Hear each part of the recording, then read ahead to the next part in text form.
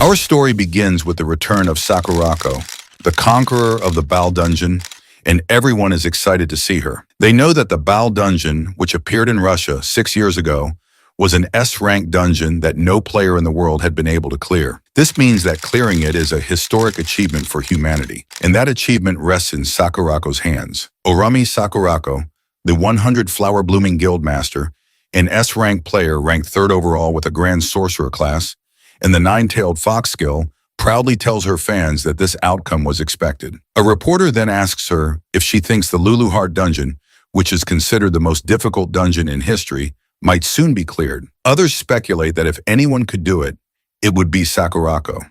She smirks at the mention of the ultimate goal of all players, but tells everyone it has nothing to do with her. She arrogantly announces that she clears dungeons for herself. Then she walks off toward her car as reporters chase after her, trying to question her further, but she ignores them. Meanwhile, in our protagonist Kaki Yukari's house, he is watching Sakurako's video and realizes it's about time for his part-time job. He stands up to change his clothes, wondering if he remembered correctly that his job today was transporting supplies to a dungeon. He then recalls Sakurako's arrogant announcement about clearing dungeons for herself and falls silent for a moment.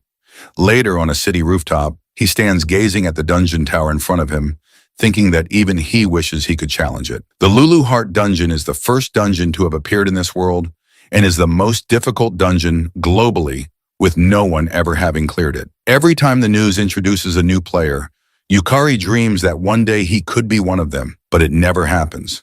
When he was evaluated, the specialists apologized and told him he was skillless and therefore unable to enter dungeons. Still, he remained persistent and tried to challenge dungeons. However, players didn't want to work with someone who was skillless and bullied him, calling him useless. Even his coworker advised him to stop dreaming, insisting that he didn't mean to be harsh, but was simply being a friend, saying he understood Yukari didn't want to accept it. But the truth was that he had no talent. Skillless, a term used for those who cannot receive the benefits of skills and are unable to become players. If a skillless person enters a dungeon, 90% of them die, and the remaining 10% go missing.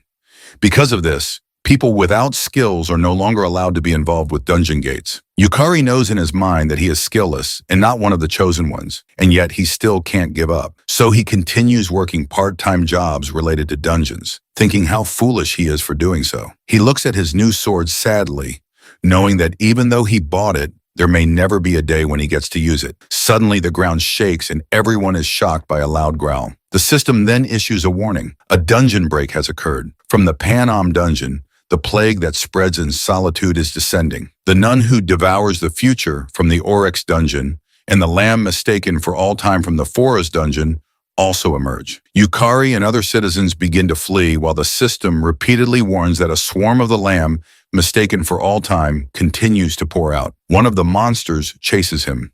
He runs with all his might, wondering why there are monsters in the middle of the city and what on earth is happening. He swings his sword backward to slash at the monster, but is shocked when the sword he just bought breaks in half without even scratching it. He looks back in fear and sees the monster's mouth about to bite him. He thinks he's going to die. Luckily, someone powerful appears just in time and uses the Scarlet Leafly Flash skill to slash the monster into pieces. She lands in front of him and asks if he is hurt. He is stunned when he sees Oramachi Sierra, a member of the 100 Flower Blooming Guild, an S-rank player ranked 8th with a Swordmaster class and the Eye of Truth skill. He stutters a thank you for saving him. She turns around and explains that monsters are overflowing from dungeons all over the world and that the area is especially dangerous, so he must flee at once. Yet, he asks if there's anything he can do to help. She replies with concern on her face that the only thing he can do right now is run away. He wants to object, but he knows better than anyone that he can't do anything. He replies that she's probably right. Sarah then walks forward and shouts for him to run now. He obeys and runs in the opposite direction,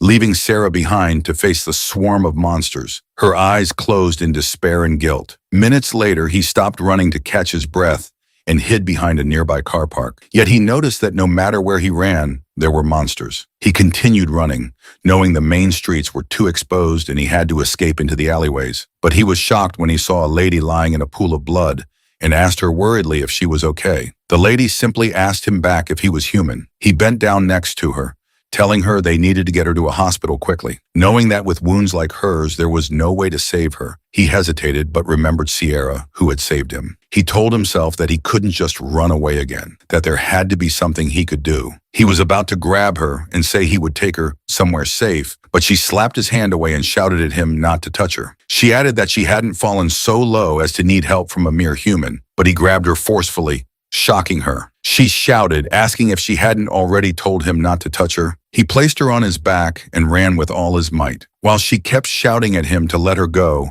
he simply shouted back for her to hold on because they were running. Meanwhile, the plague dragon that spread in solitude flew above the city, gathered power in its mouth, and released it downward, causing a massive explosion that turned everything to dust. Yukari, who was carrying the lady, was caught in the blast and thrown violently to the ground. He slammed and bounced a few times before stopping himself from rolling. He immediately sat up, trying to comprehend what had just happened.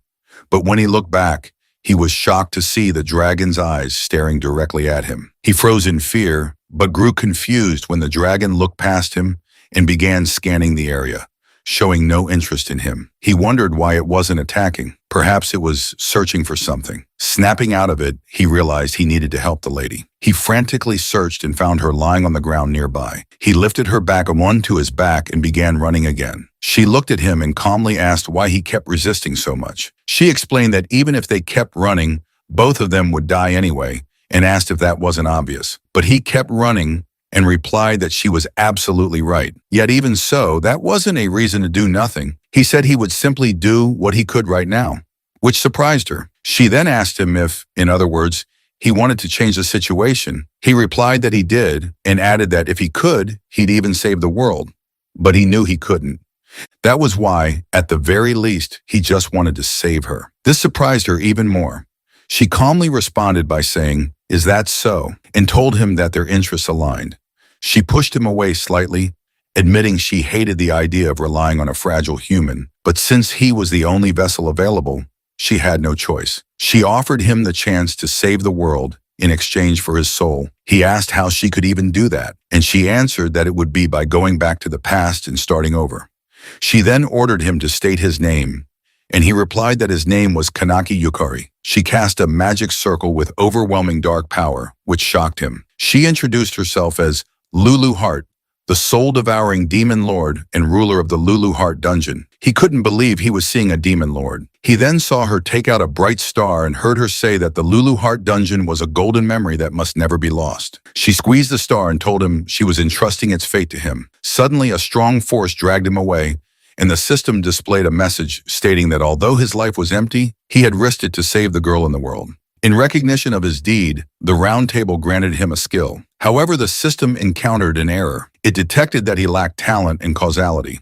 The system began reviewing his status, and the round table created a skill suitable for him as a special exception.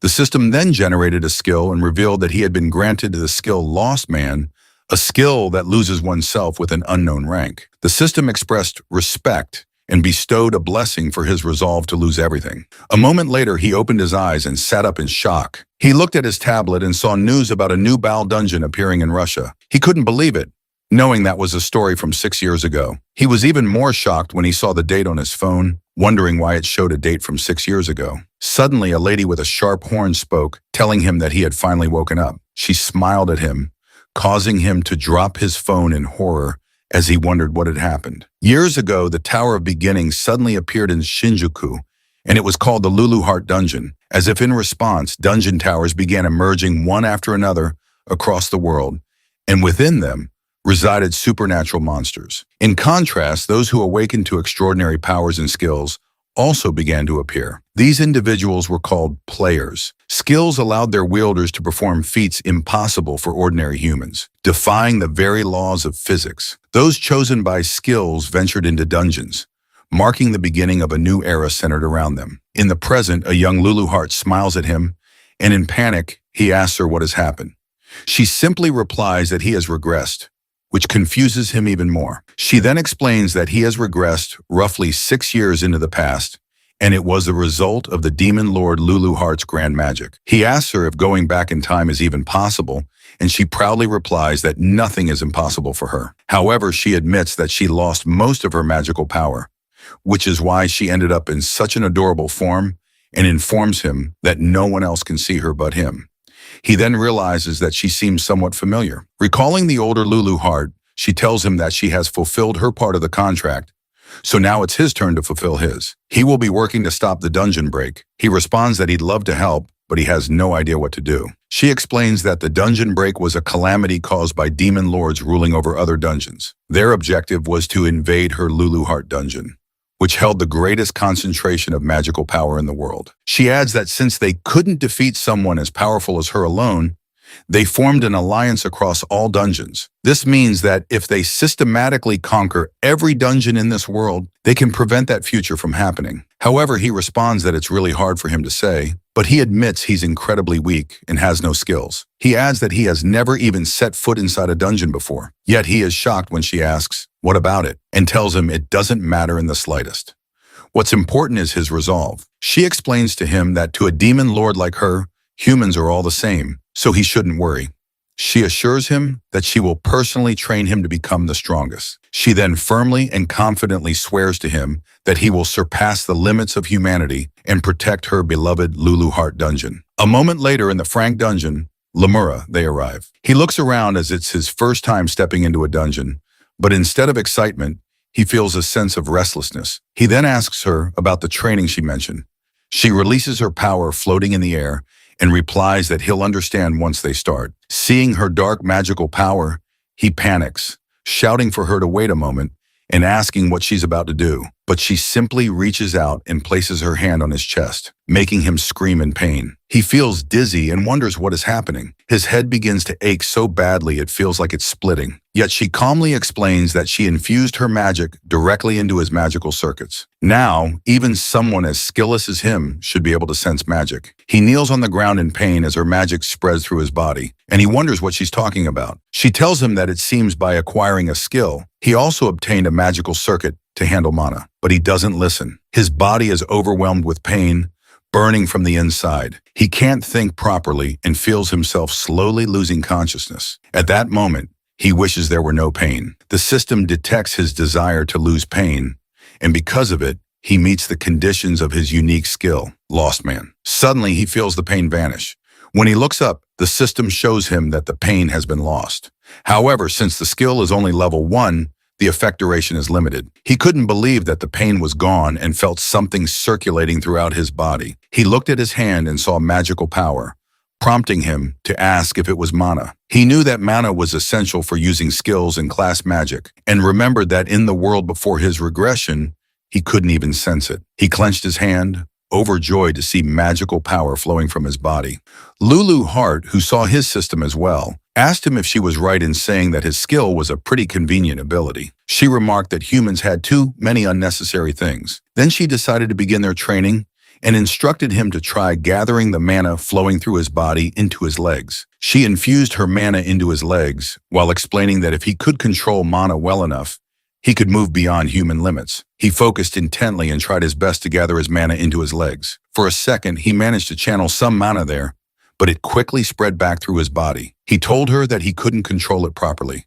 Whenever he tried to gather mana into his legs, it dispersed midway. She responded that she hadn't expected him to succeed from the start, which surprised him. He commented that she was kinder than he expected, admitting that he thought she would push him to get it right immediately. However, she smirked and laughingly told him that his will and ability didn't matter in the slightest. Confused, he asked what the hell that was supposed to mean. Then he noticed a sound around them and asked her if she heard it too. Suddenly, a monster appeared, rushing toward him. He froze for a second, then snapped to attention when he realized it was an orc. The orc chased after him as he ran, shouting in panic, asking what was happening and why there was an orc at the entrance. Floating beside him, she reminded him that even weakened, he had absorbed the demon lord. To a monster, that was like the finest delicacy appearing before its eyes. She then excitedly told him that monsters would now come to devour him. Meanwhile, she gracefully floated around with tea and cake while he ran for his life,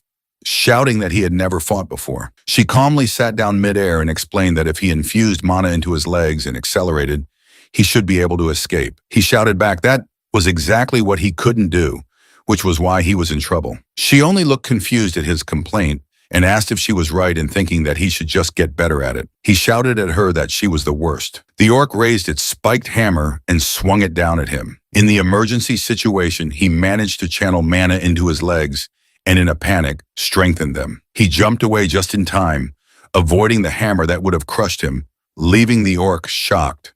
A short distance away, he stopped and realized that for a moment, mana had surged into his legs, evident from the deep footprint left behind. He felt his entire body overflowing with power and was thrilled to experience mana manipulation for the first time. Lulu Heart told him it was fine to be amazed, but he would die if he didn't act. Looking up, he saw more massive orcs standing in front of him. One of them swung its hammer down, and he froze in fear, thinking this was the end. The orc struck him and crushed him in one hit. The system displayed that he had died, and the round table would retrieve his skills. But then he heard Lulu Heart's voice saying, "That won't do." She asked why he was dying and leaving her behind, as if she'd ever allow that. A demon hand then appeared, shattering the system's attempt to retrieve his skill. The system errored briefly and displayed a new message.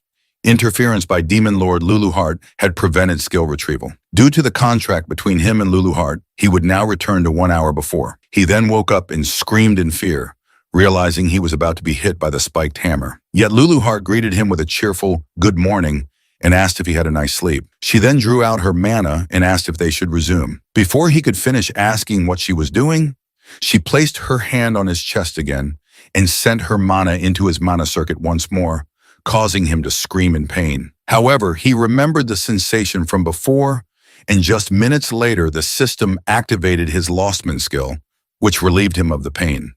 Furious, he asked her what she was doing, but she simply asked him back if he had time to be spouting nonsense. At that moment, he felt a presence behind him. Fortunately, he jumped away in time before he was crushed again. He began to run while shouting that he thought he had died. Lulu Heart confirmed that he had died. He'd been crushed by an orc and turned into mincemeat. He asked her why he was alive again.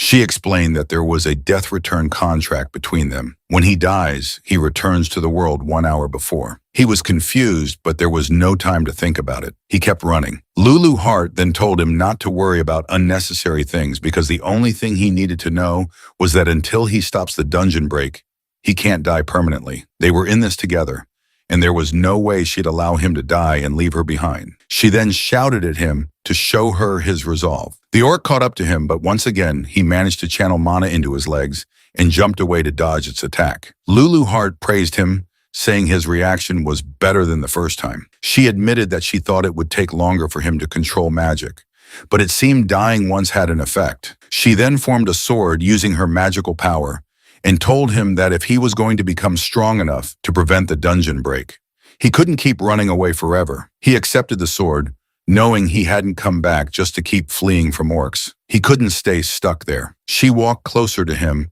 and told him that she would only say this once, so he should pay attention. She began explaining that the magic circuits inside him, the parts that connect to the magic overflowing in the world, were linked to his soul. In other words, with a strong will, he could control magic.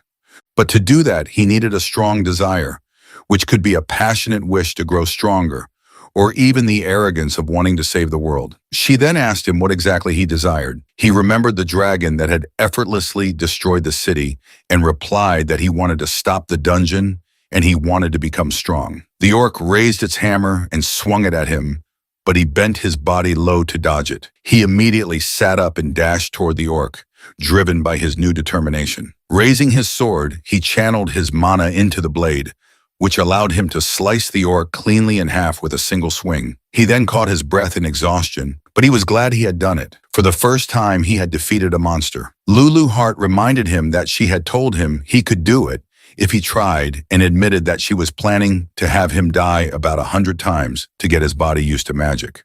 But thanks to his Lostman skill, it had saved them both some trouble, making him realize once again that Lulu Heart was really the worst. They suddenly heard footsteps rushing toward them and saw a large group of orcs charging forward. Lulu Heart excitedly shouted to him that the next wave was coming. He quickly channeled mana into his legs and jumped above the oncoming orcs, running through the air at high speed as he felt magic coursing through his entire body. Descending towards the orc, he slashed one of the orcs cleanly in half. Dodging another orc's attack, He spun his body and sliced through it with one smooth swing. His body, moving beyond imagination, responded with precision.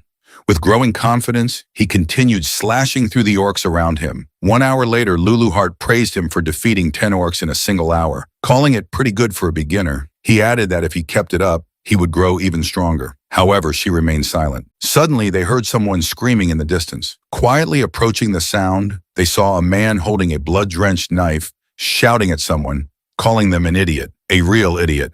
The man scolded a young woman for not abandoning the others, saying she might have won if she had. He then teasingly addressed her by name, or Machi Sierra. She was younger with her Eye of Truth skill active, but she didn't have a class yet and was only frank. The man told Sora that she really had good eyes, then raised his knife and shouted that he was right to target her. Sora remained calm even as the knife neared her face. But before the blade struck, Yukari appeared just in time, blocking the attack with his sword and shouting that he wouldn't let him do it.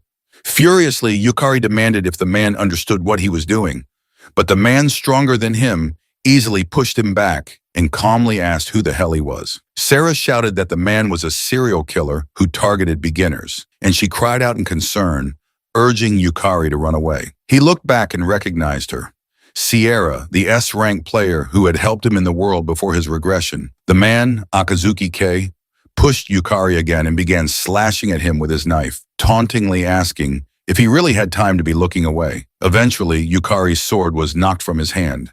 Realizing he had used too much magic and couldn't summon any strength, Kei told him he was full of openings, then activated Wave of Terror Level 3, which inflicted fear.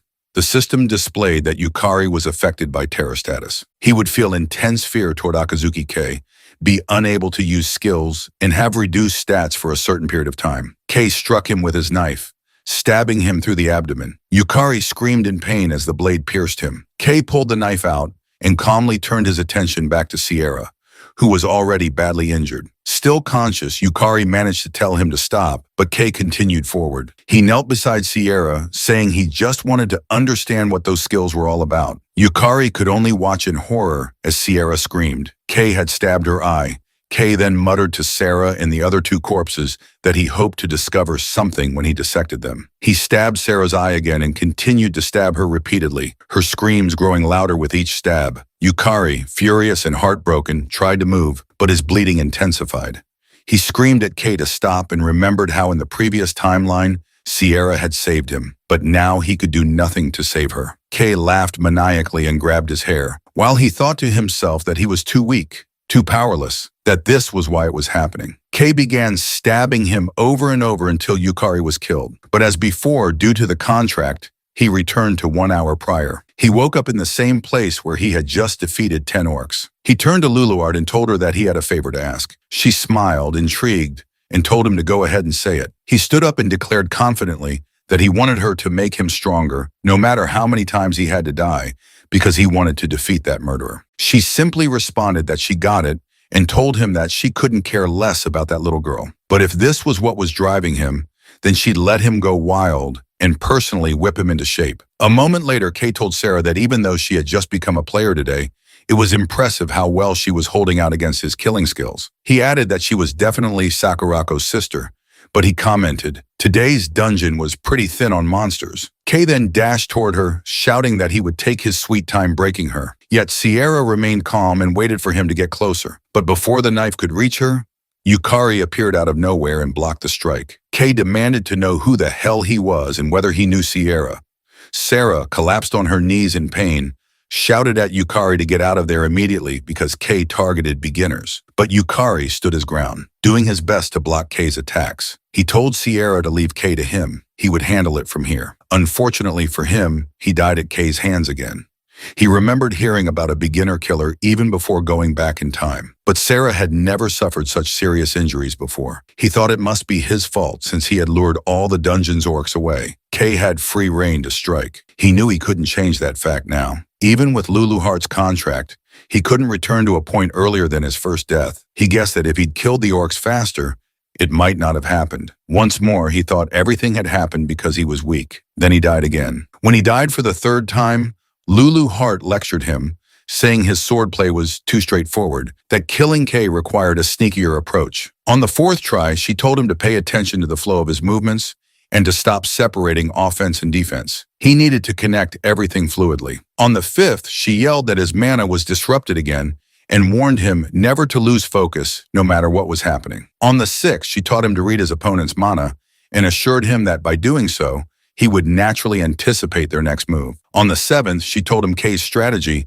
relied heavily on counters, so Yukari needed to bait him into attacking. On the eighth attempt, Sierra, who had been watching, asked why he was going so far for them. On the 10th death, Luluhart asked if he wasn't afraid of dying. He replied that he had nothing left, and if he didn't put everything on the line, he wouldn't be able to save anyone, even if it cost him his life. This amazed and surprised Luluhart at the same time. He knew that if he gave up now, the dungeon break would result in countless deaths. And when weighing the lives of everyone else against his own pain, the choice was obvious. Luluhart silently watched him continue trying to defeat the murderer and die once more. She remembered all the people she had seen in dungeons, how they abandoned their teammates without hesitation and only looked out for themselves. That's why she couldn't understand why Yukari kept sacrificing himself for others. Yukari died again and again at the murderer's hands for hours until Kay was finally impressed by how Yukari read his movements as if it were his first time. He didn't realize Yukari had died so many times that he could now predict Kay's actions instinctively. Kay arrogantly told him that the difference between them was their commitment to dying, that Yukari didn't have it in him. Yukari was momentarily confused and wondered if even after all this, his resolve still wasn't enough. But then he stood up thinking to himself, even so, and even then, he wouldn't let anyone die. Luluhart was speechless for a moment before shouting to him that she hadn't expected him to come this far. So now she would tell him what was missing, the final piece he needed. She told him the missing piece was recognizing how strong he had already become. Her words shocked and stunned him into silence. He then looked away, not knowing how to respond. Luluhart told him he was still stuck seeing himself as weak. It was true that he had no talent, no skills, and no mana in the past, yet he kept coming back, even after dying over and over. Even though he could have abandoned that little girl and run, he didn't. He was about to argue with her about abandoning Sierra, but she cut him off, stating that he hadn't run. And no matter how many times he lost his life, he had chosen to keep fighting. That was why he had grown strong. She floated closer to him, pointed at him, and told him that even she, the demon lord, acknowledged his strength. She questioned why he was still moping and ordered him to stand up and lift his head. He obeyed. Kay swung the knife in his direction, but he easily dodged it. Luluhart pointed out that he could now read Kay's knife movements. Kay was shocked when he saw Yukari bend down and swing his sword to counterattack, which Kay blocked. Luluhart encouraged Yukari to swing his blade with everything he had, and Yukari managed to push Kay away with his sword, despite Kay using his knife to resist. Luluhart then remarked that Yukari could cut Kay down now, and he saw that he had slashed Kay's hand as well. She pressed him further, demanding to know how long he would continue, pretending he was weak, and shouted for him to accept his strength. Yukari noticed Kay's right foot move back and immediately recognized that a thrust was coming, which he dodged. He predicted Kay's next overhead slash and also foresaw the follow-up kick. He dodged both moves with precision, leaving Kay visibly confused and wondering about the sudden change. Yukari swung his sword at Kay again, but Kay dodged it. However, Kay was shaken. A moment ago, Yukari had been nothing more than a clueless boy who couldn't swing a sword properly, a weakling who had been covering in fear. Now Kay, who was being pushed back, questioned how he was losing to someone who had been so helpless. Yukari landed another slash on Kay's arm. He saw Kay begin to panic and knew this was his opportunity. He raised his sword and activated his Lostman skill, nullifying the fear Kay had planted in him. With mana surging into his sword, he swung it down toward Kay. Kay quickly gathered his magic power into his hand, insulted him for letting his guard down, and released another wave of fear. Yukari understood that Kay's skill relied on amplifying fear when detecting an opening.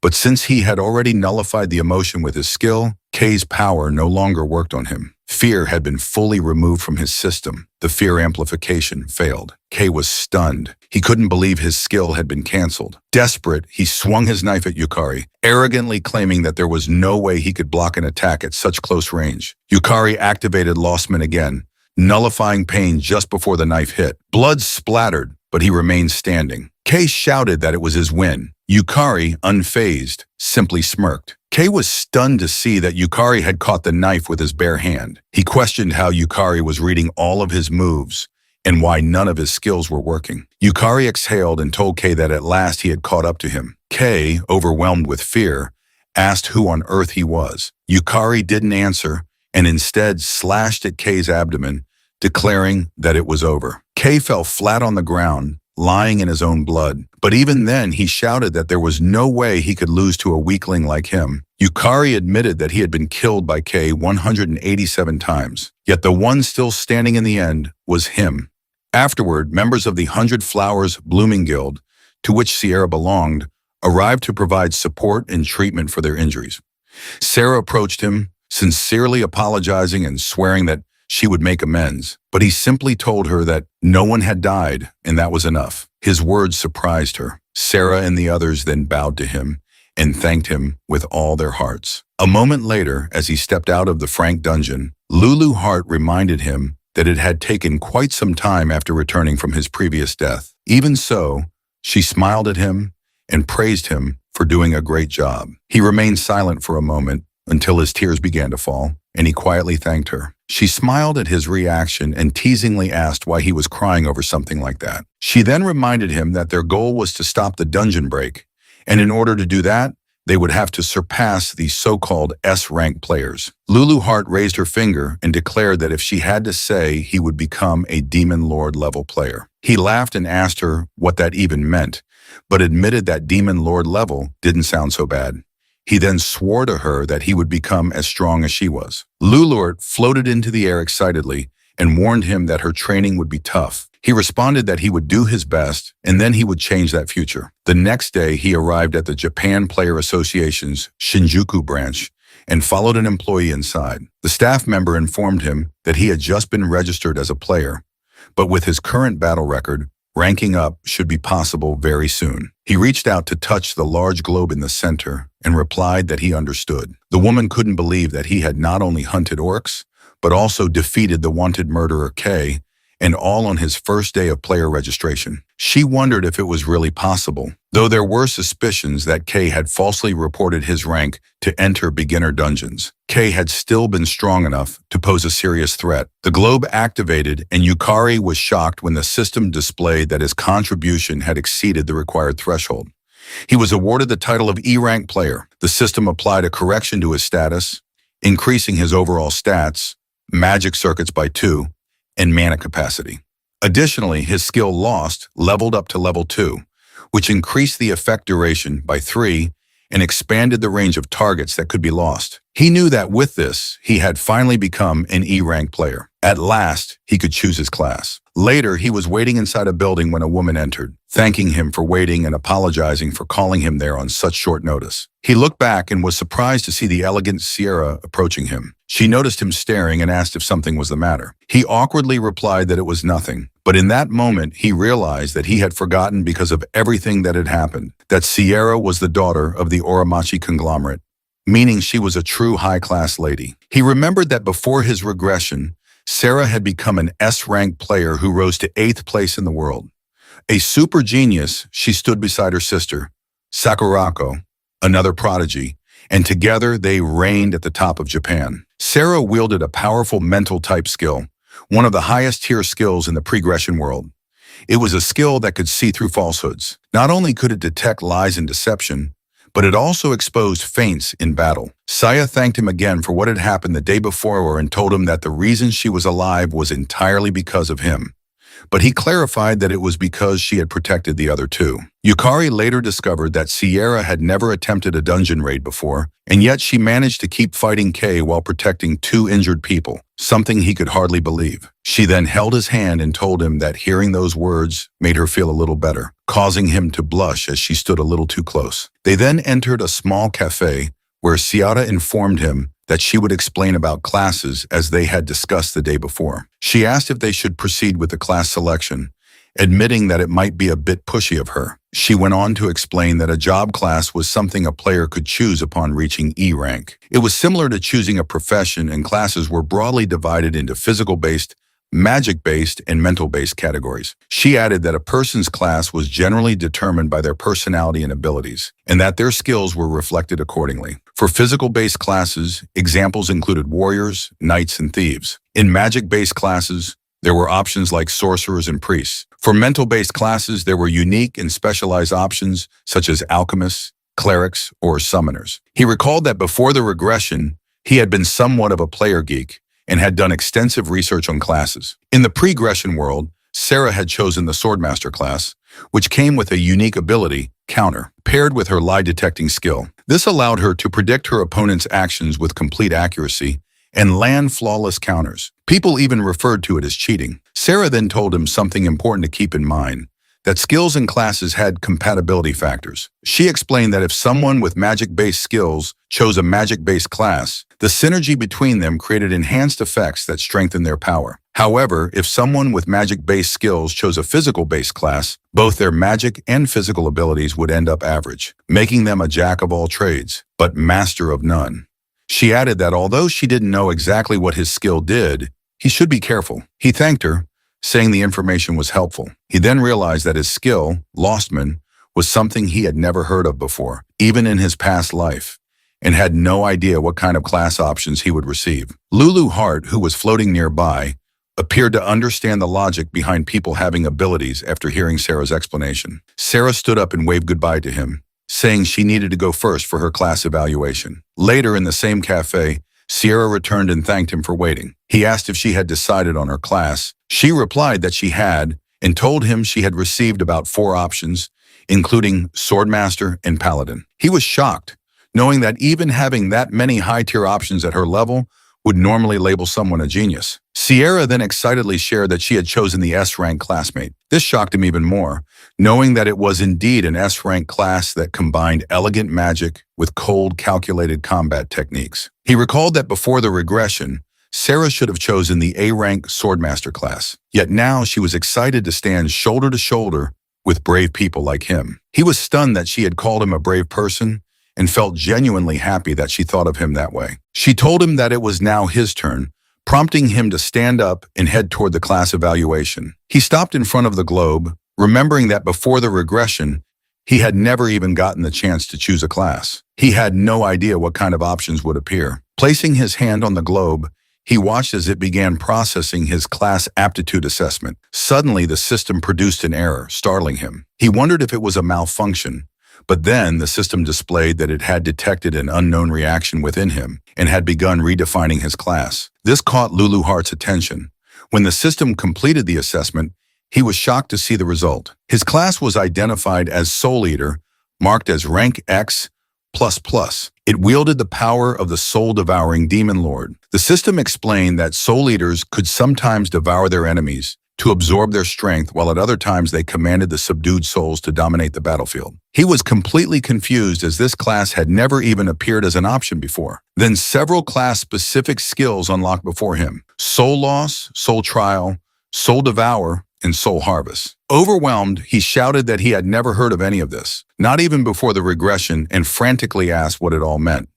Lulu Hart grabbed his shoulder and shouted back that it was her ability. They examined his new class carefully, and Lulu Hart wondered aloud if the ghosts of the round system had judged her as part of the darkness. The system then proceeded to explain every class skill he had unlocked. A moment later, he returned to the cafe where Lulu Hart was waiting. She asked him if he had chosen a class, and he confirmed that he had, revealing that it was a class called Soul Eater. Lulu Hart responded that she had never heard of such a class before and appeared confused, noting that both of them had ended up with unprecedented, unique classes. Suddenly appearing beside him, Lulu Hart shouted that it was perfect timing. She ordered him to challenge Sierra to a mock battle, instructing him to fight using his power and test out his class. She added that they would talk afterward, which startled him. Minutes later, inside the indoor arena at the Japan Player Association's Shinjuku branch, he stood across from Sarah to begin their mock battle. He was surprised when he saw that she was wearing a maid outfit and asked why. She casually replied that it was because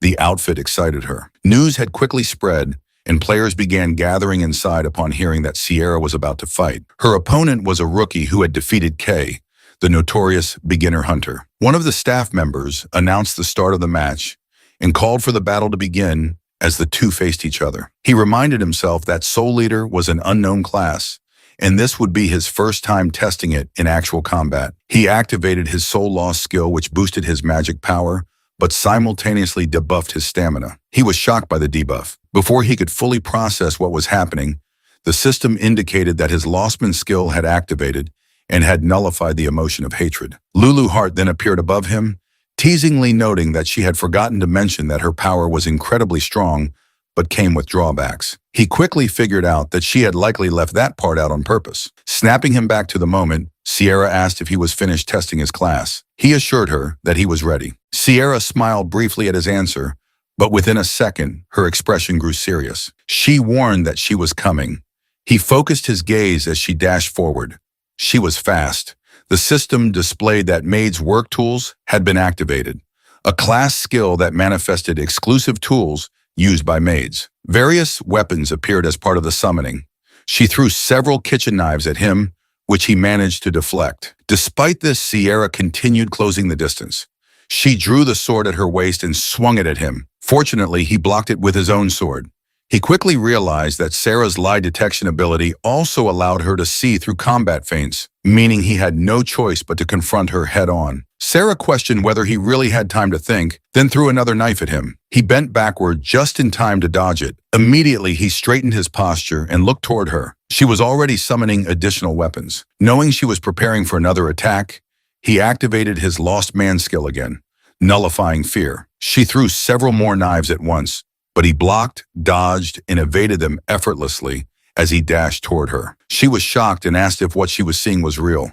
She was even more stunned when he appeared in front of her, with incredible speed, ready to swing his sword. Sierra managed to block the attack, but she felt the overwhelming force behind it. He then forcefully pushed her back, stunning the watching players around the arena. He felt magical power overflowing through his body, thanks to the effects of soul loss, and the sensation excited him. For the first time, he was truly experiencing the full potential of his class skill. On the other hand, Sarah landed on the floor with her foot and thought to herself that his straightforward fighting style was something else. Unlike Kay, it would have been easier if he had used feints. She was then shocked when she saw him charging toward her at high speed. She did her best to block every swing of his sword, noticing that his attacks surged like a tsunami. Despite having about as much player experience as she did, she wondered how he had become so skilled in combat. He jumped and swung his sword downward, knowing he needed to push through. However, he was caught off guard when he saw Sierra smiling. She then activated her maid's cooking technique and released a strong flame around her, which shocked him further. He attempted to extinguish the flames near him by stepping into them and questioned whether the maid class could even use fire magic. Sarah responded proudly that no one handled fire better than a maid and declared that she would cook him too. She then released even stronger flames around him. He sprinted away at speed, dodging the inferno while shouting in disbelief that it didn't make any sense. Sarah hurled even hotter flames at him and dashed forward with her sword, reminding him that a maid's job included cooking, and cooking meant fire. He covered his face to shield his head and swung his sword to counterattack, successfully deflecting her blade.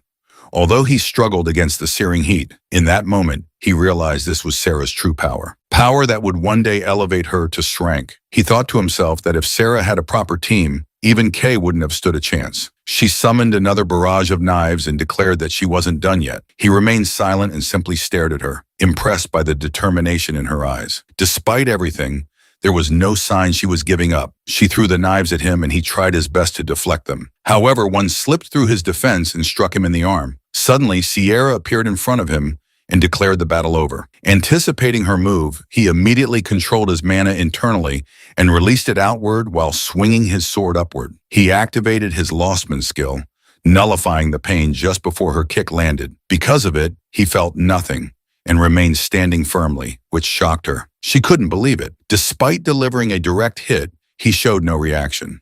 He then swung his sword forward and she managed to block it. The system displayed that his health had dropped below 50%, meeting the activation condition for the soul loss skill. This triggered Abyss Soul, further increasing his magic power.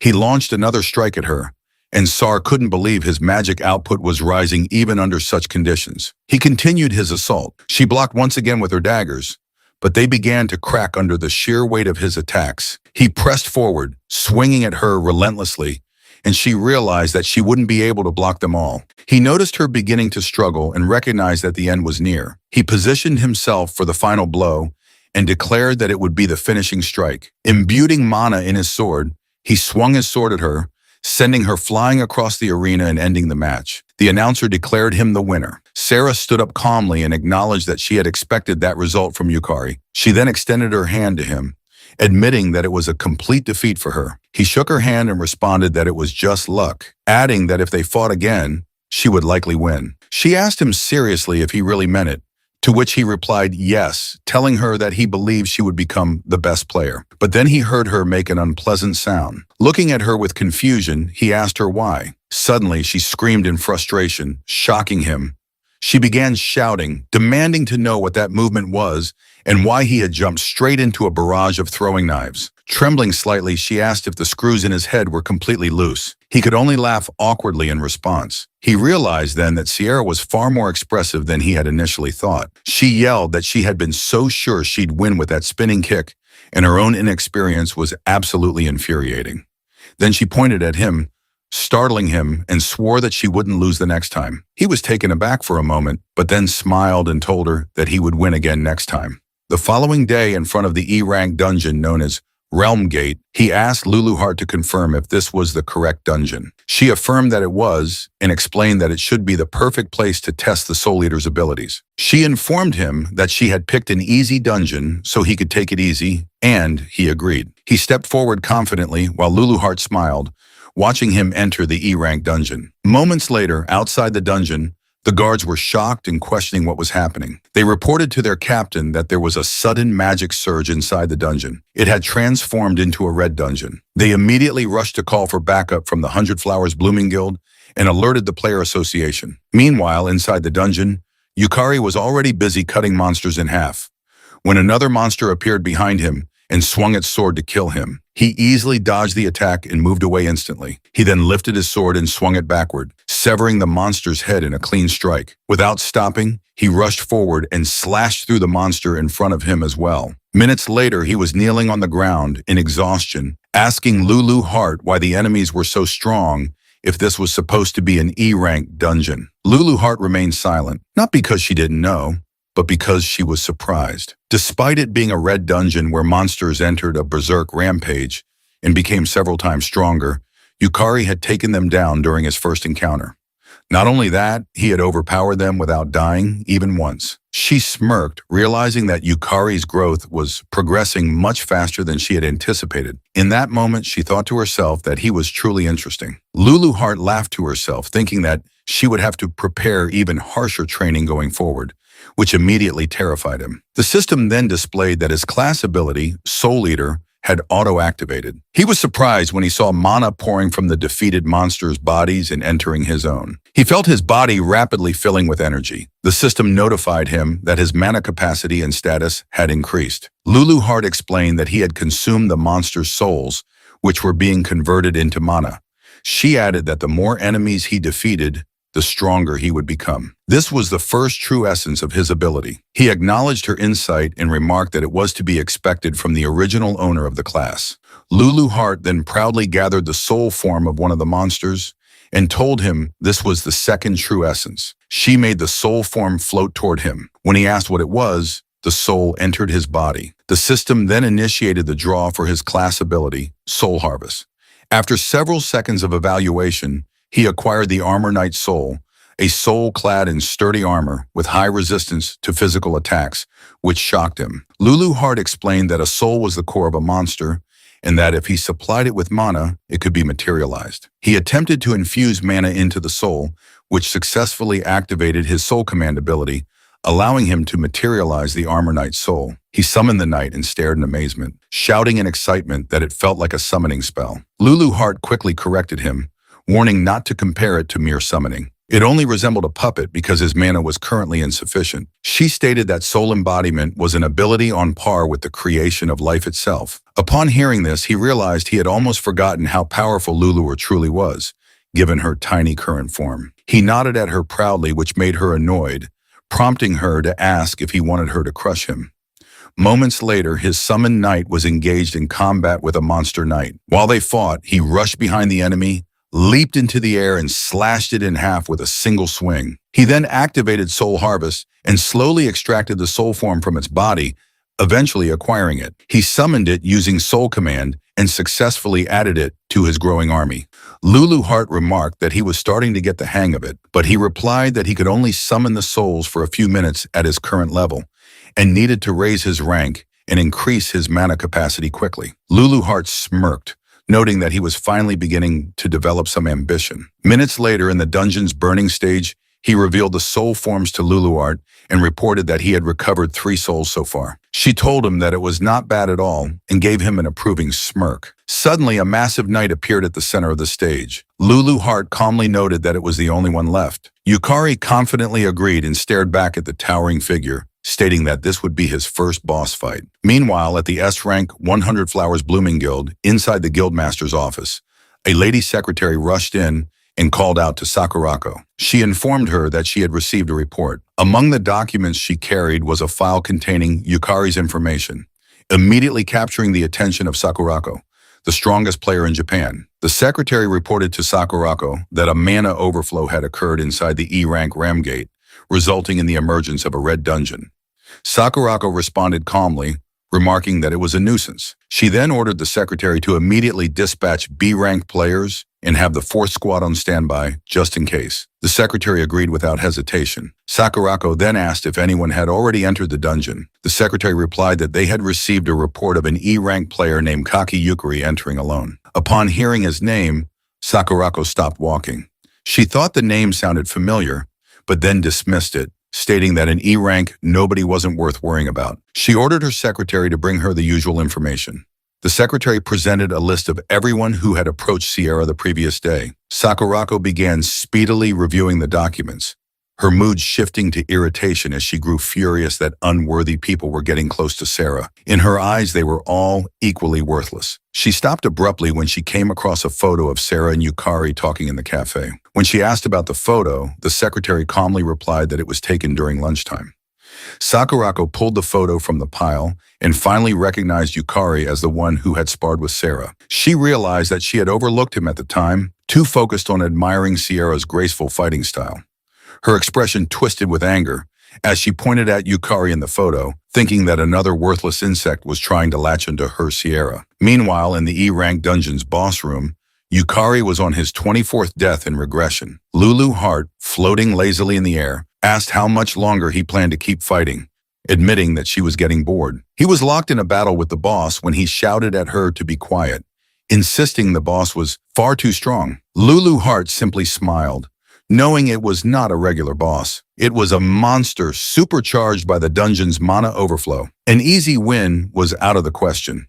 Yukari reminded her that she had told him this dungeon was the perfect difficulty, but she teasingly responded by asking whether he didn't want to get stronger. She claimed that facing stronger enemies was exactly how one grew. He yelled that he was an idiot for trusting her, but just then the boss's sword came dangerously close to his head. He narrowly dodged the attack in time.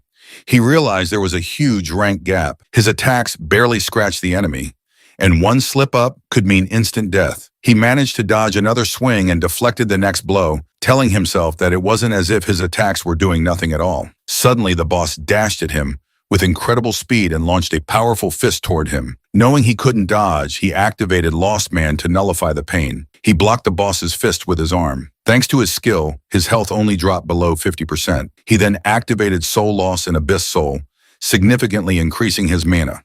With a burst of strength, he pushed the boss's fist away and jumped back. He knew that Soul Loss drastically boosted mana as his health decreased. Though the activation conditions were strict, the resulting power surge was enormous. He stood his ground, telling himself that the real battle began now. Activating Soul Command, he manifested the Armor Knight Soul and ordered it to draw the boss's attention without attacking, focusing solely on defense. The summon followed his command and successfully distracted the boss. Knowing the knight couldn't inflict damage, he relied on its defensive role while moving into position. He reappeared behind the boss and slashed at it, drawing its attention. The boss turned to him. In response, he manifested another Armor Knight Soul and dodged the boss's sword. He ordered his summons to strike whenever the boss focused on him. Following the order, the souls slashed the boss from behind, distracting it again. He wiped the sweat from his brow, confident that he had seen all these patterns through his many regressions. As long as he stayed focused, he wouldn't be hit. He told Lulu Hart that giving orders while fighting had been tricky at first, but he was finally getting used to it. She simply smiled in response, noticing how well he coordinated without overestimating himself. She quietly observed that he truly shined the brightest when pushed to his limits. Elsewhere in the 100 Flowers Blooming Guild, Sakurako told her secretary that everything had worked out perfectly. When asked how, she explained that a red dungeon formed due to mana overflow, dramatically increasing its difficulty, something a beginner could never clear solo. She then tore the photo of Yukari in half, coldly, stating that by now he was probably nothing more than dust. She ripped the image into pieces and hugged Sierra's photo tightly, telling her secretary that she was sure they both agreed. Any worthless insect crawling near Sierra should die. The secretary agreed nervously, quietly backing away in fear. Sakurako then recalled the video of Yukari defeating Sierra and admitted that if by some miracle an E-rank beginner managed to clear a red dungeon, it would shake the entire ranking system to its core. It would be an unprecedented historical event, something not seen since the dawn of dungeon history. Meanwhile, inside the E-rank dungeon, Yukari activated Soul Loss again, boosting his mana and nullifying fear. He gathered mana into his foot and leaped toward the boss from behind. As his health decreased another 10% due to his skills debuff, his abyss soul entered a hyperactive state, dramatically increasing his mana. He brought his sword down with all his might in one decisive strike, landing a blow to the boss's head. Lulu Hart smirked proudly as she watched. With that, he successfully defeated the dungeon boss, the Knight of Flames, Homer, and claimed the Ring of Flames dropped upon its death. He also acquired Homer's soul. Hours later, in Sakurako's private room at the 100 Flowers Blooming Guild, she was stunned to hear that Yukari had cleared a red dungeon. Her secretary reported that it appeared Yukari had done it solo, which shocked her even more. Knowing that red dungeons featured drastically higher monster strength and overall difficulty, she found it unthinkable that a total novice could manage such a feat after just a few days as a player. The secretary added that Yukari was also the one who had taken down the wanted criminal. Sakurako recalled watching Yukari's mock battle with Sarah. His skills were clearly amateurish, yet he showed no fear of death, and his eyes were filled with madness. She smirked, thinking things were getting interesting. She then ordered the guild to dig up everything they could on Yukari, and declared that if he turned out to be the real deal, they would recruit him into their guild. She also announced that Shikamura Kazuki would hand over command of his C-rank squad to Yukari. This announcement shocked the secretary and another woman present, who both turned their attention to Kazuki. Kazuki couldn't believe what he was hearing and asked her to confirm if she had really said his squad. She coldly warned him not to make her repeat herself, stating she hated repeating things. Her tone startled and irritated Kazuki at the same time. She leaned closer to him and told him that if he was dissatisfied, he should prove that he was more capable than Yukari. She then turned and walked away, stating that she would entrust the full investigation of Yukari to him. Kazuki, furiously holding back his frustration, responded that he understood. Sakurako smirked and glanced back at him, thinking Kazuki was an easy man to manipulate. He couldn't even hide his killing intent, but she also thought that if Kazuki managed to kill Yukari, then that would be the extent of Yukari's potential. Regardless, she was looking forward to some interesting results. 1 week later, players gathered outside the Vine Gate, a D-rank dungeon. Sarah addressed the group, informing them that they would be tackling the dungeon that day, and that 3 members from the 100 Flowers Blooming Guild would be joining the raid. Shikamura Kazuki, a C-rank player with a gladiator class and a strength multiplier skill, introduced himself as the appointed leader of the party. He extended his hand to Yukari, who shook it, and introduced himself in return. Suzumura Ayaka, a C-rank player with a Sage class, a mana cost reduction skill, and a member of the 100 Flowers Blooming Guild, nodded in greeting. Kato, a D-rank player with a sorcerer class and a combo bonus skill, also nodded.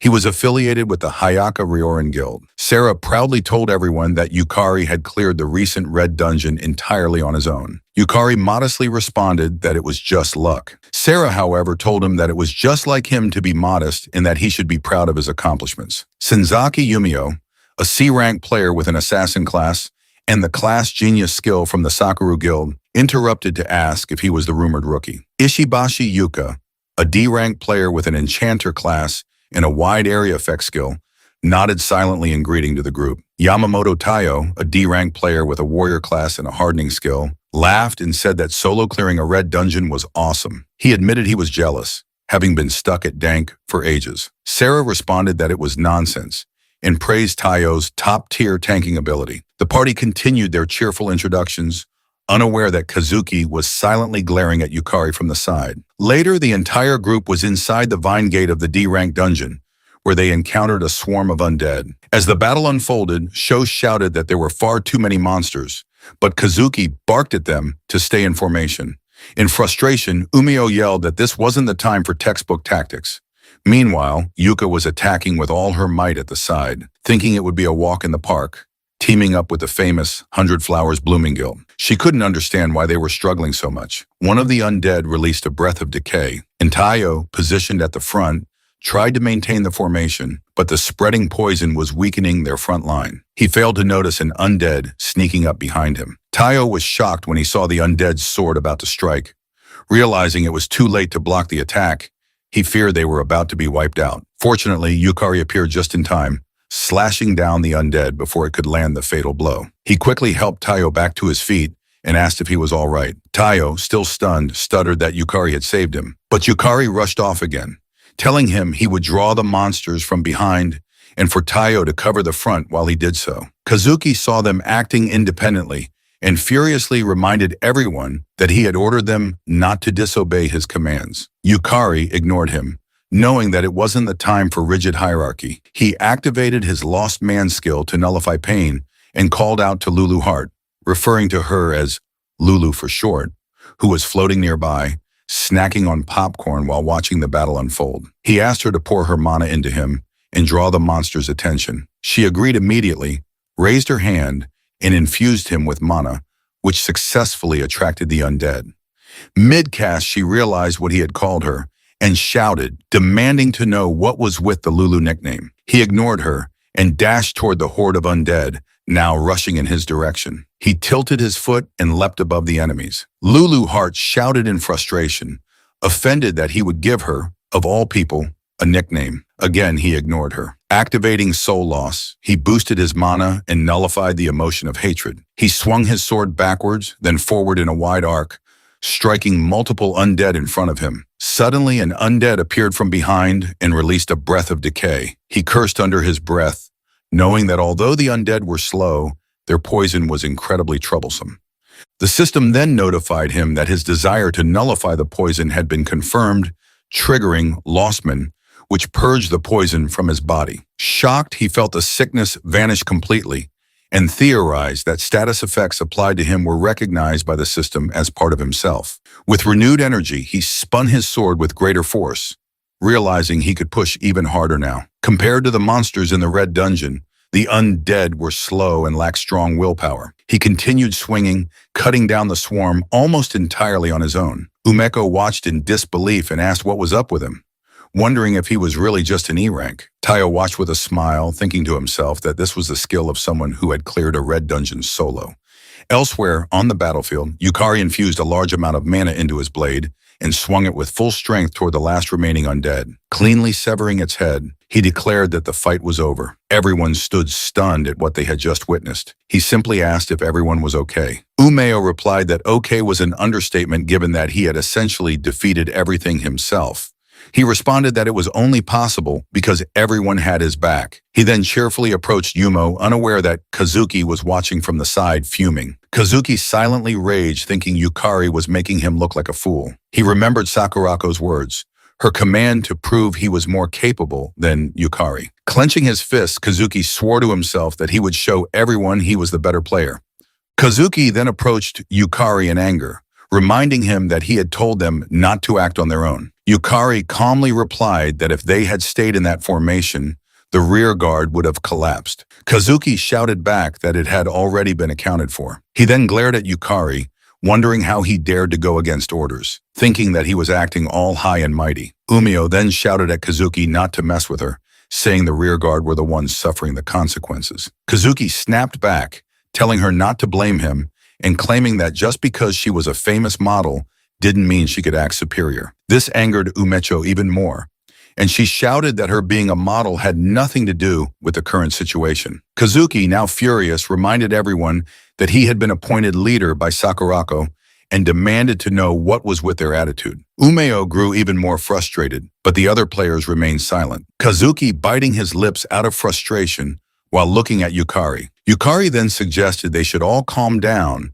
as they were still inside a dungeon and the situation remained dangerous. Sarah agreed and said they should begin by reassessing their formation. Kazuki calmed down upon hearing Sarah's words and agreed, which only irritated Umeo further. Lulu Hart, observing the exchange, remarked that humans were as awful as ever. But what was even worse was that Yukari had given her a nickname. Yukari looked at her and explained that shorter names were easier to call out during battle. He was confused to see her floating upside down in front of him, but she simply sighed and told him to do as he pleased on the condition that he properly collected the souls of the monsters in the dungeon. He nodded and confidently promised to leave it to him. A moment later, they walked deeper into the dungeon and came across two different doors. Kazuki glanced at Yukari, noticing that he kept acting like the leader, even though it was he who had been entrusted with command by Sakurako. Kazuki thought to himself that at the very least, he had to be the one to defeat the boss.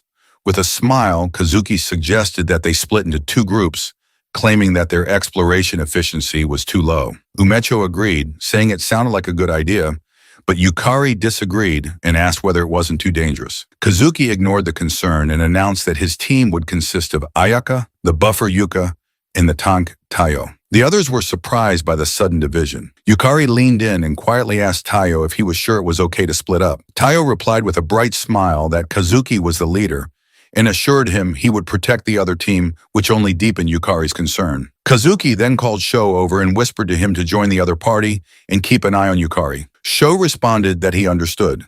Looking at Yukari, Sho wondered why Sakurako and Kazuki were so focused on someone who was essentially a nobody. Sho found the whole thing a pain and thought that he just wanted to go home. The group then split into Party A and Party B, each with 4 members. A moment later, Party B was in one of the dungeon rooms swinging their weapons. Yukari called out that enemies were also coming from the right and that he would draw their aggro while the others followed up with attacks. He activated Lostman to nullify the pain and dashed forward at high speed, telling Luluart he was counting on her.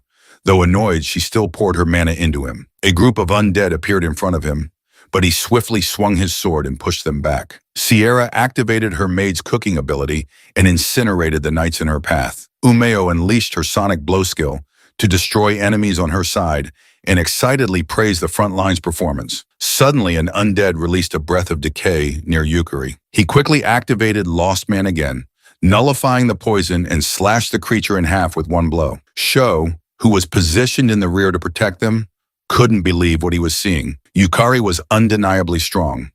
Sho also noticed that the monsters weren't even targeting Yukari, wondering if his aggro control was that perfect. Sho activated his Cold Bolt ability, launching sharp ice spikes that struck the monsters from behind. He observed how wide Yukari's field of vision was and how sharp his decision-making had become. He couldn't understand how Yukari remained so calm under pressure. While Sho supported from behind, Yukari landed the finishing blow on the last undead in his path and acquired the Skull Guardian's soul. He was relieved that a soul had finally dropped and noted that it came from the resurrected remains of a knight from ancient times. Its pupilless eyes still glimmered faintly with light. Umeko shouted excitedly that everything had gone so much smoother and praised his spot-on commands. She winked at him and teasingly said he was pretty good. Sho agreed, noting how smooth the entire battle had been. Sarah added that it was a well-coordinated team effort. Yukari felt a bit awkward and replied that it was all thanks to them, not wanting to admit that he had been fighting so eagerly just to gather monster souls. Sarah then suggested they take a break, mentioning that they had been fighting for over 2 hours. He agreed, but was quickly confused when Kazuki and Ayaka suddenly entered the room, both severely injured. Sarah asked them why they were alone, and Yukari questioned what they were doing in a place like that. Kazuki replied that they had returned to retrieve something they had forgotten, but it sounded suspicious. Yukari asked where the other two were. Kazuki looked away and said they had split up temporarily. Yukari didn't buy it. He glanced at Sarah silently, hoping she would use her skill to verify the truth. She shook her head, confirming that they were lying.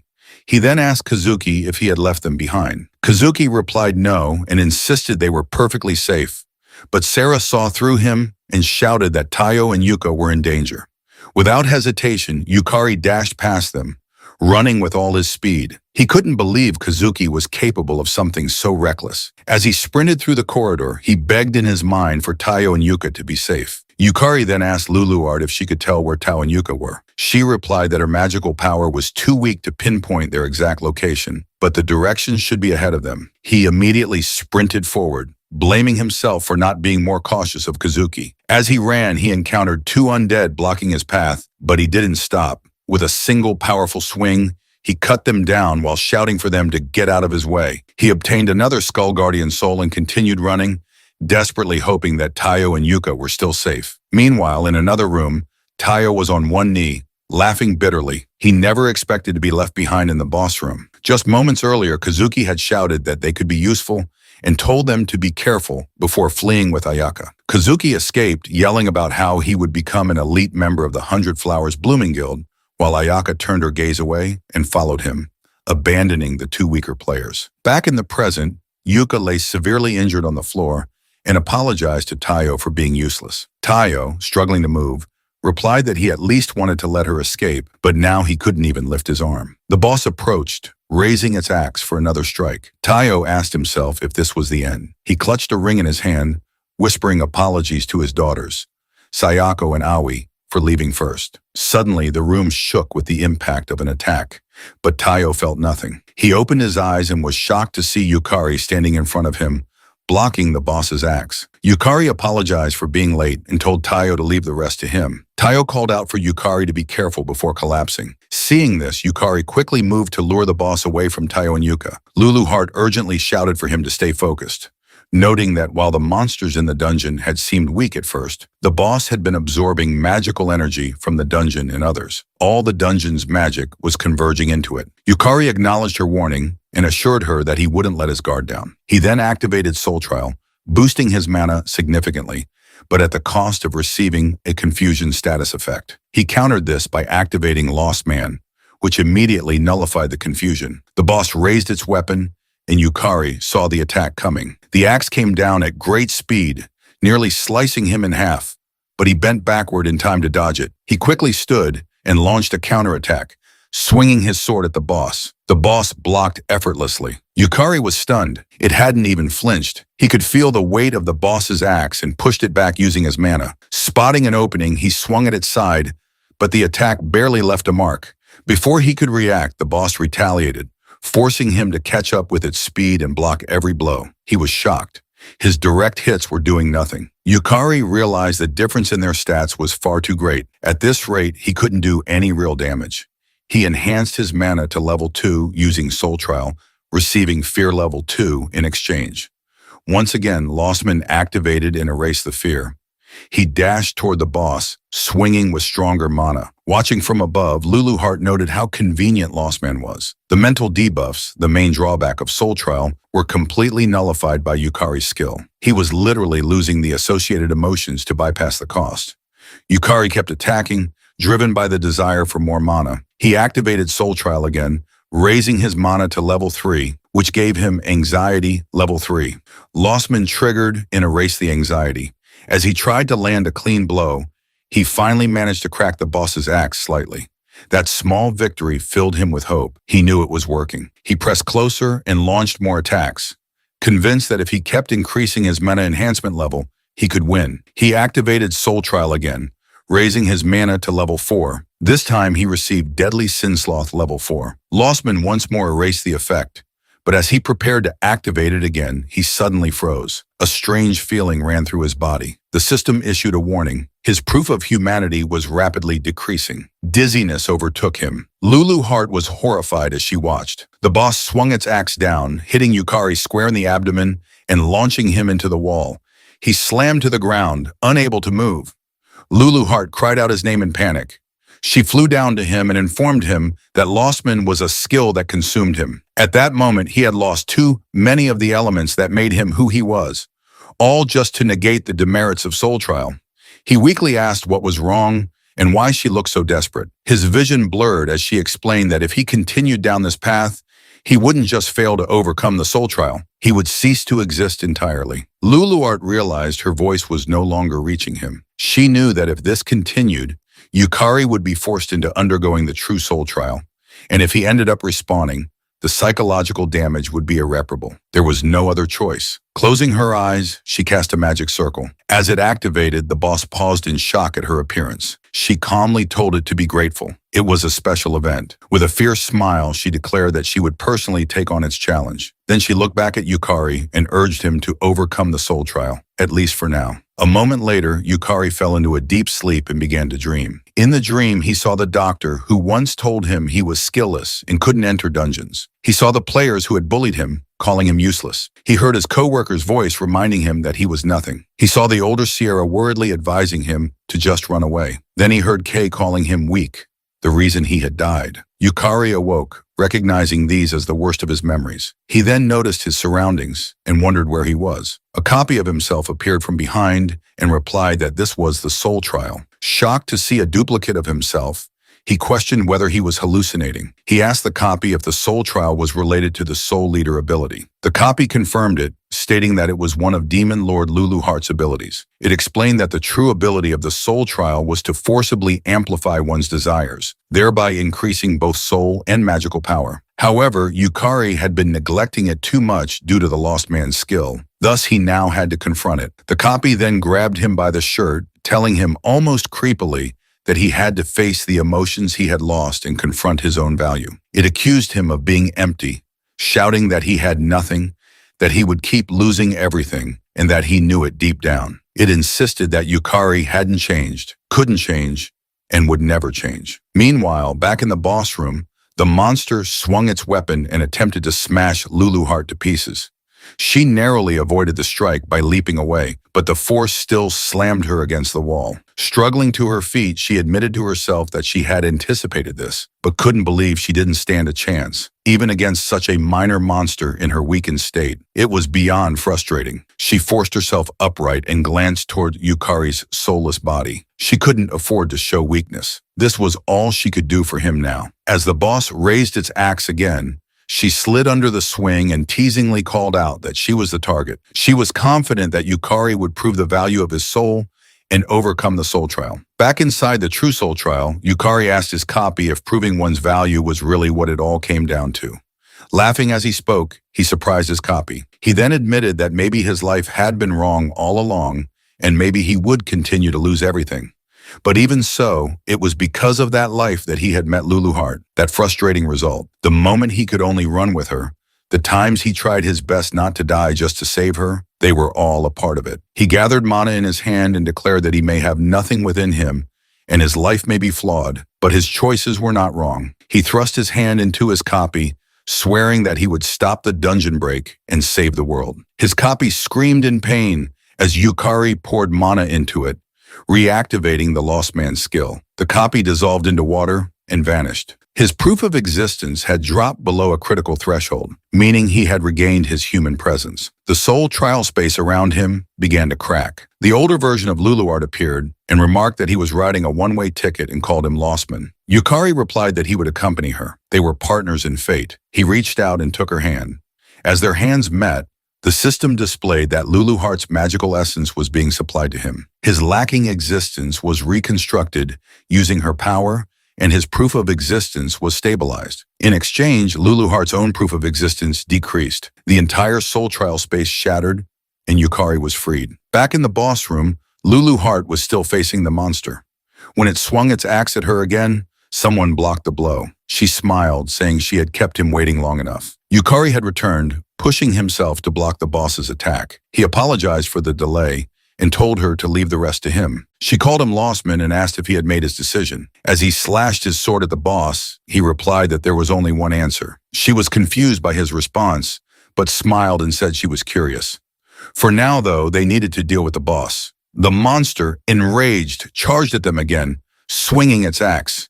Yukari dodged effortlessly, recognizing the repeated attack pattern.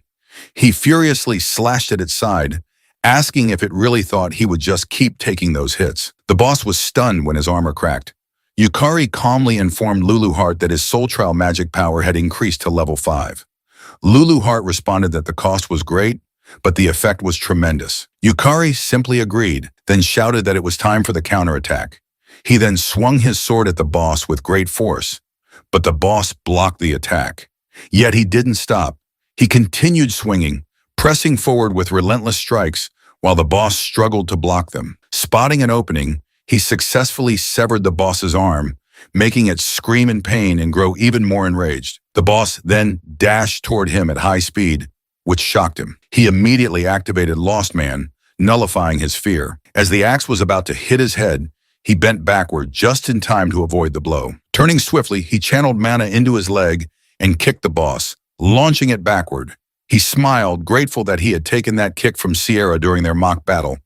It had prepared him for this. Suddenly, the boss released a surge of powerful aura and raised its axe again, shocking him. It then summoned a mass of undead, revealing it still had a trump card. Lulu Heart, unbothered, teasingly called out to the undead, referring to them as small fries, while releasing her mana to attract their attention. He was surprised by her action, but she simply told him that the boss's mana was nearly depleted and that he should get ready. He nodded in acknowledgement. Raising his hand toward the boss, he declared that summoning wasn't its exclusive privilege. He activated Soul Command and summoned both the Armor Knight Soul and Skull Guardian Soul, commanding them to assist Lulu Heart in dealing with the undead while he charged at the boss. Their swords clashed in the center of the room as he attacked again. Lulu Heart stopped releasing her mana and told the undead that their time was up. One of them attempted to strike her, but she vanished. From the corner of his eye, he saw his summons battling the undead and realized that Lulu Heart had fought just as hard as he had. There was no way he could afford to lose. As their weapons clash again, the boss's axe cracks. Lulu Heart shouted for him to win, which gave him a surge of confidence. With one final push, he slashed through both the boss and its weapon, cutting it in half. A moment later, Sierra and the others arrived at the room. Sierra rushed to him, asking if he was all right. Lying on the ground, he weakly called out to them. Umeko and Sho couldn't believe what they were seeing and asked if he had really defeated the boss alone. Sierra, however, was only concerned about his battered condition. He asked her to help rescue Tayo and Yuka, saying they should have collapsed over in the corner. She nodded and told him to leave it to her, but before she could move, Kazuki interrupted, stating that it wouldn't be necessary and ordered everyone not to move. Ayaka suddenly grabbed Yuka and held a knife to her neck. Kazuki warned them that Yuka's life was now in his hands. Everyone was shocked. He demanded to know why Kazuki would do something like this. Kazuki, his mana surging, screamed that it was because of him. He shouted that if only Yukari weren't there, he wouldn't have been pushed this far, and that proving he was better than him would make everything better. Sarah tried to reason with him, telling him to stop the foolishness while there was still time. Kazuki replied that the time she spoke of had already passed. He had crossed the point of no return. He then asked if she knew the terrifying power of Sakurako, their guild master aster. Sarah assured him that she would speak with her sister herself, but Kazuki scoffed and asked if she truly believed Sakurako would ever forgive failure. Sarah couldn't respond. She knew the truth. Kazuki then pointed at Yukari and challenged him to a one-on-one fight. Umeo shouted that Yukari wasn't in any condition to fight, but Yukari accepted the challenge. Sho approached, worried, telling him that it was insane in his state. Yukari thanked Sho for his concern, but stood up and said it had to be him. Kazuki, furious, charged at him, shouting that he would kill him. Yukari blocked his sword, but Kazuki, overwhelmed with anger, swung again and again, believing that if he could just defeat Yukari, Sakurako would acknowledge him. Though Yukari was barely standing, he continued to block each blow. Kazuki reminded himself that he was Kank and believed the gap in their stats was absolute, yet Yukari wouldn't go down. The system displayed that Yukari's health had dropped below 10%. Despite that, he smirked. His Abyss soul had entered hyperactivation mode, increasing his mana drastically and restoring everything he had lost. Recalling Kei, he told Kazuki that he had known someone even crueler and that he didn't fear death anymore. Raising his hand, he activated Soul Command, shocking Kazuki. Yukari then summoned the Skull Lich Lord, and to everyone's disbelief, the soul of the boss responded to the call. Kazuki stood stunned in fear and confusion as the spirit of the boss knelt before Yukari. No one could believe what they were witnessing. Kazuki demanded to know whether Yukari was a summoner or a necromancer. Even Ayaka stood frozen, gripped by fear. Yukari simply aimed his sword at Kazuki and declared that it was time to end it. The Skull-Lich Lord then swung its axe at Kazuki. Though Kazuki managed to block the attack, the force caused his sword to slip from his hands, and all he could do was curse loudly. He turned, seeing the Skull-Lich Lord looming behind him with immense power. Yukari commanded the Skull-Lich Lord to move closer, and Kazuki froze in fear and horror. The undead entity raised its axe and brought it down toward Kazuki, who lay helpless. Just seconds later, Kazuki was sprawled on the ground. Sho excitedly rushed over, asking what had just happened and confirming if that summon was really the boss of the dungeon. Umeo joined him, still unable to believe that someone with such combat strength was also capable of summoning a boss-class entity. Yukari replied that he wasn't a summoner, but he could do something similar. Sho then helped him to his feet. Taiyo, regaining consciousness, expressed his gratitude for being saved. Yuka added that Yukari was their savior, but he humbly replied that it was because they both had endured the boss's fierce attacks. As the group began walking out of the boss's chamber, Sira followed behind silently. She reflected on how, once again, Yukari had taken on an overwhelming burden. She wished he would take better care of himself. Yet knowing she lacked the strength to stand beside him, she felt she had no right to say anything. Watching him talk casually with Sho, she felt a strong determination rise within her. She must become stronger. Meanwhile, Luluheart watched Ayaka, who was now helping the collapsed Kazuki, and smirked knowingly. The next day, at the Japan Player Association's Shinjuku branch, an employee informed Yukari that all procedures for his promotion to Dank were now complete. He thanked her for her assistance, but the lady noted that he didn't seem very happy about it, which surprised and confused him. She went on to explain that reaching Dank was considered the first real hurdle for a player. It required both solo and team dungeon clears, and it entitled players to government subsidies and tuition exemptions. She remarked that he should be more excited. Yukari responded by asking if she believed a D-ranked player could clear an S-ranked dungeon. Puzzled by the question, she replied honestly that it would be impossible. He simply stated that that was the reason. He had to become stronger than even S-rank players. Luluheart, proudly floating beside him, nodded in agreement. The lady, understanding his ambition, acknowledged that for him, Dank was just a passing point. She wasn't sure whether he was joking or being serious, but then smiled, saying that if anyone could do it, maybe it really was him. She told him she looked forward to the day he stood at the top of the world. A moment later, as Yukari stepped outside the association building, someone called out to him. A man approached asking if he was Kaki Yukari. Confused, Yukari confirmed his identity. The man lit up with excitement and handed him a business card, identifying himself as Makoto Fuja, the recruitment manager for the Sakura Guild. Before Fuja could say more, another man rushed forward and shoved him aside, shouting that they had their eyes on Yukari first. Yet another man pushed them both away, yelling that the Konkai Guild Union had been first. Yukari, bewildered, asked why they even knew who he was. One of them replied that there was no way anyone wouldn't know about the rookie who had risen from F rank to Dank in a record-breaking 2 weeks. It finally dawned on him. Though he had experienced what felt like months of trials and deaths through regression, only 2 weeks had passed in the real world. Watching the recruitment managers argue fiercely over him, he told them he'd think about it. Then, taking advantage of the chaos, he sprinted away at lightning speed while the recruiters continued bickering over who would get to sign him. Later in Yukari's apartment, Luluheart told him that she thought he was going to join a guild, asking if she was right that humans like to gather in groups. He replied that he had considered it, then asked if he was also right in thinking he would grow stronger by learning from her,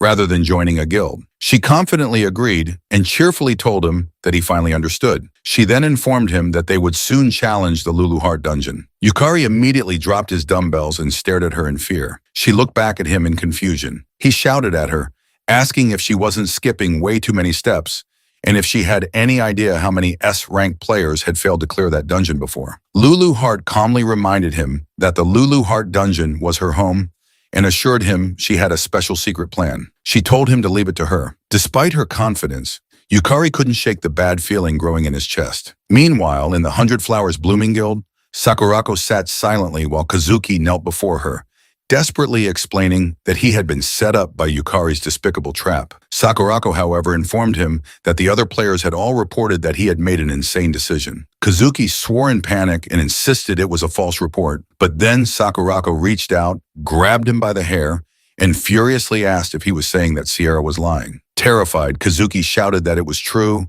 claiming it was unfortunate, but Sarah was not in her right mind. Her anger intensified. Without another word, she activated her two-tail ability, Hakuman Konmu Kyobi, a skill derived from her nine-tailed fox power that summoned the essence of the white-faced, golden-furred fox.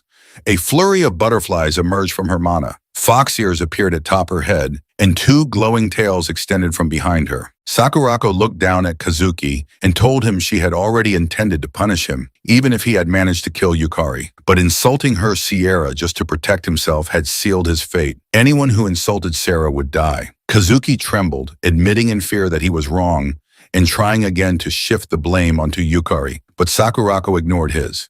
She cast 1,000 colors and 10,000 blossoms, dual barrier, encasing Kazuki in a magical prison. As he screamed and begged for mercy, she remained silent. She then activated her convergence ability, directing it at the dual barrier, which shattered into pieces along with Kazuki, who was still crying and pleading for his life. When Kazuki disappeared like dust, Sakurako picked up a photo of Yukari, stared at it, and burned it to ash. With a cold expression, she thought to herself that it was time to see whether Yukari was the real deal. She had decided to confirm it personally. The next night, Yukari and Lulu Heart stood outside the entrance to the dungeon. She proudly remarked that her dungeon looked as amazing as always and asked if she was right. He agreed, telling her that it truly was in a class of its own. Staring up at it, he reminded himself that the Lulu Heart dungeon was the toughest in the world. Entering without permission from the player association was strictly prohibited, so he assumed getting inside would be a challenge. To his disbelief, just minutes later, he found the guard fast asleep. He whispered to Lulu Heart that they could probably just walk right in. She agreed, commenting that not many people dared challenge her dungeon anyway. The two of them walked through the dungeon gate without effort and soon stood at the portal entrance inside. Yukari whispered again, asking if they should go in. Lulu Heart nodded and they both entered, unaware that someone was watching them from a distance. Inside, Yukari was stunned to find himself facing a vast castle. It was the very dungeon players across the world had challenged without a single successful clear. He asked if it was just a corridor, and Lulu Heart replied that this was called the Infinite Corridor. She explained that the first floor of the Lulu Heart dungeon was a massive castle the size of an entire country. Without following the correct path, a person would wander endlessly, never reaching the boss room. She added that typically players would start in the forest outside the castle, but she had arranged a special shortcut for him. Yukari was relieved to hear that, admitting he was terrible at mazes. Lulu Heart proudly pulled out a stack of documents and told him that was exactly why she had prepared this for him. Surprised, he asked what they were. She replied that it was a handmade map of the labyrinth with the correct path already marked. He realized that was what she had been drawing the whole time. Amazed, he told her he couldn't believe she remembered such a detailed route. She responded with a smirk, saying that when one has lived somewhere for thousands of years, they just know. Yukari was surprised to hear that she had lived for thousands of years and began to wonder what she had been doing before the dungeon appeared. Lulu Heart pointed to a nearby wall and directed him to turn right at the dead end. They followed her instructions, another right, then straight ahead. As they walked, Yukari asked if there weren't any monsters in this dungeon. She replied that she was deliberately leading him through monster-free paths, adding that at his current level, he wouldn't stand a chance. Shocked, he asked if that meant he could reach the boss room without fighting. She told him no, he would have plenty of fighting to do soon enough. Exhausted just by the thought, he muttered that he knew it was coming. Eventually, they arrived at the end of the first floor path and peeked around the corner to see the monster guarding the area. Lulu Heart explained that Harble's body was extremely fragile, so he should be able to defeat her easily. Encouraged, Yukari immediately leapt out from hiding and charged toward Harble with his sword. But Lulu Heart called out that from his perspective, Harble was still very strong. Unfortunately, it was too late to retreat. Harble activated her wave of exhaustion ability, sending a blast of energy toward him. Yukari was stunned as the ability inflicted apathy, sapping his motivation and rendering him temporarily unable to move. His body froze in place. Panicking, he realized he couldn't move at all. Harble launched forward, her sharp claws slashing clean through his neck in one swift motion, killing him instantly. Yukari regressed 1 hour back. Trembling, he shouted at Lulu Heart that she could have mentioned that earlier. Calmly, she explained that she was in the middle of explaining when he ran off on his own. Defeated by her logic, Yukari admitted it was his fault and accepted responsibility. He shouted that Harble was insanely strong. Lulu Heart clarified that while Harble's body was fragile, she wielded powerful mental magic. He asked what that meant, and she explained that her magic inflicted level 7 apathy, equivalent to 7th tier magic. Finding someone who could resist it was nearly impossible, not just among humans, but even among monsters. He asked if it was really that impressive. She replied that someone able to use 3rd tier magic would already be called a genius. Even S-rank humans could usually manage up to 6th tier magic at best. He couldn't believe that Harble, who appeared so weak, was as powerful as an S-rank player. Lulu Hart simply responded that it didn't matter to someone with the lost man's skill.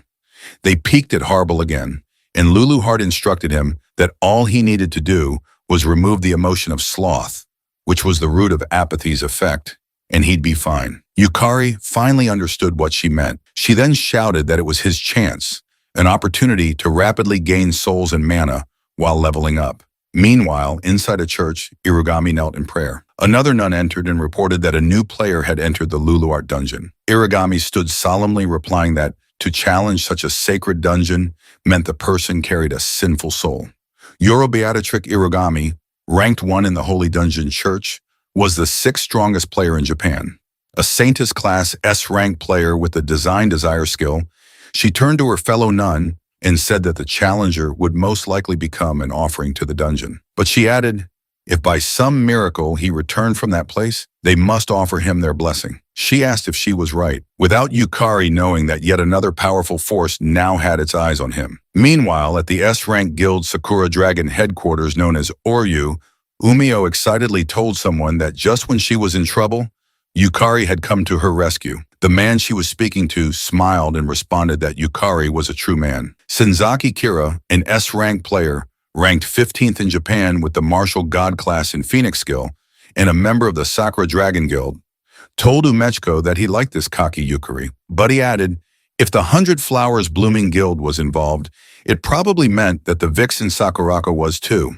Knowing Sakurako, whose pride was practically a wardrobe, meant Yukari might be heading into some dangerous encounters. Yumo asked her brother if there was anything he could do to help. Smiling, he patted her head and told her to leave it to him. He swore that he would train Yukari thoroughly after beating him to a pulp. Confused, she asked him to just protect Yukari normally, but Kira turned away, laughing as he walked off. She hurried after him, asking where Yukari was now. A moment later, his secretary whispered something into his ear. His expression changed to shock when he heard that Yukari had entered the Lulu Heart dungeon. Meanwhile, on the first floor of the Lulu Heart dungeon, Harble swung her claw at Yukari. He blocked the attack with his sword, but the impact was so powerful he staggered. Despite Harble's metal sealing magic being restricted, she was still immensely strong. Yukari activated his soul command ability and summoned the Armor Knight soul. He quickly coordinated with it, instructing it to attack from the opposite side. The summon obeyed and charged in from the other direction. Harble immediately turned and struck with her claw, instantly vanishing the summoned knight. But Yukari used the opportunity, appearing behind her with a smile and slashing her back. The strike landed cleanly, making Harble scream in pain. He quickly activated Soul Command again and summoned the Skull Guardian. He noticed that Harble's curious nature caused her to chase anything unfamiliar. But after the second trick, she began to grow cautious. She glanced back and forth between the Skull Guardian and Yukari, visibly calculating her next move. He ordered his summon to attack again from the side, catching her attention. With her focus scattered, she left herself wide open. Yukari moved behind her without being noticed. Harble sensed something and swung back at him, but he dodged swiftly and slashed his sword across her neck while shouting that she was too slow. The blow was fatal. Harble's head was severed and she collapsed. Yukari then activated Soul Devour, absorbing her soul and converting it into magic, which he successfully did. He was stunned by the incredible surge of magic power that flowed into his body. Lulu Hart explained that Harble was a monster from the highest difficulty dungeon, so the mana gain would obviously be immense. Excited, Yukari noted that he managed to acquire her soul on the first attempt. He decided to summon Harble's soul immediately and activated Soul Command. When Harble's soul appeared, she had a surprisingly cute smile, which startled him. Looking closer, he admitted that Harble was actually kind of cute. Reaching out to pet her, he was caught off guard when she suddenly bit his hand. He quickly pulled his hand back, stunned that her soul had bitten him. Lulu Hart explained that Harble's soul was currently overpowering for him. Even as a soul, Harble would naturally exhibit resistance. He asked if that meant souls had their own will. She reminded him that of course they did. Souls were at their core will itself. He nodded, realizing it made perfect sense. Lulu Hart then added that the stronger a monster's magic power, the stronger its will. In Harble's case, both her personality and appearance were directly reflected in her manifested soul. So if Yukari wanted to fully control monsters with strong wills, he would first have to grow stronger himself. A moment later, they arrived at a fountain along the path. Yukari drank the water from it, and his magic power was instantly restored. He turned to Lulu Hart and commented that the magic power recovery spring was a lifesaver.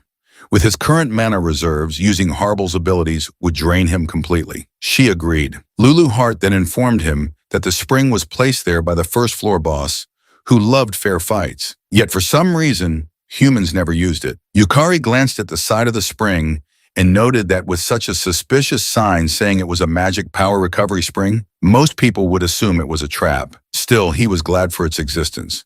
It allowed him to keep fighting. Lulu Hart told him that nullifying mental magic, retrieving Harble's soul, summoning her, and defeating the next monster was a special leveling up method that only he could achieve. After a few minutes of rest, Yukari summoned the Armor Knight soul and ordered it to stand still.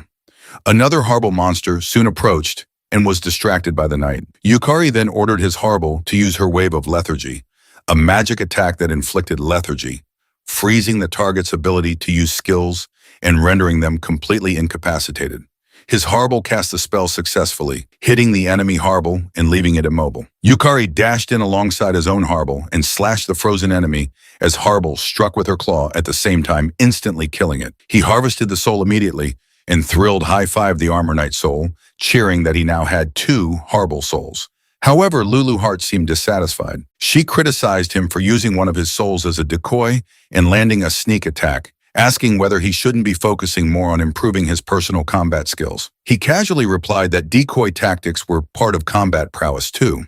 As he tried to make a heart shape with Harble, she simply gave him a like, leaving Lulu Hart visibly frustrated. Suddenly, a golden key appeared in the air. He reached out and grabbed it, calling out to Lulu Hart that something had dropped. She saw the key and lit up with excitement, telling him that it finally dropped. He asked her what kind of key it was, and she eagerly replied that it was a treasure chest key. Yukari couldn't believe what he just heard, but Lulu Hart confirmed it with a gleam in her eye. She explained that dungeons and treasure chests go hand in hand, and now they could finally collect some world-class items. Meanwhile, in the corridors of the Sakura Dragon Guild, Kira was running at full speed, heading out. Knowing the nature of the Lulu Hart dungeon, where monsters beyond human comprehension resided, he understood just how insane it was to enter alone. As he raced forward, he couldn't help but wonder who exactly was Kanzaki Yukari. A moment later, inside the Lulu Hart dungeon, they arrived at the treasure room. Lulu Hart instructed him to open the screen in front of them. He carefully examined it for a moment before activating it. What appeared before him was a luxurious chamber gleaming with gold. He stared in awe, his body trembling as he approached a golden sword, overwhelmed by the number of powerful-looking weapons. Lulu Hart proudly agreed with his reaction, but quickly warned him that if anyone other than the rightful owner touched any of the weapons, a trap would activate. Horrified, he froze. His hand had been just an inch away from the golden sword. She continued, telling him that while her treasure vault was magnificent and she understood his excitement, their objective was something else. She then walked toward 2 treasure chests placed at the side of the room. Pointing to one, she told him she believed that was the one. However, she warned him sternly not to touch the treasure chest on the right. If he did, the mimic would awaken. He froze in place again. He nervously opened the chest she indicated and asked her if it was really okay. To his shock, the first item that emerged was the last elixir, an S-class rarity item that fully restored health and mana, cured all status ailments and diseases, and temporarily increased both maximum health and mana points. He couldn't believe what he was seeing and shouted, asking Lulu Hart if she was really sure he could take it and if she wasn't planning to come back later and demand it back. She simply asked him what kind of person he took her for. She urged him to continue. The next item was the Monodominial Ring, a world-class artifact, a rune-engraved ring that increased maximum mana capacity by 1.5 times. Then came the Infinitus Vault Pendulum, another world-class item, a magical storage device capable of storing up to 713,925 items. Next was Eterno Alma, an S-class artifact, a piece of equipment that prevented weapon durability from degrading. As long as it was equipped, any weapon would retain its form even after the most grueling battles. After that came the ring de lingua, a world-class ring that enabled communication across all human languages. It allowed the wearer to understand and speak any human language, though it didn't work on creatures without linguistic intelligence. Rare item after rare item poured out from the treasure chest, leaving him overwhelmed. Panic set in as he asked Lulu hard again if he was really allowed to take all of these treasures. She replied casually that she'd love to explore the other treasure vaults too, but no matter what, they'd eventually run into monsters. So it was better to avoid them for now. Hugging his precious haul tightly, he trembled in joy, admitting that he was more worried about whether it was really okay to take all the treasures. Just then, Lulu Heart mentioned that she had almost forgotten something. She turned and walked upstairs. Curious, he followed her until they stood before a display of weapons mounted on the wall. She turned to him and said there was one last thing she needed to do. Reaching for one of the weapons, he asked her what she was doing, but she only laughed and took a weapon off the wall. Smiling mysteriously, she told him he'd find out later. It was a surprise. Hours later, in one of the dungeon's hallways, they were facing a monster imbued with thunder powers. Yukari ordered his equipment, which had taken on a human form, to defend against the monster's attack. The equipment obeyed and cast an aqua-based spell to prepare for impact. The monster then released a powerful burst of thunderlight in their direction, but the water-based magic blocked it effectively. Yukari then summoned Harbel's soul. Harbel instantly used her skill on the monster, immobilizing it. Seeing the opportunity, Yukari rushed forward and cut the monster in half with a single swing. He immediately used his soul harvest ability and obtained the lightning element's soul. Before he could breathe, he sensed another monster approaching from behind. Exhausted, he turned around and shouted its presence. His equipment responded without hesitation. A flame monster released a searing wave of fire, but the equipment countered it with water magic, shielding Yukari from the flames. He dashed forward again and shouted to Harbel that it was time to move. She responded in agreement.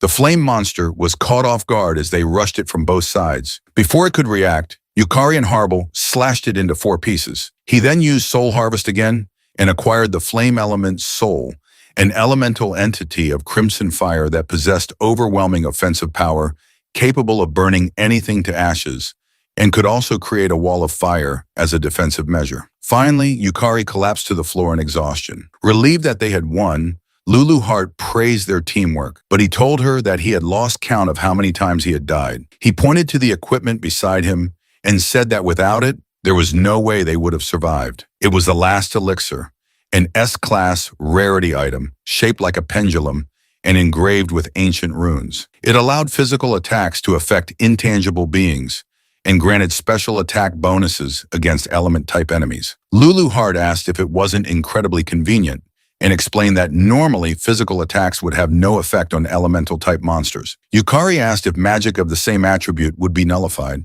and she confirmed it, elaborating that with the last elixir, he could still land hits on elemental and spirit-type creatures. Yukari thought it would be great if he could use elemental spells too, but even casting a single one had completely drained his mana. Deciding to shift his focus, he told her he would collect as many souls as possible from now on. She questioned what he was talking about and reminded him that they were about to enter a boss fight, which terrified him. He yelled out in frustration, pointing out how hard things had already been just to get to this point. If that was the difficulty of the path, he was sure the boss would be impossible to beat. At the very least, they should level up before continuing, because without ranking up, he couldn't even unlock additional class abilities. Lulu Heart remained silent for a moment. Then she explained seriously that the demon lord who ruled the dungeon, the one they were trying to defeat, was on an entirely different level from any monster they had encountered so far. It possessed absurd strength, terrifying power, and a nightmare-inducing fighting style that could break a person with sheer impossibility. To defeat it, he needed real experience. Experience that couldn't be borrowed or faked. And while she couldn't fight in his place, she could at least prepare him for the battle. She reminded him that up until now,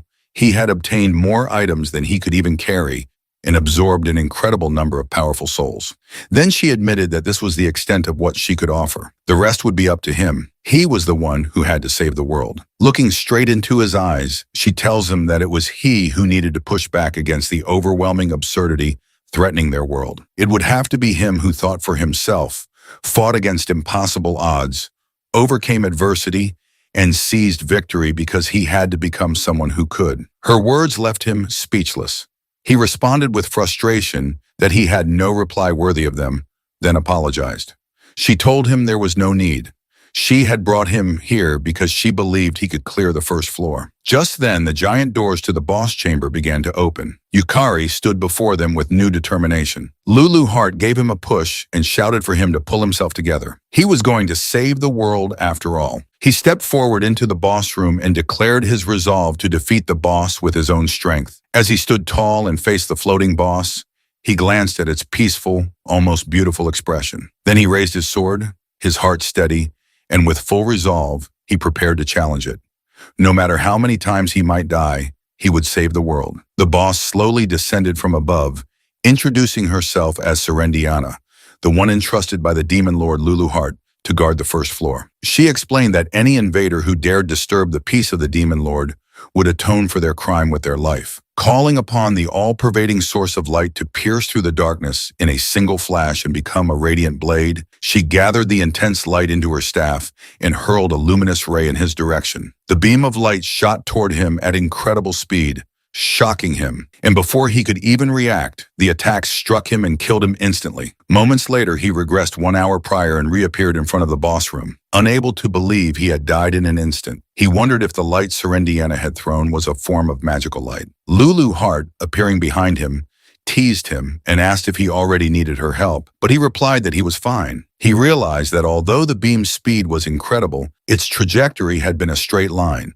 making it possible to predict. He concluded that if he kept his eyes on her staff's direction, he might be able to dodge it, activating his soul abilities to boost his magic power. He stepped toward the boss room, deciding to initiate the soul trial first. Once inside, Serendiana once again began gathering light into her staff and aimed it at him. He focused his gaze on her staff, and when she released the luminous ray, he immediately jumped to the side, narrowly avoiding the blast. It was a close call, but he was relieved that he had managed to dodge it. Serendiana appeared surprised that he had evaded the attack on his first attempt and acknowledged that he had truly earned his way there. She then added that perhaps it was time she got a little serious, which caught him off guard. Calling upon the void-born flame, she summoned fire to scorch the earth without light and bring forth judgment that incinerated all creation.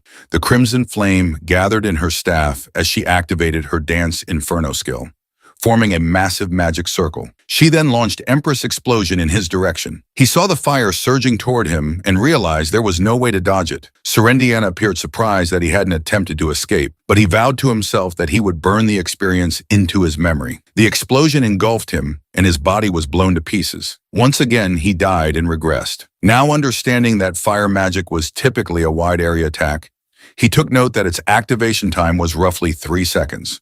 Swearing to himself that he would make it next time, he stepped back into the fight with renewed determination. After dodging the luminous ray again, Serendiana prepared to strike with Empress Explosiona. As the flames rushed toward him, he immediately activated his soul command and summoned the fire element's soul. The summon created a protective wall of flames that blocked the incoming attack and shielded him from the explosion. Serendiana, observing that he had survived, calmly noted that it was an interesting tactic. She recognized that the fire element he had summoned was born as a natural elemental and therefore possessed the innate ability to nullify magic of the same attribute. She acknowledged that he had used this property to cut through her magic. While she explained he was barely staying upright, his body strained and mana nearly depleted. A light then emerged from Serendiana's forehead as she pointed out that he had full control over the surrounding magical energy. But his mana reserves were clearly exhausted, rendering him no match for her. Flames burst out around her as she told him he should have used his summon more efficiently. He knew the fire would consume him, but he still managed to express gratitude for her advice. Moments later, he was burned alive and died once more. He knew that at the moment, he didn't have enough mana to keep summoning high-rank elementals, so his timing had to be precise. For just an instant, he had perfectly read Serendiana's attack pattern and summoned the elemental only at the precise moment when the spell was unleashed. He reminded himself that until he could reach Serendiana, he had to keep hitting that perfect timing. He then died 3 more times before realizing that he still couldn't catch up to Serendiana. though he told himself that he only needed a little more time to analyze her. When she released a powerful wind spell, he was killed again. After dying 4 more times, he began to notice that Serendiana's spell selection speed was even slower than summoning an elemental. He then pushed himself to avoid her lightning spells, knowing that he had to predict the next element and summon the correct elemental in response. Otherwise, he would have no chance of winning. 6 more deaths followed before he attempted summoning Harble, only to realize her mental magic had no effect either. He was killed repeatedly after that, especially when Serendiana attacked with dark magic. He ran for his life while noticing that her long-range spells had homing properties, and no elemental could block them. Accepting his fate, he died again and again. Eventually, he realized that whenever Serendiana fixed her gaze on him, it signaled a guaranteed water-type spell. He trembled from the cold as he was encased in ice and died a few more times. Serendiana then launched another flame explosion, mocking him as a pitiful, helpless lamb, desperately trying to prolong his fleeting life. Despite his repeated deaths, he kept trying to get closer to her.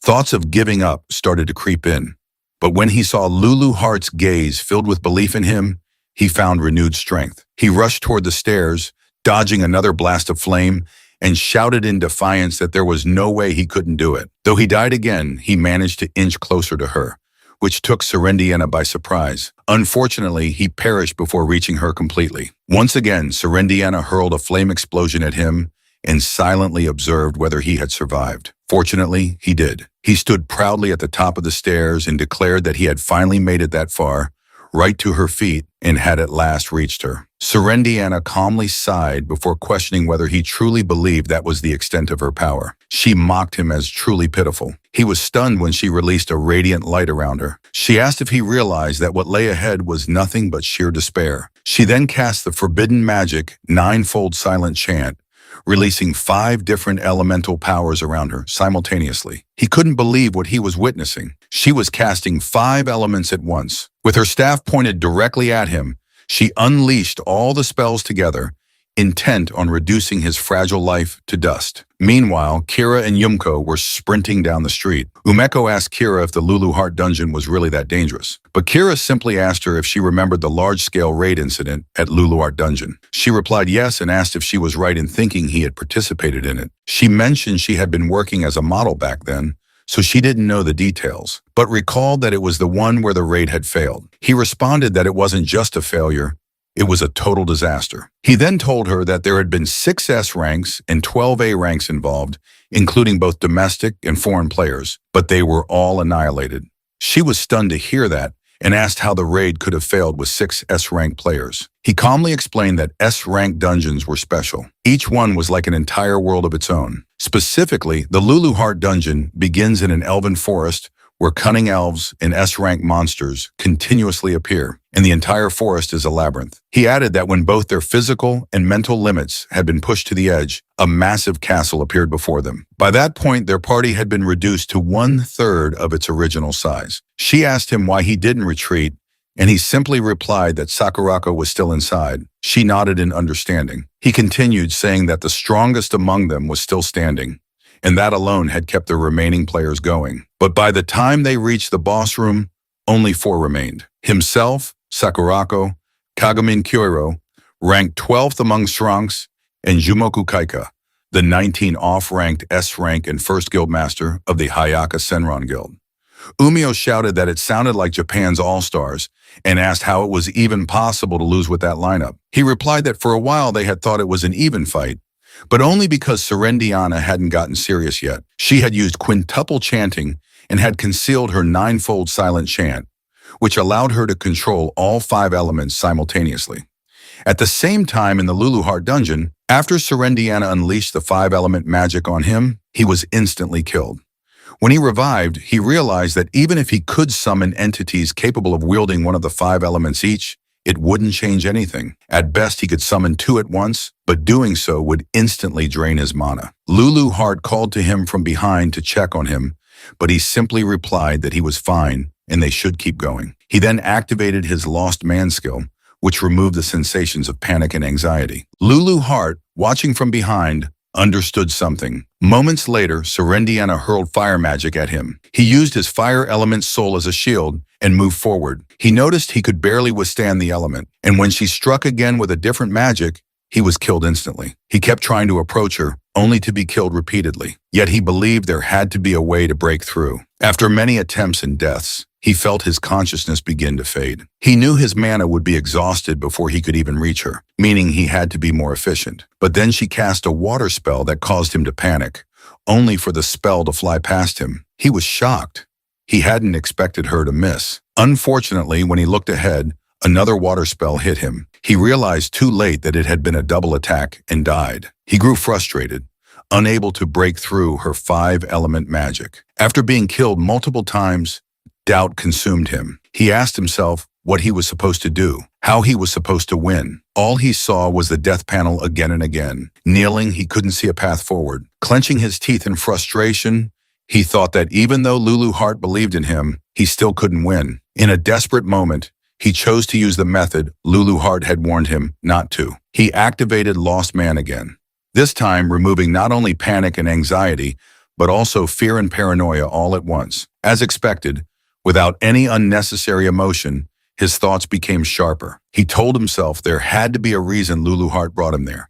She always acted for his sake. He pushed himself to think. There had to be something he was missing. Why had Lulu Heart made him face such an overwhelming opponent? And why now? Wouldn't it have made more sense to grow stronger first, to train, to gather items or collect souls? He told himself it couldn't be that simple. There had to be more. He admitted that he was weak.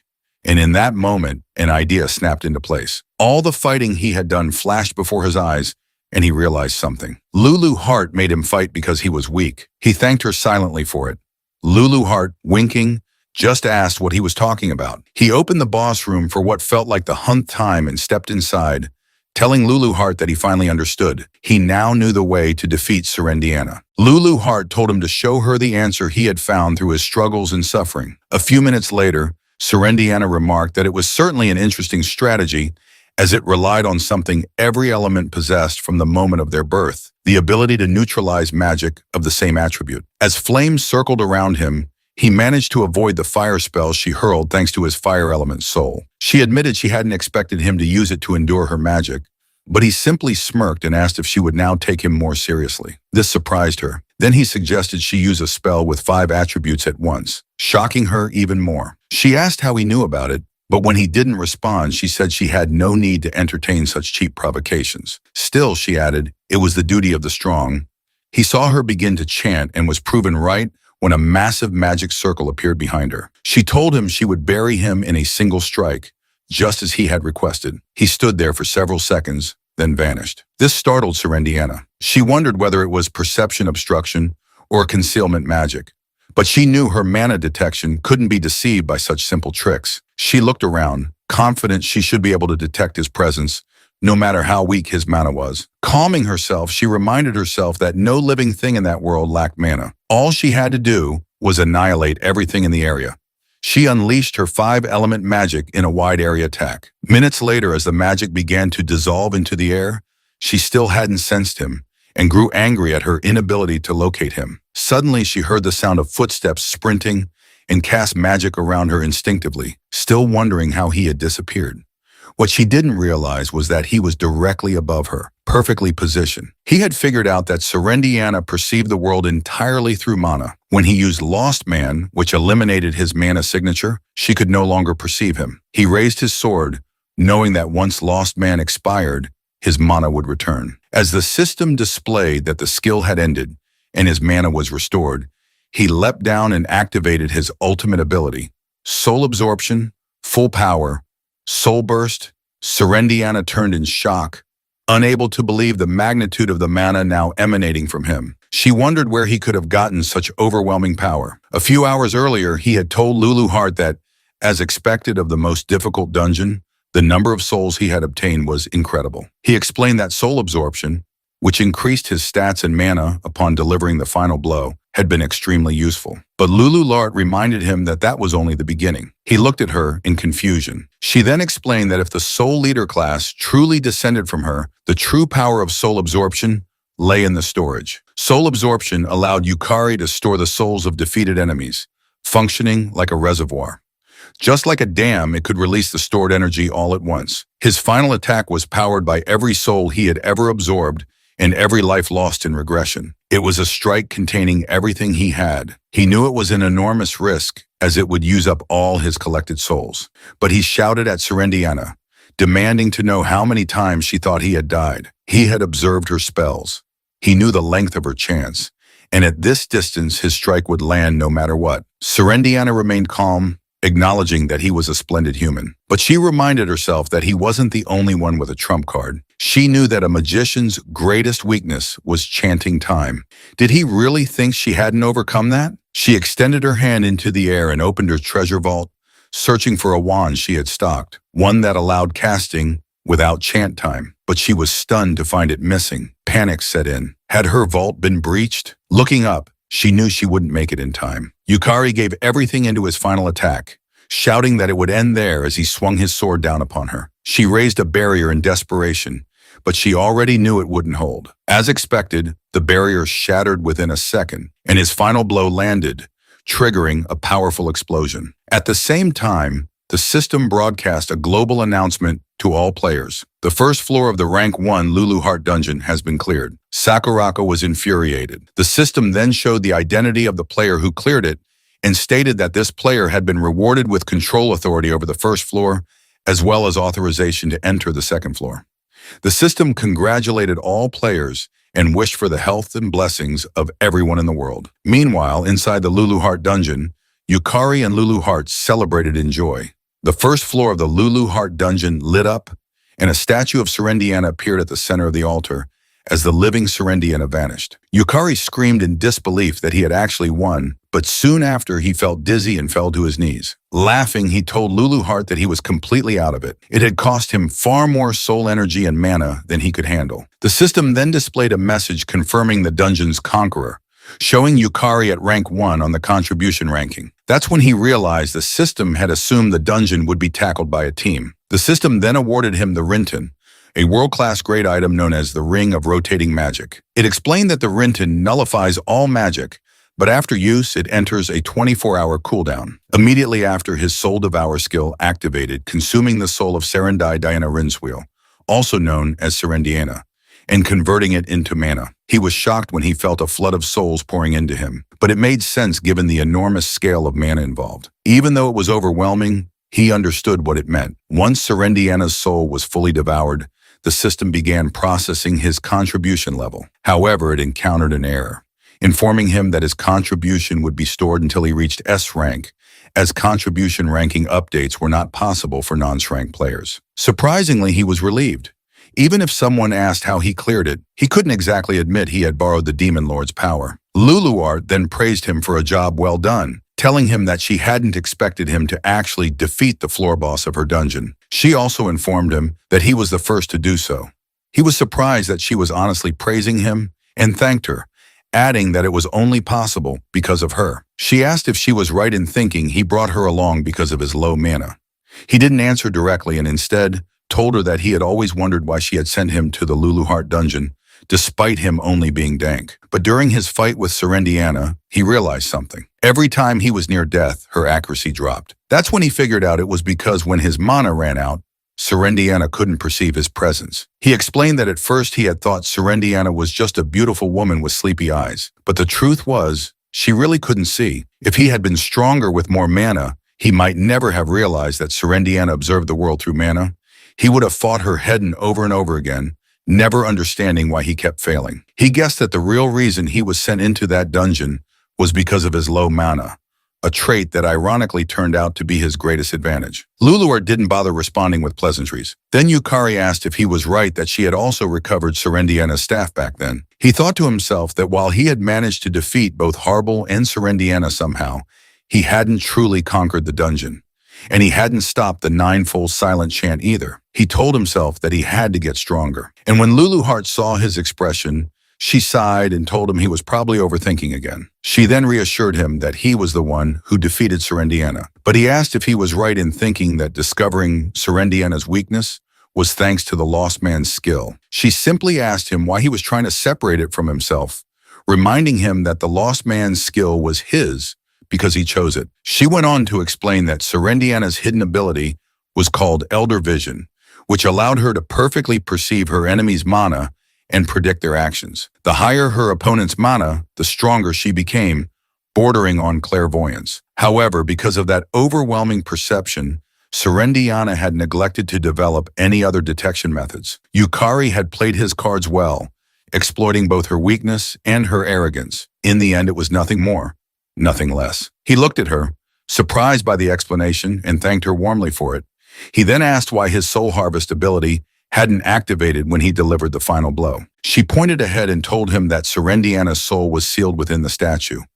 When he looked, he told her there was nothing there. She explained that Serendiana's mana output was so massive, even among floor guardians, that he likely couldn't sense it in his current state. But if he kept improving, soul summoning would eventually become possible. Still, he responded that he couldn't even imagine summoning Serendiana. It had been far too intense. Lulu Heart then suggested that they come back another day. Even though he had absorbed Serendiana's mana and grown stronger, it had only increased his mana capacity, not replenished it. If he didn't take a break, he would remain completely drained. She then informed him about uncharted areas to explore, soul recovery tasks, and treasure collection opportunities, adding that there was still a lot left to do just on the first floor. He agreed with her and said he was already exhausted. They should just go home and take it easy. A moment later, they exited the Lulu Heart dungeon and Lulu Heart disappeared, saying she would update the supplemental map. Yukari stepped out of the dungeon, feeling like his joints were breaking apart. All he wanted was to go home and sleep, but suddenly a knife was pressed against his back. A woman's voice warned him that it was dangerous to walk alone on a moonlit night like this. She then activated her skill, Design Desire, and told her pet that it was time for its meal. Yukari turned his head slightly as he felt a powerful presence behind him and saw a monstrous eye. Before he could react, the monster attacked, sending him to the ground, coughing blood. Dark magic energy wrapped around him, trapping him in place. As pain overwhelmed him, he wondered what had just happened and activated Lost Man to dull the sensation. Then approached him and remarked that the first floor of the Lulu Heart dungeon had been cleared today, and the only person nearby was him, so she'd like to ask a few questions. Seeing the knife in her hand and the massive monster beside her, he stammered out a question, asking who she was. With a warm smile, she introduced herself and told him to call her sister, Yoro. He struggled to stand and managed to move a little. She was impressed he could still move at all. Then she ordered her pet to attack again. However, it doesn't affect him. She was shocked to see that her Design Desire had been erased and wondered how a D rank with no mana had done it. What she didn't know was that the Rinton, the boss drop from Serendiana, was still in Yukari's pocket. It had activated, nullifying the magic and saving his life. But Yukari knew it couldn't be used again for another 24 hours. And being restrained meant he couldn't access any other items. Panic set in. He had no mana, no strength left, and no idea what to do. Irigami then confirmed her suspicion. He was dangerous and said she would now use a little of her true strength. Activating Design Desire again, she ordered her pet to tear off his limbs. The monster lunged with its claws while Irigami coldly said they would make him permanently disabled. But just before the claws reached him, someone appeared, shielding him in time. Sakura greeted Irigami, calling her trash while holding the monster's claw tightly. Sakura then turned to her and asked he was doing to Yukari. He couldn't believe his eyes. Sakura was standing before him. He wondered why Japan's top player had appeared there of all places. Sakura turned to Irigami, calling her a witch, and said she had heard someone had cleared the Lulu Heart dungeon, so she came to take a look. She hadn't expected to run into her there. Irigami responded with a warm smile, saying it was cruel for Sakura to call her a witch, and that she should instead call her sister Yoro with a bit more affection. Sakura glared at her. She knew exactly who Irigami was, the holder of the Holy Attribute's strongest saintess class, a so-called witch who in truth governed the mysterious Holy Dungeon Church. Sakura accused her of always being good at hiding her tail, making it so no one would ever guess she was in Japan. But today must be her lucky day, she said, because she finally had the chance to erase her. Irigami, however, smiled sweetly and told Sakura not to bear her hostility so openly. She claimed that she merely revered the dungeons, the monsters, and the one who ruled them all, the Demon King. Irigami added with excitement that it was simply an act of faith. That angered Sakura even more. She told Irigami she didn't care what she believed in, but messing with her guild had been a mistake. Just feigned confusion and replied that she had no idea what Sakura might be referring to.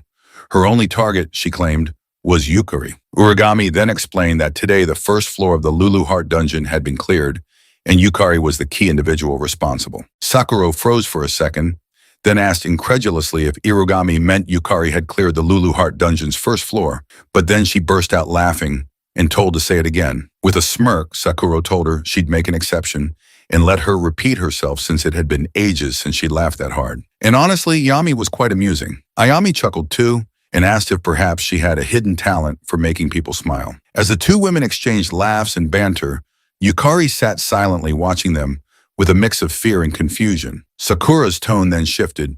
She smiled coldly and acknowledged that Yukari had defeated Kei and even subdued Kazuki, who was more than 2 ranks above him. But she also knew that the Lulu Heart dungeon wasn't something one could just conquer so easily. Turning back to Irugami, Sakura stated that as expected, entertaining a witch's delusions was a waste of time. She declared that she would kill Irugami right there and then. Sakura activated her 5-tail skill and launched her Foxfire Half-Blood ability at Irugami. Calmly, Irugami activated her Albion Veil to defend herself. When the Foxfire struck, it triggered a massive explosion of energy around them, but not a single scratch appeared on Irugami. Irugami turned to Sakura and said she expected her to have that much firepower, even without using her full strength. Then she asked if it was really the time to be holding back. Monster launched its claws at Sakura, but Sakura only smirked. She released a magical shield to block the attack, and coldly told Irugami not to get cocky if that was all the power she had. Irugami then ordered her pet to activate corrosion. Its claws spread corrosion, allowing it to pierce through Sakura's barrier and shatter it completely. However, this only excited Sakura further. She unleashed her Black Flame Butterfly Half-Blood ability in retaliation.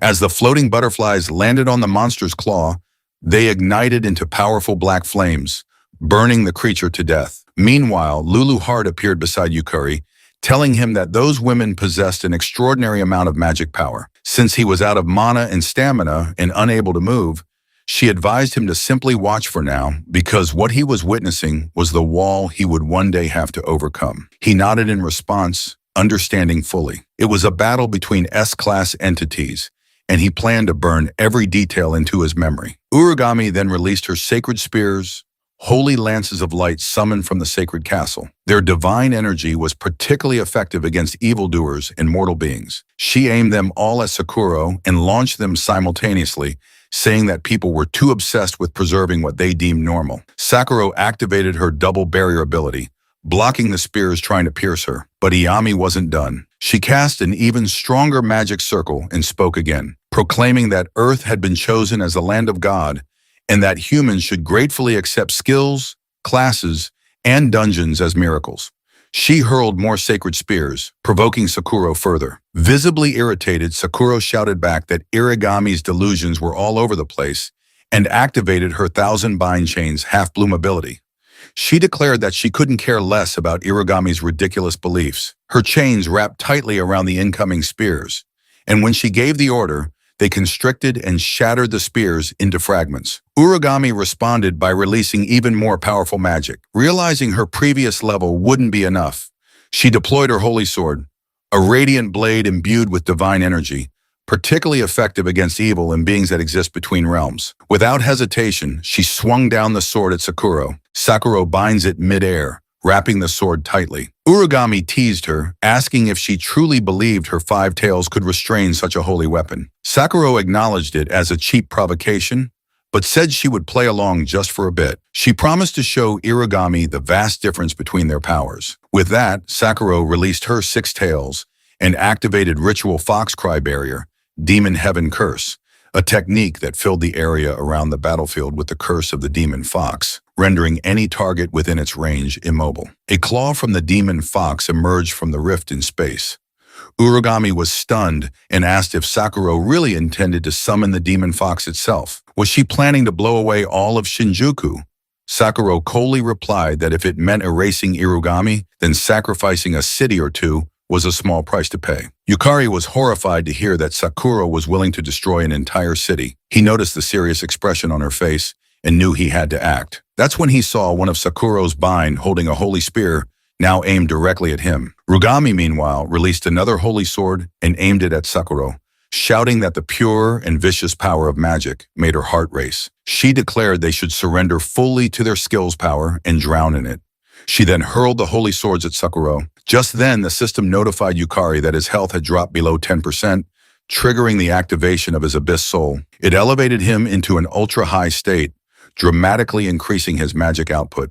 Reacting immediately, he summoned Horrible Soul, and it binds Irugami hands, stopping the attack in time. Sakura was stunned.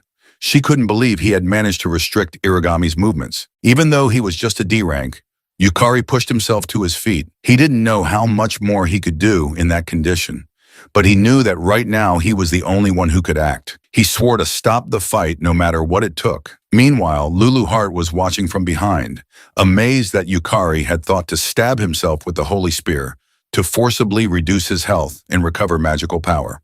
However, she also recognized that it presented a significant problem. Irugami then laughed loudly and claimed she had received a revelation. She exclaimed with excitement that Yukari was her destiny and activated her luminous sanctum ability, which removed all status ailments, freeing her from Harble's bindings. Yukari was shocked to see Harble's status effects instantly lifted. Without hesitation, Irugami hurled a holy sword at him, shouting that her plans had changed and she would now be taking Yukari for herself. This enraged Sakurako, who unleashed her seven-tail skill, shouting at Irugami not to underestimate her. Sakurako caught the holy sword with one hand and released magic with the other, shouting to Yukari that if he got in her way, she'd kill him first. She then cast Heavenly Thunder Butterfly above him. Yukari was shocked by its speed and knew he couldn't defend himself. He had no mana left. The butterfly exploded upon landing on him, causing a thick fog to spread through the area. From within the fog, a voice called out. It had made it just in time. Kira, who had blocked Sakurako's attack, shouted to both women that enough was enough. They couldn't afford to destroy Shinjuku. Kira told them that if they insisted on continuing the fight, they would give him no choice. Sakurako, calm but defiant, asked if he really thought he could defeat her. Kira replied that he probably couldn't beat her, but he wouldn't lose either. That left Sakurako visibly frustrated, but speechless. Suddenly, Sarah appeared, calling out to her big sister. Sakurako was shocked to see her little sister there. Sarah shouted that Yukari was her benefactor and pleaded for a chance to treat him. Sakurako calmed down, glancing toward Kira. She remarked that she couldn't believe they had brought Sarah with them. Kira explained that they had detected a massive magic reaction on the way and immediately called Sarah, knowing that nothing gets resolved when talking to Sakurako unless Sarah is present. He was also glad that Umeko and Sarah were close friends. Kira then turned to Irugami and asked what she intended to do. Irugami composed herself, realizing that facing two Shranks would be too troublesome at the moment. She approached Yukari and declared that it would be a waste to kill him now. She then activated her Illuminous Ray Shift, enveloping herself in light. Just before disappearing, she looked at Yukari and told him again that he was her destiny and that they would meet again. When the situation calmed down, Sakurako approached Yukari and said there was something she needed to confirm. She asked if he was the one who had cleared the Lulu Heart dungeon. Yukari looked at Lulu Heart and asked her opinion, whether he should tell them about the regression, thinking they might become allies. But Lulu Heart replied that she couldn't recommend it as dungeon breaks weren't always caused by the Demon King alone. Yukari was confused and asked what she meant.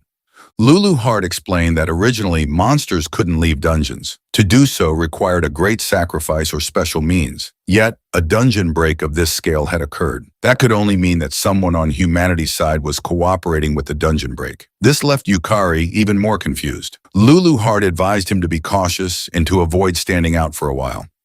Sakurako was about to ask again when Yukari cut her off. He told her no, that he was just a D rank who had overestimated his own ability. He clearly stated that he was not the one who cleared the Luluart dungeon. This shocked Sierra, who could see through lies. Yukari knew he had lied in front of Sierra, but he couldn't think of any better reason to hide the truth, even if the situation seemed suspicious. Sakurako turned to Sarah and asked if Yukari was telling the truth. Sarah paused for a moment, then eventually nodded. She said Yukari was telling the truth. It wasn't him who cleared the dungeon. Sakurako nodded and accepted the answer, saying that for Sierra's sake, she would let it go. Umeo then introduced Kira as her older brother. Kira said that somehow they had made it through the chaos and offered to let Yukari stay at their place for the night. Yukari thanked them, admitting it would be a big help. Sakurako turned to Sarah and asked if they should go home together. Sarah agreed, but inside she knew the truth. Yukari was the one who had cleared the first floor of the Lulu Heart dungeon. Sarah felt a pain of sadness, realizing he was always one step ahead of her. But more than that, she was confused about why he had chosen to hide the truth. Was there some secret he couldn't yet share? Sarah convinced herself that Yukari wasn't the kind of person to lie without reason. It must mean she wasn't yet someone he could confide in. Resolving herself, she silently vowed to train harder, to become someone Yukari could trust and lean on. That was all there was to it. Meanwhile, in the Holy Dungeon Association, a sister approached Irigami and asked if she was unharmed and what they should do about Yukari. She told that with her order, they could eliminate him immediately. However, replied that it wouldn't be necessary. She had sensed it. Harble, the entity Yukari summoned, carried the unmistakable magical signature of the Lulu Heart dungeon. That was enough to confirm it. Irigami smiled and told the sister that Yukari was their light, their hope for dungeons to overtake the world. She then whispered her thanks to her lord, utterly confident that Yukari was the one destined to be her partner. 3 days after clearing the first floor of the Lulu Heart dungeon at the Japan Dungeon Association, Tokyo branch, a female staff member was looking at her tablet and noticed that the news about the first floor of the Lulu Heart dungeon being cleared was everywhere. She couldn't believe a player had actually managed to clear that dungeon. She also noted that a popular online theory claimed Sakurako was the one who cleared it, but she didn't think it was Sakurako. Just then, Yukari approached and politely excused himself, asking if he could request a rank-up procedure. The woman immediately apologized, saying she hadn't noticed him while distracted. He replied it was no problem and informed her that he'd like to confirm his promotion to Kank. The lady was surprised and reminded him that it had only been a week since his D-rank promotion. She explained that to be promoted to C rank, one typically needed to clear over 100 dungeons. Yukari understood her reaction. It was common knowledge that while the rank-up mechanism wasn't fully understood, it was believed that defeating monsters and clearing dungeons accumulated contribution points. He glanced at the massive, global-like stone in the room, knowing that touching it would automatically determine whether a player was eligible to rank up. The player association managed the system. He assured the lady that it was all right. He had cleared the necessary dungeons. In truth, he had exceeded the standard contribution requirement. Upon clearing the first floor of the Lulu Heart dungeon, he had been granted the title of C-rank player. His mana circuits had increased to 8. His stats and mana quality had risen, and he had unlocked a new class ability, Soul Resonance. He knew that now as a C-rank, his mana circuits had doubled, and he could summon souls more reliably, no longer just for an instant. Yet Lulu Heart reminded him that this alone wasn't enough. She explained that mana circuits converted the world's overflowing mana into skills and class abilities, but the absorption rate depended greatly on the strength of the user's soul desire. Even with increased circuits without a strong soul, the enhancement was incomplete. She added that the reason he grew stronger under pressure was precisely because of that, making him realize why she had pushed him so hard. Yukari replied that he'd thought pushing him to his limits was just her hobby, but when she stayed silent, he curiously asked why she had suddenly gone quiet. A moment later, the lady allowed him to touch the stone. It confirmed his eligibility and granted him the official title of Kank player. She was shocked. It had actually happened. She had previously assumed that defeating Kayakazuki was some kind of fluke, but to rank up from D to C in just 1 week, that was a speed rivaling even Sakurako. She wondered what kind of dungeon he must have cleared. She briefly considered the Lulu Heart dungeon, but quickly shook her head, telling herself that was impossible. Shortly afterward, Umecho congratulated him and he thanked her. She excitedly remarked that she couldn't believe he had already caught up to her in rank. She added that her brother seemed impressed by his performance the previous night, then asked if he'd consider joining the Sakura Dragon Guild. Umecho said she believed they would offer him a good position. After all, Kira was the guild master acer. But Yukari replied that he was thinking of going solo for a while. He still considered himself inexperienced. Ume nodded and said she wouldn't force him, but added warmly that he'd always be welcome. Later in the National Player University East Building cafeteria, Yukari was eating when he asked Lulu Heart via telepathy if it was really okay for them to be attending university so soon after such a major incident. Lulu Heart replied that the soul would wear out if he just kept pushing it, and that moderate rest, what people call daily life, was important. Yet he responded that he felt guilty relaxing when he knew a dungeon break was bound to happen in the future. She firmly told him that guilt, impatience, and anxiety were also important emotions. Realizing there was no use trying to argue when she was like this, he gave up. Still, having skipped university classes ever since returning to the past, he felt awkward. He knew that today was technically his first day of university, and back in that period, he had hardly made any friends. Suddenly, a voice asked if it was all right to sit with him. When he looked up, he saw the pretty Sierra who smiled at him. He told her she could sit wherever she liked. She took the seat next to him, which made him feel awkward. He wondered why she had chosen to sit beside him. He guessed that Sierra was still worried about the lie he told before and quietly thanked her for covering for him. He glanced at Lulu Heart, wondering if he should properly explain the Lulu Heart dungeon situation to Sierra without realizing that Sarah had already activated her Eye of Truth skill. She saw a green aura around him, the color of guilt. Smiling, she told him that she didn't know his circumstances, but she wouldn't doubt him, and if he ever had something he wanted to talk about, he could rely on her. He was touched by her words. Then she mentioned that she had heard he transferred to the player education department after being promoted to C rank. He confirmed that was right and explained that it was apparently quite rare for a first-year university student to reach C rank since players could only become active after turning 18. Aside from special cases like Sierra, most aim to rank up from FTO over the course of a year. Sierra, hearing that, thought to herself that she had finally caught up to him a little. But in reality, she had been left behind again. She figured she was probably nowhere near him. Her thoughts were interrupted when Yukari told her that he'd heard she had also ranked up to Dank and congratulated her. He was confident that she wouldn't just reach D rank, but would climb all the way to S rank. He assured her that she would surpass him in no time. Sarah silently confirmed that he wasn't lying. She wondered why Yukari believed so strongly in her and what kind of expectations he had for her because she had been curious for a while. Thanks to his words, her confidence was boosted once again. She swore to herself that she would live up to those expectations. She then asked if he had decided on his class and told him that she was in class 1. One next to him, Lulu Heart was yawning with exhaustion. He replied that he believed he was assigned to class 113. Sierra was visibly startled. He noticed her reaction and asked if there was a problem. She replied that it was nothing, but her expression clearly said otherwise. With no other option, she explained that Class 13 was formed based on ability, regardless of year, which meant it had a few, just a tiny bit unique individuals. He was confused by her words, but told her there was a dungeon clearing class orientation later with greetings from classmates. He said he was looking forward to it. Later, in front of the C-rank dungeon, Gusion, he was kneeling on the grass with a sign that read, "Today's baggage carrier." A female player was shouting at him, demanding to know what was going on and why a first-year small fry was mixed in. That woman was Iba Kamori, a C-rank player with the Berserker class and unknown skills. Suji Naruse, another C-rank player with the Knight class, casually replied to Kari saying, "How should I know?" and guessed that Yukari was probably just there to carry bags. Nearby, Utoto Kagariawa, a C-rank elementalist with unknown skills, yawned silently. Komori then turned back to Yukari and shouted at him not to dare get in front of her. She warned him that she'd kill him if he got in her way. He awkwardly laughed and responded that he would do his best to learn from his seniors. Looking at his 3 powerful classmates, he realized that this dungeon raid was going to be extremely troublesome. Naruse then announced that their job today was to carry the gear and collect materials, clearly stating not to join the fight and to save experience points. Yukari happily agreed.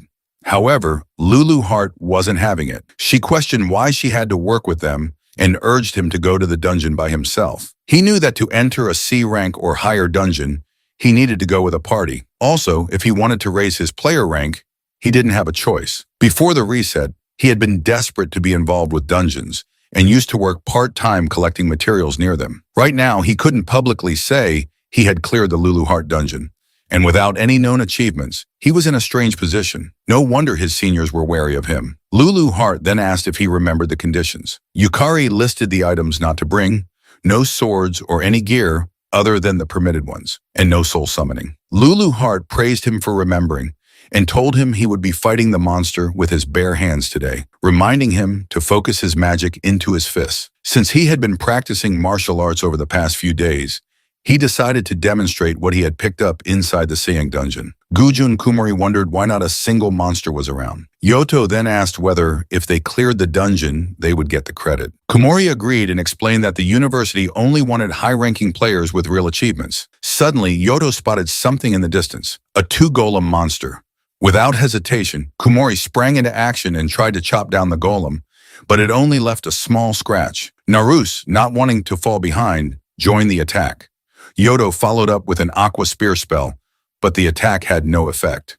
Seeing an opening, Naruse attempted to slash the golem. Meanwhile, Yukari observed the battle. He noted there were two frontline fighters and one backline magic user, but their teamwork was a mess, like solo players thrown together. Their individual skills were high, so their teamwork just barely held. He was tempted to fight two and collect the golem's soul, but he had been told to carry gear, and stealing experience would be considered bad manners. Back on the battlefield, Kumori delivered a heavy blow to the golem. Immediately, Yoda followed up with electric magic. Kumori then leaped into the air and finished the job with her rampage crush, destroying the golem into pieces. Without wasting time, she ran toward the next golem. Yukari expected his seniors wouldn't need any help. At that rate, they'd finish the next one in 10 minutes. However, they failed to notice a golem hiding in the corner. Realizing his seniors hadn't seen it and were starting to look worn out, he decided to try it himself. Without hesitation, he dashed toward the golem, channeling magic into his fist and punching it directly in the face. He realized it didn't go down in one hit, but his control over his magic now rivaled using a sword. Deciding to try again, he delivered a second blow that shattered the golem's head into pieces. Realizing the result, he decided to try again later, when another opportunity arose. Just then, Kumori ran up and asked if he was okay, but what she saw shocked her, a golem reduced to pieces. Yukari tried to explain, but her attention had already shifted to the golem materials, and she assumed the monsters had fought over territory. Just as he thought he was safe, Yukari was scolded for wandering off on his own. She ordered him to return, and he quickly complied. Kumori then looked at the broken remains of the golem. Deep down, she knew what she was seeing. Yukari had destroyed the golem with his bare hands. She realized it shouldn't have been possible for someone with a C-class status or even an A-class power. Realizing something didn't add up, she decided to keep an eye on Yukari.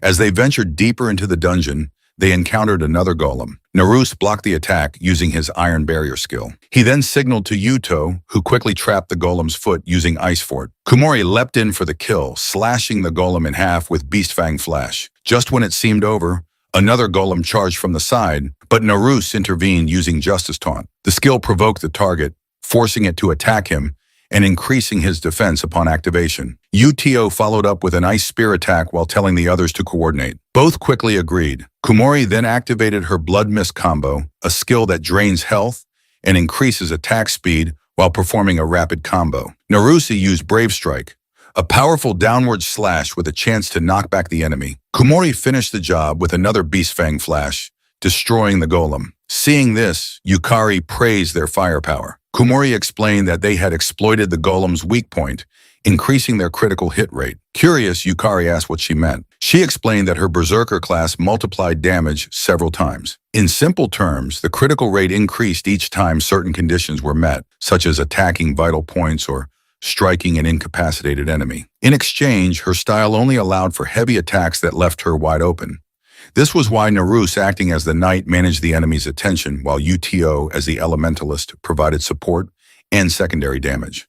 Once they had analyzed the weak points and created an opening, Kumori delivered the finishing blow. Yukari thought that the golem fight would be difficult for his seniors, but he realized they had developed their own rhythm through experience. He had been worrying for nothing. Naruse then inspected the golem's remains and commented that the monsters were tough but not numerous. However, it took too much magical power to defeat even one. He proposed retreating or taking a break. Yu disagreed, pointing out that the dungeon didn't have many enemies and they didn't have time to spare. Yukari, confused, asked what he meant. Naruse explained that they were already in their third year and it was scouting season. Right now they were only C rank, but if they didn't reach at least B rank, they wouldn't be able to join a good guild. Yu added that even if they managed to get in, they'd only be treated as bottom-rung members. This surprised Yukari. From his perspective, just being able to make a living as a player was amazing. Even Sakurako, who was from the same university, had already reached S rank by the time she graduated. Naruse wasn't surprised, having heard rumors that she had cleared the Lulu Heart dungeon. Yukari was shocked and asked for clarification. Naruse explained that it was just a rumor, but when it came to clearing that dungeon, he couldn't think of anyone else. Yukari realized that this was what the public believed, and he didn't want to stand out until he solved the mystery of the dungeon break. In that sense, this misunderstanding worked in his favor. Suddenly, Yuto became serious. He warned Yukari not to interfere in their battles and reminded him that he was only there to observe, not to do anything unnecessary. Yukari was surprised, but agreed. Later, as they walked, Yukari reflected on how he had been soloing monsters for a while. He decided he'd learn by observing how his seniors fought. Though he badly wanted to collect golem souls, he was excited to see a different side of the monsters. Suddenly, he felt an ominous presence. He quickly turned around and shouted for everyone to run, but it was already too late. They were surrounded by golems. His seniors were shocked. They couldn't believe they were surrounded. Yukari had suspected something was wrong. There had been suspiciously few monsters. He now wondered if it was a trap designed to lure them deeper. If so, there might be an intelligent monster behind it. Kumori, realizing that monsters were coming from all directions, decided they had no choice but to push forward. Yukari realized his seniors weren't suited for fighting multiple opponents and told them to leave it to him. He would hold the golems off.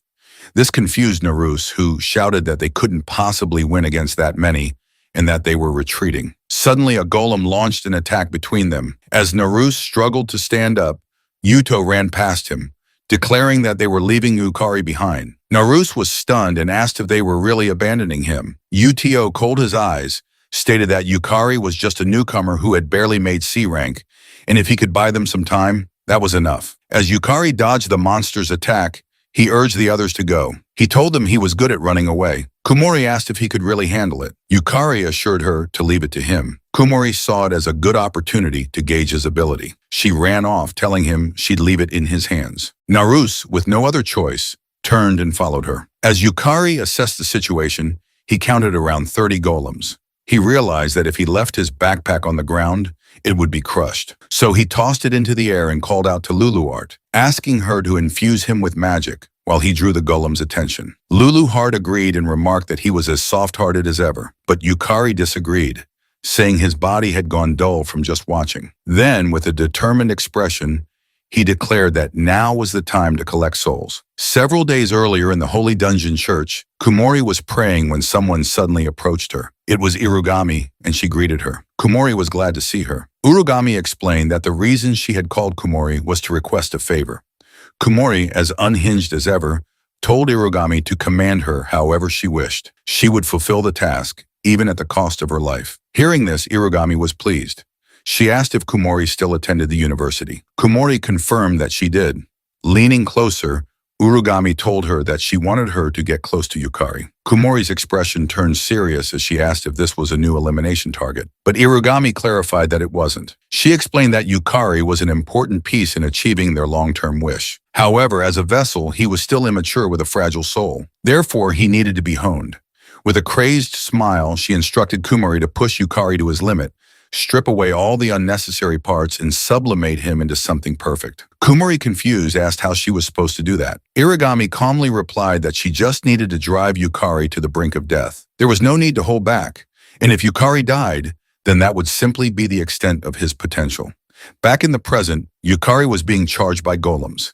He dodged an incoming attack, turned quickly, and countered by smashing the golem's head. He was glad he had managed to destroy it with a single hit. However, 2 more golems charged at him. Fortunately, he jumped just in time, and the golems collided, crushing each other. He then powered up his fist and destroyed the head of the first golem. Without wasting a second, he took down another. Leaping through the air toward the next one, he crushed its head with a single stomp. He was now literally punching down every single golem. Luluart, watching from a distance, was amazed by Yukari's growth. Even for a C-ranked dungeon, a golem's defense surpassed that of some B-ranked monsters. She wondered if his rapid growth was fueled by the regret of being helpless in the previous timeline. His dedication to becoming stronger was truly remarkable. At this rate, she considered they might be able to move on to learning tier magic in the next dungeon. After defeating all the golems, Yukari collapsed to the ground in exhaustion. Luluart praised him, noting that taking down a total of 32 golems was impressive. Yukari admitted that it had gone well in the beginning, but in the latter half, his stamina couldn't keep up, and he had needed multiple hits to finish them off. Lulu Hart agreed, pointing out that his magic had wavered midway, and he was putting unnecessary strain on his body. Yukari acknowledged that he understood her point. He explained that with the item he had acquired from the vault, his physical abilities had suddenly increased and he wasn't yet accustomed to them. The item in question was an S-rank Grand Strength Ring, which increased the wearer's physical strength and power. The second item was the S-rank Harden Ring, which increased defense and reduced physical damage. The third was the S-rank Windblaze Bangle, which increased speed and quick evasion, as well as enhancing consecutive attacks. Yukari still vividly remembered the battle between Irugami and Sakurako. He was painfully aware that he was far below their current level. Determined, he resolved that he needed to catch up. Otherwise, stopping the dungeon break would remain a pipe dream. He stood up and decided to rejoin his seniors. While running, he hoped they were safe. Lulu Hart informed him that she didn't sense any magical power nearby, so they were likely safe as long as they hadn't entered the boss room. Elsewhere, Naruse told his companions that he was going back. Uto asked him if he was sane, pointing out that doing so wouldn't erase the fact that he had abandoned Yukari. Naruse, visibly frustrated, admitted he agreed. He confessed that he was already irredeemable scum for leaving his junior behind, but at the very least he wanted to retrieve Yukari's body. Kumori disagreed. She told them they were heading to the boss room, which confused both Naruse and Yuto. She explained that if they defeated the boss, the dungeon would collapse, and if by some miracle Yukari had survived, they could save him. But if they went back and faced dozens of golems, there was nothing they could do. They were better off defeating one powerful boss. That was how they could prove their worth. In truth, Kumori remembered Irigami's order to push Yukari to the brink of death. Helping him would be inconvenient. Utio agreed with her, telling Naruse that what they needed was results, not sentiment. Dwelling on the dead wouldn't help them. Naruse replied that he understood.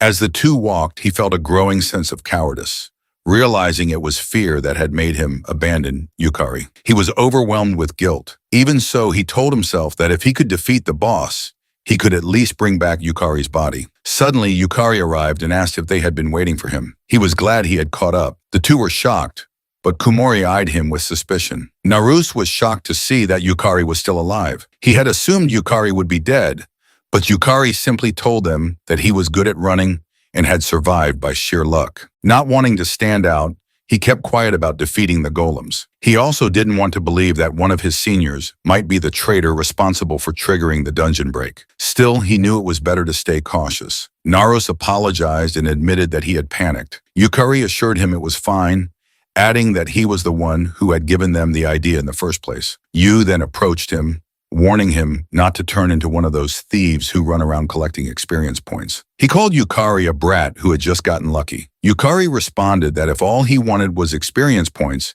he wouldn't have bothered to fight at all. Meanwhile, Kumori silently watched Yukari.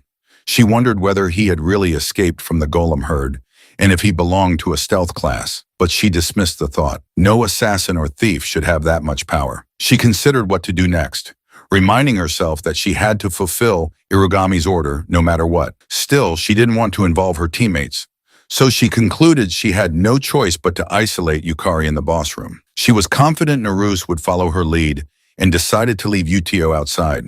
Calmly, she asked how long they planned to keep arguing, then informed them that they should scout the boss room first if they wanted to win. She ordered Yuto to stay behind, claiming he was too on edge. Utio protested, shouting that he could increase the casting speed of his spells, but she reminded him that his magic was already at its limit, rendering him speechless. She then stated that while Yukari still had stamina and backup items, he couldn't fight while protecting two people. She ordered Yuto to take a break and cool his head. Although irritated, Yuto knew she was right and sat down quietly while the others proceeded into the boss room. An hour later, after roaming around, Naruse finally asked where the boss room was. Kumori noted that there hadn't been any monsters around either. Yukari looked toward Lulort, asking if she noticed anything. Lulu Hart replied that there was a huge monster nearby, but the fog was blurring its presence or it was in pieces. She added that it was close. That made Yukari wonder if monsters could move in groups, recalling that one of the golems he fought earlier had shown signs of intelligence. He started piecing the information together and was horrified by what he realized. Elsewhere in the dungeon, Uto spotted a stray golem. Its body was damaged, alone, and on the verge of collapse. He wondered if Yukari had done it, but dismissed the idea. There was no way a first year like Yukari could have managed that. He approached the golem, thinking himself lucky. Confident he could take on a dying golem, Uto gripped his key tag tightly. He was determined to gain some experience points.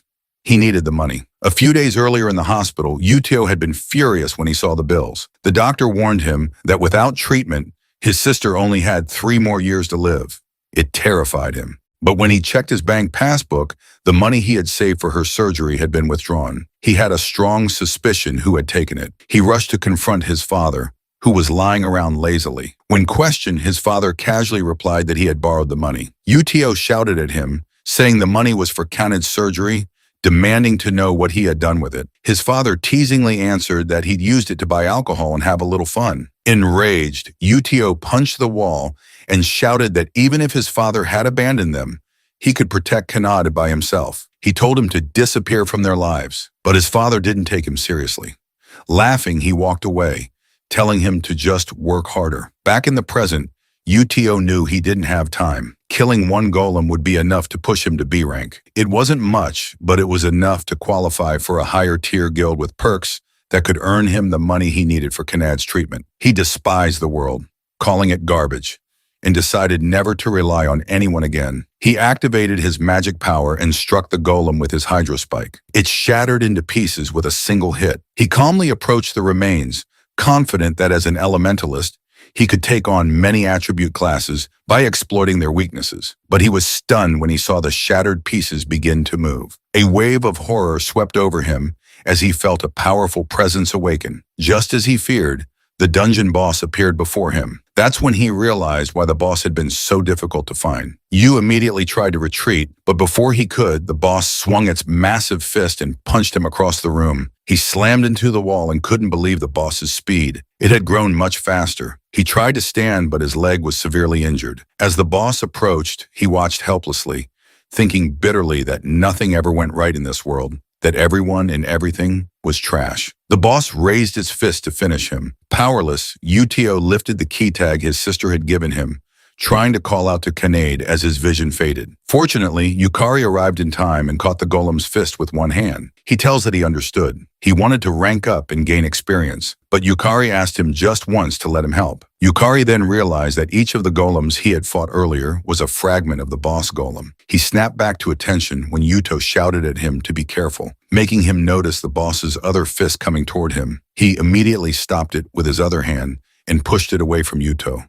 Shifting his weight onto his back legs and lowering his hips, he struck the golem with full force, shattering one of its arms and pushing it back. It was tougher to defeat than the golems they had encountered on the way, but for Yukari, it wasn't impossible. However, he was surprised when the boss regenerated its destroyed arm.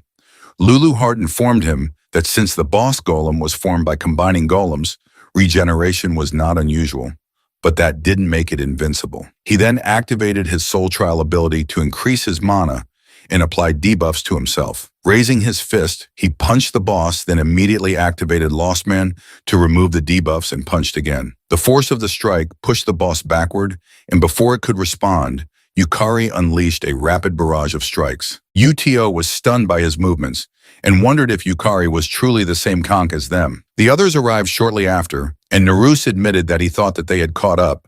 But if they joined the fight now, they'd only get in the way. They stood back and watched Yukari dominate the boss. Kumori couldn't believe what she was witnessing. She observed that the efficiency of Yukari's mono circuits was on a completely different level than theirs. She was amazed at the amount of mana he was releasing and questioned what kind of mana absorption and circulation efficiency could produce such power, especially when the number of mana circuits should be the same among them. The boss growled in frustration and summoned its soldier golems. They realized the boss had mass summoned its golems, and once it finished, ordered them to attack Yukari's seniors. Yukari immediately looked back and summoned Harble, who responded with a wave of apathy, stunning all the golems. Yukari rushed in, destroying them one by one with single blows. Uito couldn't believe that he had summoned a familiar capable of using action-inhibiting magic, an area of effect stun with such long duration. It was overwhelmingly superior to his own magic, leaving him to question whether Yukari was supposed to be a warrior class or a summoner. Meanwhile, Yukari summoned his S-rank summons, Skull Lich Lord and Water Element, and ordered them to protect his seniors. Both summons complied. Kumori was shocked that he could summon multiple spirits at once, and that each of them was stronger than the entire team. While still in battle, Yukari noted that with the mana he had gained from Serendiana, he could summon multiple souls. Although it was still difficult for him to use their unique magic, he was confident his summons could act as effective guards. He asked Lulu Heart if it was all right to summon them for that purpose. She replied that it was fine as long as he wasn't using them offensively, but reminded him that he had to defeat the boss himself. Smiling, he agreed and charged the boss. He punched it in the stomach and noticed that it could be damaged. However, despite the significant damage, the boss regenerated instantly. He began to question whether there was any limit to its regeneration. Still, he believed there had to be a trick to defeating it. He decided to change his approach and look for a weak point. He kicked its legs, punched its belly, and smashed its head. But all of his efforts were in vain. The boss regenerated every single time. He glanced at Lulu Heart, who was silently observing him, and recalled her lecture that he must think for himself, fight, overcome adversity, and achieve victory. He understood now he had to become capable on his own. Calming himself, he pushed through his thoughts. He then ordered Water Element to activate her water prison ability. She responded by casting Aqua Globe containing the prison. While she was busy holding the spell, Yukari rushed toward the boss's arm and gripped it tightly. He pulled with all his strength and managed to tear the arm off. The boss screamed in pain, but he ignored it, knowing that even if he completely shattered the arm, it would only regenerate again. He lifted the detached limb and threw it toward Water Element. He decided that they needed to prevent the pieces from reassembling. Water Element imprisoned the boss's arm in her water prison, and he ordered her to keep the fragments isolated. She winked in confirmation. Turning back to the boss, he told it that it could no longer regenerate. Activating Soul Trial, he warned the golem that he was about to destroy it. Yukari then punched the boss's left arm to sever it and threw it into the water prison. He struck its torso and continued attacking relentlessly, placing each severed piece into the water prison as he went. Lulu Heart was surprised that Yukari would use the water prison solely to prevent regeneration. She noted that he wasn't attacking mindlessly, but was instead searching for a more efficient approach. She was impressed and amazed at the rate of mana absorption, the efficiency of his mana circuits, and the strength of Yukari's soul were all coming together perfectly. This led her to consider that it might be time to send Yukari back into the Lulu Heart dungeon, as the situation there was likely growing more serious by now.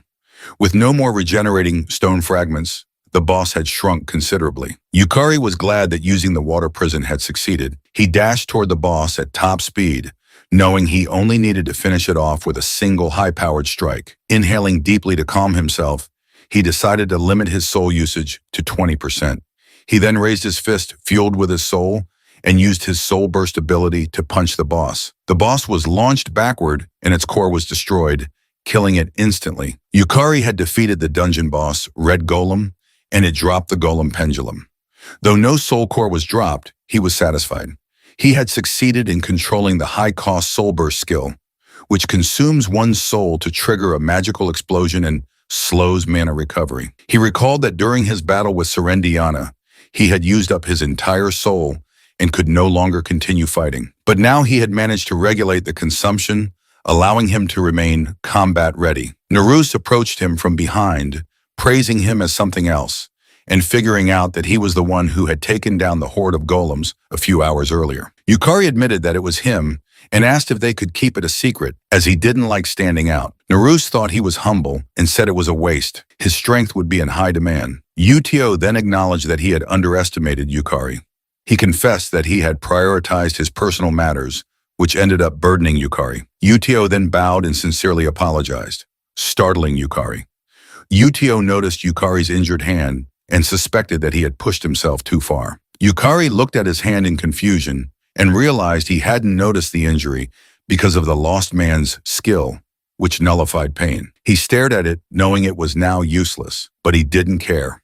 He simply reminded himself to be careful when using Soul Burst, as losing use of an arm every time would become a serious problem. He smiled and assured Utio that as long as he could protect everyone, losing an arm was a small price to pay. Yu was stunned by what he heard, but before he could respond, Yukari pulled something out of his pocket and handed the key tag back to him, telling Yo that he had his own reason for becoming stronger. Uito responded that he understood and hoped they both could achieve their goals. On the other hand, Kumori began to understand why Irogami had her eyes on Yukari. But from the perspective of someone affiliated with the Holy Dungeon Church, it was not necessarily a good thing. Still, Kumori decided to set the thought aside. She knew that an interesting junior had just joined them, and she couldn't help but be intrigued. Meanwhile, in the church used her saint dominance, a skill that allowed her to control the vision of subordinate sisters and observe Yukari from a distance. She confirmed that Yukari's mana had already reached the level of an A-rank mage. He was forcefully enhancing his physical strength by channeling his abundant mana, leading her to wonder just how much experience he had accumulated to reach such a level. What intrigued her more, however, was that despite having C-rank level mana circuits, Yukari was manipulating A-rank level mana. She knew that with only 8 C-rank circuits, there should be a strict limit to how much mana one could handle. That left her questioning how Yukari was compensating for it. She proudly declared that it was endlessly fascinating. Turning to the man standing in front of her, she asked if he agreed. Kayakuzuki and Frank, with the nightmare skill, agreed in a sinister voice that Yukari was indeed the best. His tone made happy. She said she was glad to see him understand Yukari's value, which made rescuing him worthwhile, even if it meant crossing Hyakuren and earning Sakurako's resentment. She then asked for his opinion and suggested that he abandon his boring habit of newbie hunting and get himself a class. He replied that he didn't hunt newbies for fun. It was just the quickest way to dissect players. What he truly wanted was to understand what skills and classes were and where they originated. Laughed and called him a wonderful philosopher. She told him that with his ambition and talent, it was only a matter of time before he reached S rank. He then asked her if she was really sure about letting him dissect Yukari, even though Yukari was her favorite. Excitedly, she told him to call her when that time came, explaining that she too was curious about what was inside Yukari. He sighed, realizing that Irogami was genuinely looking forward to it. He asked how he could obtain one of those classes, and she assured him she had the perfect method.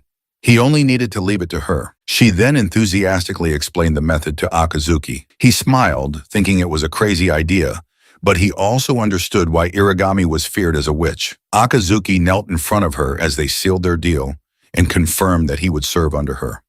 From the day Akazuki had lost to Yukari, he had never forgotten the look in his eyes. He wanted to see him again, to meet him, and to discover what was inside him. Akazuki swore that the one who would dissect Yukari would be him. The next morning, Kuzuki Fujimin, in F-class rank with the Manhwa skill, and Yukari's best friend, greeted him. Fujimini informed him that he had ranked up to C-class and said he never thought someone like him, with no skill, would rise that far. Fujimini was Yukari's one and only best friend.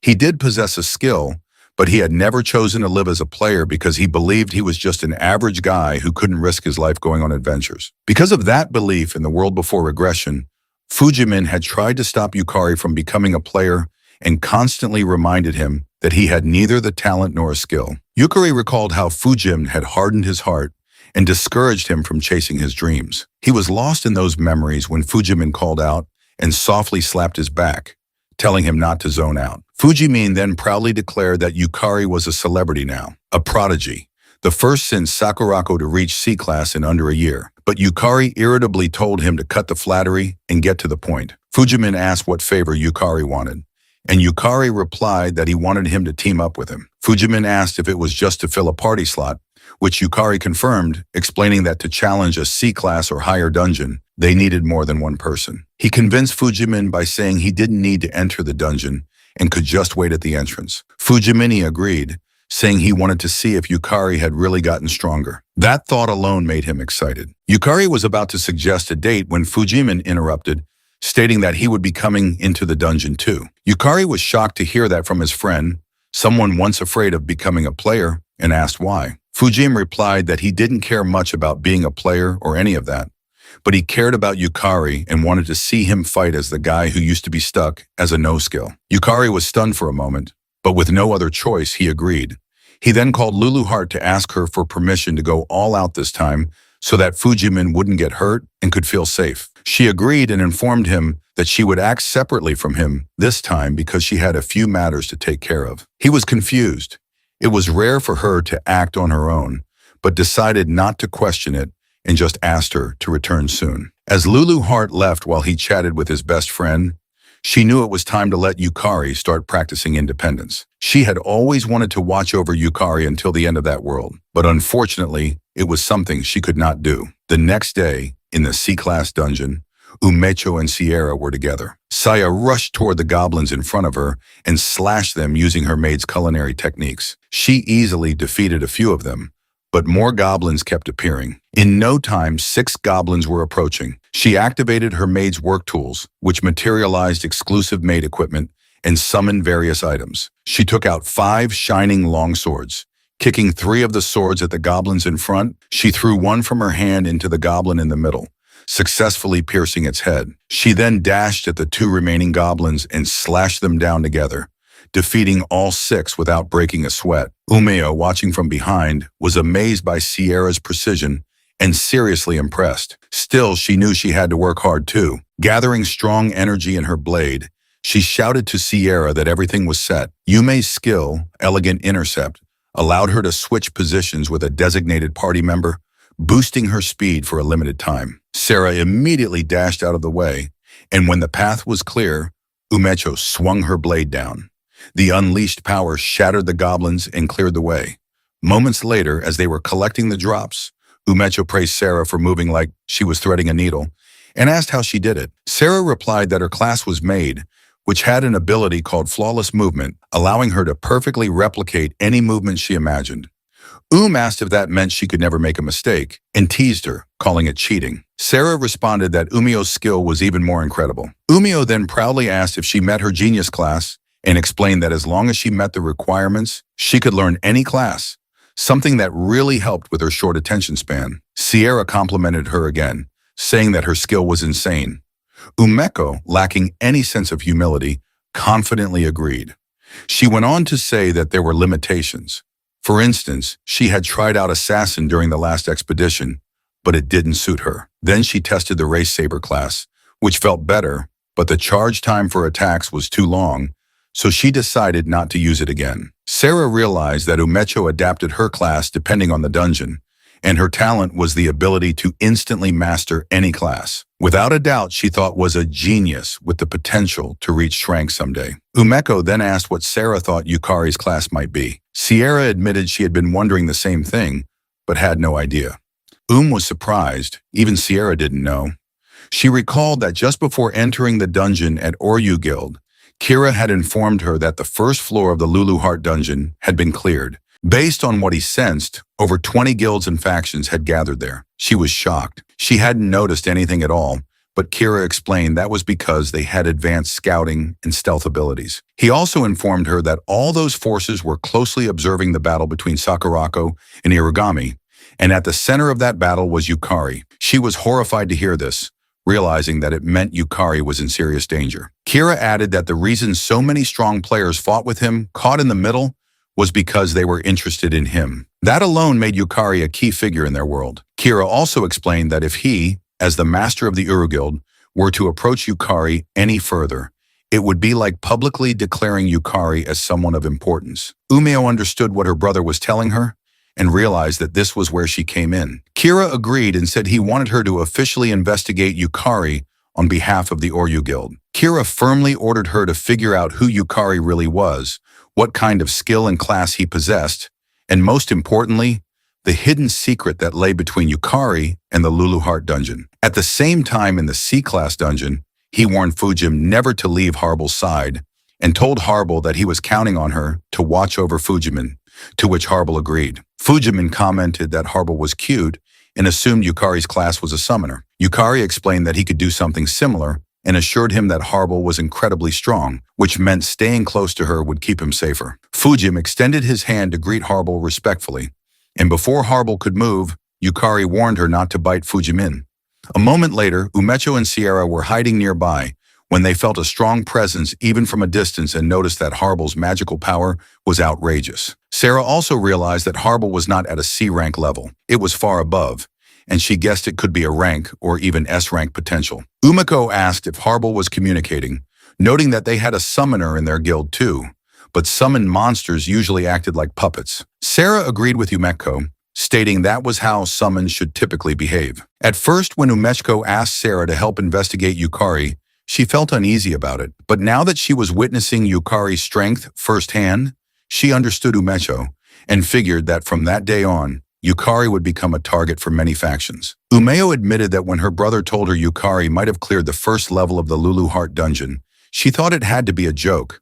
But now she believed it was true and asked if they should head back to report to her brother. However, Sarah disagreed and told Yumameko they should watch just a little longer, as removing the danger surrounding Yukari would require a clearer understanding of his true strength. Sarah knew she had been protected many times during dungeon raids. Even if her strength couldn't match Yukari's now, she still wanted to find a way to protect him and be someone brave enough to defend others as Yukari did. Umeko agreed and informed her that the class she had chosen was Shadow Stalker, which had high stealth capabilities. But with a monster like Harble, who was stronger than both of them, getting any closer would definitely get them noticed. The two girls decided to continue observing from a distance for the time being. Meanwhile, Yukari knew they couldn't afford any mistakes in the dungeon ruin and decided to be extra cautious, prioritizing safety above all. He summoned Soul Servitude, Armored Knight Soul, Skull Guardian Soul, Flame Knight Soul, and Skull Lich, Lord Soul, all at once and ordered them to explore the dungeon. He instructed them that if there were monsters, they should defeat them all. The summons agreed. Yukari was confident that his summons were stronger than ever due to his increased magical power. Before dismissing them, he added that if there were too many enemies, they should retreat immediately. Their goal was safe, consistent progress, and the summons acknowledged that as well. Fujim, stunned by the terrifying appearance of the soul summons, told Yukari they looked horrifying. Yukari reassured him that the summons were loyal and actually pretty good guys, making Fujimin realize how much Yukari trusted them. It showed that Yukari had clearly been through many dungeons. A moment later, the summons began exploring. As they roamed the dungeon, they encountered a group of lizard monsters. The lizard men immediately attacked, but the summons blocked the attacks. Behind them, the Flame Knight appeared and charged at the lizard man.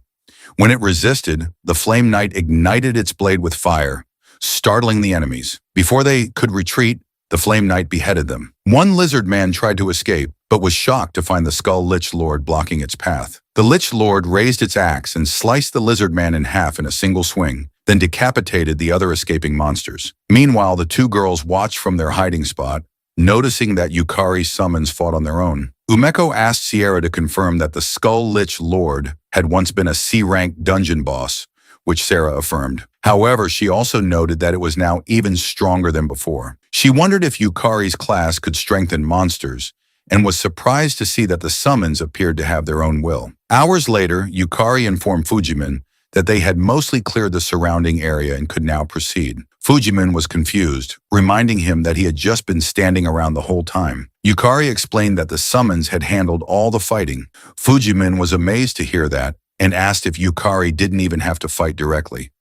Yukari simply said that he still needed to confirm the kills and collect materials. As they walked, Fujimin asked how much crank monster materials were worth. Yukari replied that it depended on the type of monster and the condition of the materials. For every 10 monsters, the total value could reach several million yen if the materials were of high quality. Fujimin was shocked. Frustrated, Fujimin said that frank materials barely sold for over 10,000 yen. Yukari explained that although frank materials had more utility, materials from C-rank in higher dungeons could be used to craft powerful weapons and armor, or even generate rare items. Naturally, the rarer the materials, the more attention they attracted from collectors. He also informed Fujimin that while the current dungeon didn't seem to contain any, if they found magic stones, the value would skyrocket. That made Fujimin feel disheartened, realizing that his daily wage of 8,000 yen felt rather pitiful by comparison. He asked Yukari if he planned to keep farming C-rank dungeons to make money. Yukari responded that he didn't plan to stop at C-rank dungeons, which confused Fujimin even more. He asked if Yukari wasn't already strong enough. Yukari replied that he wasn't. He still considered himself weak and needed to become much stronger. Fujimin was surprised but accepted it. Then Yukari was suddenly startled when one of his summoned monsters was defeated. Fujimin worriedly asked if it was a stronger monster. Yukari immediately ran and guessed it was the dungeon boss's doing. He ordered Harble to retreat. A few minutes later, they reached the dungeon boss room and saw one boss with 10 underlings. Yukari thought he might be overreacting, but he couldn't afford even the slightest mistake, not with Fujimin at risk. He reminded himself that it was better to be safe than sorry. He activated Soul Servitude again, manifesting Harble, Water Elemental, Thunder Elemental, and fire elemental souls. Fujimin couldn't believe he was summoning even more. The two girls, watching from afar, realized that these were different summons from before. Both were stunned, understanding now what Kira meant when he spoke of Yukari's power. Meanwhile, Yukari focused entirely on defeating the enemies, precisely and safely, giving everything he had as he stared into the eyes of the dungeon boss. He then ordered his summons to support him as he headed for the boss in the middle and told Harble to take care of Fujimini. Both girls were shocked to see that he would take on so many enemies head-on and were worried, knowing it was suicidal, but they didn't stop him. He dashed toward the enemies, determined to finish it as fast as he could. One of the lizard men tried to swing its blade at him to stop his charge, but before it could land a hit, the fire element burned it to death. Yukari ran past it, shocking the other lizard men. He then swung his sword forward, chopping off the head of another lizard man who was in his way. The boss, seeing its soldiers scared, growled in anger. With no other choice, the remaining lizard men rushed in to stop him. But unfortunately for them, the water and lightning elements stepped forward and electrocuted and drowned them to death. Thanks to them, in just a few minutes, Yukari reached the boss. He leapt at full speed, appearing behind it with his sword lifted high, and swung it down on the boss, slashing it continuously within seconds. Fujimin was amazed as he watched. When Yukari was done, he looked around to check the area for safety. He calmed down when Fujimin shouted proudly that it was over in an instant, and praised him for being so strong. Fujimin then approached him, asking if he was right in thinking Yukari beat the boss, and said they should head back. Yukari simply agreed, but something didn't sit right with him. He found it strange, knowing that a monster at the level of that lizard man boss shouldn't have been able to defeat the Skull Lich Lord. He recalled the Skull Lich Lord telling him his magic was stronger now, confirming that he was indeed more powerful than before. Yet something still felt off. He wondered if there was something else going on. On the other hand, the girls were amazed that Yukari had finished the C-class dungeon so fast. Sarah couldn't believe Yukari had cleared the Lulu Heart dungeon like that. What amazed her even more was that not only did Yukari defeat boss-level monsters, but those monsters didn't even stand a chance. Whispered that Yukari was strong when they had done a dungeon together, but back then he wasn't this ridiculously powerful. They both guessed that Yukari might be using power from the Lulu Art dungeon monsters. As they watched from afar, they were left trying to piece it together. Yukari's overwhelming strength made them feel something close to fear. Later out on the street, Yukari and Fujimin were walking peacefully after selling the drop items and monster corpses. Yukari then saw Lulu Heart floating in front of him. He quietly asked her if her business was done, and she replied that it had ended earlier than expected and that she had handled the rest. She then asked him if she was right in assuming he noticed them, to which he replied yes, and shouted to the girls that they could come out. The girls awkwardly walked out of a nearby alley. He told them he had sensed them inside the dungeon, and Sarah immediately explained that they didn't do anything to feel guilty about. He calmly assured her that he believed them and that they were probably just worried about him and Fujimine, earning a look of disbelief from Lulu Heart. Umeko, feeling guilty, quickly agreed and nervously shouted that C-class dungeons are dangerous. He then asked if they had sensed anything disturbing back in the dungeon, which shocked Lulu Heart. Umea responded that she hadn't noticed anything, and Sierra said the same. Suddenly, the sky above them opened and a huge demon eye appeared. A powerful magic circle materialized in the air. Yukari panicked upon feeling the massive surge of magical energy. Knowing that something incredibly dangerous was coming, his instinct to protect everyone activated immediately. Dark power began to spread around them, and before it could manifest fully, Lulu Heart rushed him to use his Lost Lust ability. Confused, he asked what was happening, but Lulu Heart just shouted that she would explain later. He agreed and immediately activated Lost Man to erase the lust. Multiple magic circles then appeared in the sky, unleashing a powerful force that destroyed everything in the area. The energy splashed in their direction, and before it could hit the others, Yukari blocked it with all his might. But it was too strong. He was slammed into a nearby building, leaving his friends deeply worried about him. Lulu Heart proudly told him that even in an unexpected situation, he stayed calm, and she praised him for how much he had grown. He confirmed that with that level of magic, even one mistake would have killed him. He then asked Lulu Heart if she knew what was going on because he wanted to understand the situation. She informed him that a demon king had come to meet them, and hearing that made him feel a chill of fear. She explained that before his regression, the world had gone straight to hell, and the real cause behind all the dungeon breaks was the one who ruled the S-class dungeon, the pinnacle of Septim Milani, corrupted by lust. She added that the disease that spread through solitude was the demon king of lust, and she had come for him. The demon lord of lust then introduced herself as Kararan, the ruler of the dragonkin. Her race was a dragon succubus hybrid, and she was affiliated with September Magnus. She greeted both Lulu Heart and Yukari. Yukari was surprised that Kararian could see Lulu Heart, but Lulu Heart calmly praised Carmian's flashy entrance and asked if she wanted something from her. Kararian replied that she had come to erase her, asking what other reasons she could possibly have. Yukari realized that Kararian's target was Lulu Heart and asked why she was after her, but Kararian simply asked if she really needed to kindly and politely explain anything to someone about to die. Lulu Heart teasingly asked if she truly believed Yukari would lose to someone like her, which angered Carmian. She snapped that Lulu Heart talked big for someone barely clinging to life. Kararian then taunted them to take her hellfire and assured them that if they survived, she would answer their questions. Lulu Heart informed Yukari that among all the demon lords, the demon of lust was the strongest. However, forcing herself out of the dungeon must have limited her power. She assured Yukari that she would read Kararian's movements and give him directions. She told him to focus on her thoughts and her voice because they would defeat Kararian together. He simply replied that he understood, trusting Lulu Heart more than anyone. He was ready to face Karm, but then she disappeared, startling him. Lulu Heart immediately looked around, but Kararan reappeared on his right side and aimed her fire at him. He panicked but managed to raise his hand in time. Yet Kararian cast her spell faster, releasing a strong fire blast that exploded around them. Sierra called out to him in worry while Umeko tried to evacuate the others. The two girls attempted to attack the barrier, but they couldn't get close.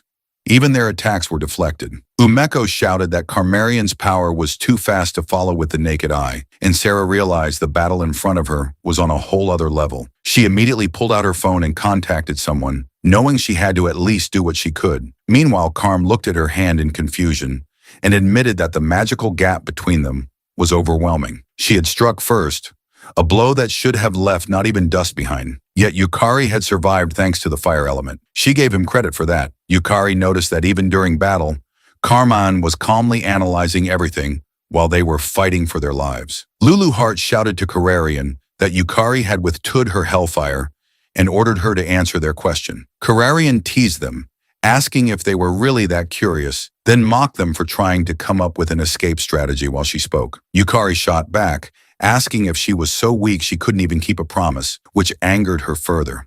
But she regained her composure and admitted that her real target was Lulu Heart and the Arst rank 1. Lulu Heart dungeon because Lulu Heart was its king. Lulu Heart asked how she found out where she was, and Kararian replied that all dungeons where dragon reside fall under her domain. That was why she had cast out antennae across every dungeon she controlled. Thanks to that response, Yukari figured out that Karm was the one who had defeated the Skull Lich Lord in the dungeon. The magic of the souls they had recruited in the Luluart dungeon had attracted her. Karmarian smiled and taunted them, expressing disappointment that the demon lord who ruled the Luluart dungeon had such weak magic, just a hollow shell of power. Lulu Heart, irritated by Kararian's boasts, decided to try rattling her. She landed on Kararian's side and calmly asked if they weren't in the same boat. Leaning in closer, she teased that with the current level of her magic, there was no way she'd be causing a dungeon break anytime soon. Carmian was stunned and furiously asked how she knew. Lulu Heart responded teasingly that she could see through the kind of thoughts a weakling like her would have, and called her pathetic for teaming up with others because she couldn't reach Lulu Heart's level alone. Kararian couldn't believe what she was hearing and began to suspect that the other demon lords had betrayed her. Thanks to her reaction, Lulu Heart managed to read that Carrion didn't fully trust her allies. However, her taunts had pushed Carmian too far. Carm decided to just kill them immediately. Lulu Heart was caught off guard when she saw Carmarian appear behind Yukari and quickly ordered him to get down. Carm attempted to slice his head off, but he managed to duck in time.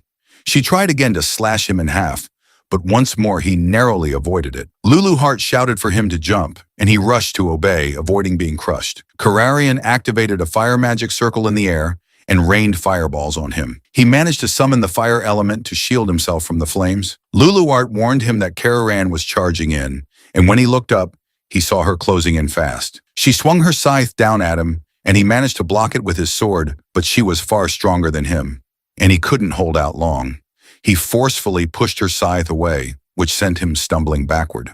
Before he could recover, Lulu Heart shouted for him to get up and dash forward, which he did immediately. But Kararian appeared right in front of him again and mocked him for being too slow. However, Lulu Heart confidently told Kararan that they had already won.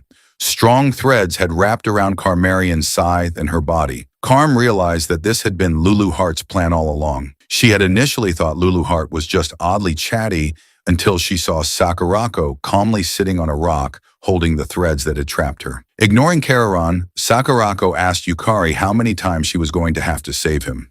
Just then, Kira approached, telling Sakurako not to say it like that. Being alive was already a miracle. Sarah Kagurazaka, an S-rank player with an unknown class and skills who also worked as a player association receptionist, agreed. Sarah reminded Sakurako that Yukari fought well against a Demon Lord class monster and deserved praise.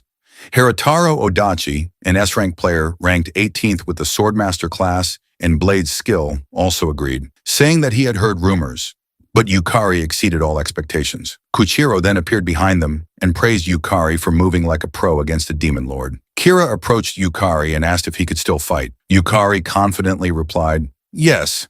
Karmarian glared at them all in fury, but they remained calm. Together, they prepared to slay a demon lord. Kira was amazed to see the ruler of the S-rank dungeon and the strongest demon lord species. While beside him, Sarah praised Yukari for being impressive earlier and for deflecting Karmarian's attacks all on his own, something most people couldn't do. However, she told him that they would take over and to leave it to them. Yet Yukari didn't agree and expressed his wish to fight alongside them. He explained to Sarah that Karm uses powerful flame magic and teleportation, and that he has a way to detect her teleportation locations, which means he can be useful. Sarah paused to consider and then replied that she couldn't believe he was just an F rank not long ago.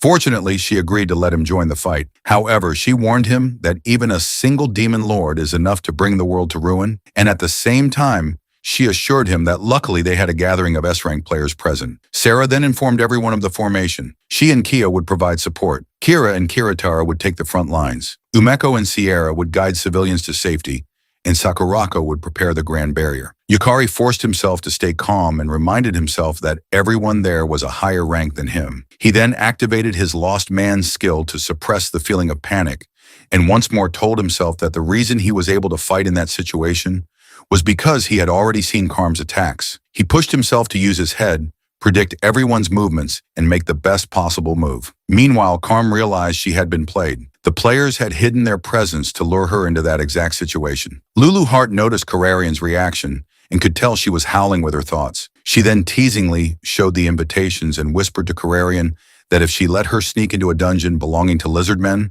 a distant kin of dragonkind, she knew she'd come running, which is why she had gathered the Shranks in advance. However, instead of being angry, Kararian smiled and responded that the world would belong to her eventually. But for now, she would watch what kind of power native humans held. Kararian threw her scythe away and taunted them, saying she wouldn't use her weapons or the power of dragons. And even then, she would snuff out every last one of them. She added that she would go easy on them and dared them to come at her with everything they had. Kira dashed forward and attacked Karmian with his Crimson Lotus War Dance ability, but she easily blocked it with her arm. Kira shouted to Yukari to sync with him, and Yukari immediately responded by dashing forward and swinging his sword at Karmarian's other side. Kyochiro, observing from a distance, noted that Yukari was even better than the rumors suggested and was keeping up with the movements of Shranks just fine. Sarah then released her Sparkle Starlight to support the front line, but before it could reach Karm, she cast a spell and burst the starlight apart. However, she overlooked Kiyotaro behind her,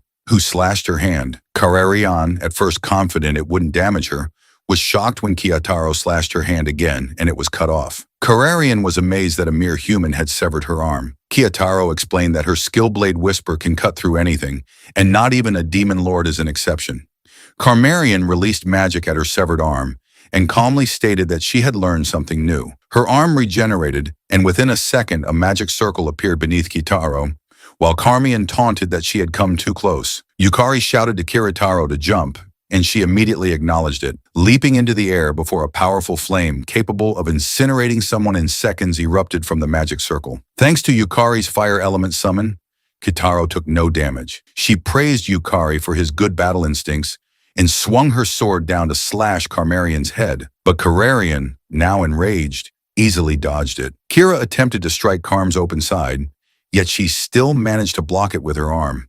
The three of them tried to attack her simultaneously, but she disappeared. Lulu Hart warned Yukari that Kararan was above them, and he immediately relayed the message to everyone. Kyoichiro was amazed that Yukari could actually read the Demon Lord's movements and used his curse technique, Frozen Sky, to block Karm's fire blast from above. Lulu Hart warned him again. Karm was coming after the fuzzy guy. Yukari immediately shouted to Kira, but he was too late. Kararian pierced her hand into Kira. Yukari shouted Kira's name in worry, but Kyoro calmly assured him that Kira wouldn't die from something like that. Kira then activated a powerful ability and managed to grab the Demon Lord. Kararian realized that Kira was a regenerating phoenix, and before she could break free from his grip, Kitaro and Yukari dashed toward her. As Kitaro closed in, Kararian hastily activated a magic circle to protect herself, overlooking Yukari. He rushed forward, aware that his physical ability was more than 2 levels below the S-rankers, which meant Kararian would naturally prioritize Kiritaro's attack. In that moment, an opening would appear for him. He activated his soul resonance ability, which synchronized with a soul under his control and allowed him to wield its power. By syncing with an S-rank monster, his stats would skyrocket, enabling him to use that powerful magic directly. Karm felt a strong danger approaching from her other side and turned in a rush. But what she saw shocked her. Yukari's magic power surging directly toward her. Unfortunately for him, she still managed to block his attack using her scythe, which startled him even more. He was sure he had boosted to S-rank status through his soul resonance. But even with the complex elemental magic memorized from the Serendiana battle, it still wasn't a fatal blow. Lulu Hart assured him that his spell was fine and explained that Kararan was using over 90% of her power just to manifest in that world. Thanks to his defensive spell, they were able to severely drain her mana. Kira was amazed that Yukari could use 2-element magic too, but Yukari was frustrated that he couldn't finish Kararan off and didn't have enough mana left to fight. Kira, however, boosted his confidence by pointing out that he managed to release that much power even with only 8 circuits in his C-ranked man flow, and that he had contributed more than enough. He added that Karm even panicked enough to pull out the weapon she said she wouldn't use. On the other hand, Karm realized she had been completely outplayed and looked at Yukari as unworthy of following in Lulu Hart's footsteps. Karm trembled in anger as she acknowledged she had disgracefully broken the rules she had set for herself by resorting to drawing her scythe. However, she suddenly began laughing uncontrollably, prompting Kira to ask the others if they had driven her mad from the pressure. Karm decided to reflect on her actions and floated into the air, opening a massive magic circle above her. She calmly warned them that she was going to get serious, startling everyone. Kira rushed to cover Yukari, and everyone gathered themselves to fight. Carmarian then calmly released Karma Catastrophe, and a tremendous force of power burst out from the magic circle, heading straight in their direction and destroying everything around them in just a second. When the power subsided and the destruction was laid bare, Yukari was lucky to still be alive. But he was horrified when he saw Kira standing in front of him, having taken the full damage for him. He panicked when Kira collapsed to the ground and could only ask him why he shielded him. Yukari rushed over and was relieved to find that Kira was still breathing. Meanwhile, Kararan, watching from above, was frustrated that even her strongest humanoid form attack couldn't kill him. She realized the dungeon's power to bind monsters was extremely strong. Calmly landing on the ground, she decided to take her time killing Yukari. Suddenly, 4 bright lights appeared above her. When she looked up, she was startled to see 4 foxwhale barriers rushing down toward her. As they landed, they unleashed the power of the spirit sky barrier. Kararian looked around in panic, but nearby, Sakurako calmly told Sarah that it was finally her turn. Sarah stepped forward, her crisis gauge ability finally full, which meant she could now go all out. Yukari was relieved to see the 2 girls were safe. Sarah apologized to him for putting such a burden on him, and sincerely regretted letting things reach such a disastrous point. She then explained that her class couldn't unleash its true power unless she was cornered, and she requested him to keep everything he saw confidential. Sarah then activated her class, and he was surprised to see her release such a bright and overwhelming power. As she began to transform, she explained that she hadn't wanted to transform at 30, one of the reasons she had retired from being a player. But given the situation, she had no choice but to go all out. She transformed into a cute magical girl and immediately unleashed her sparkle starlight toward Carmian. Remained calm at first, thinking it was the same attack from before. However, Sarah teased her, asking whether she really thought she could block the attack that easily. When Sarah's starlight hit the barrier Carrion had conjured to protect herself, the sheer power shocked her.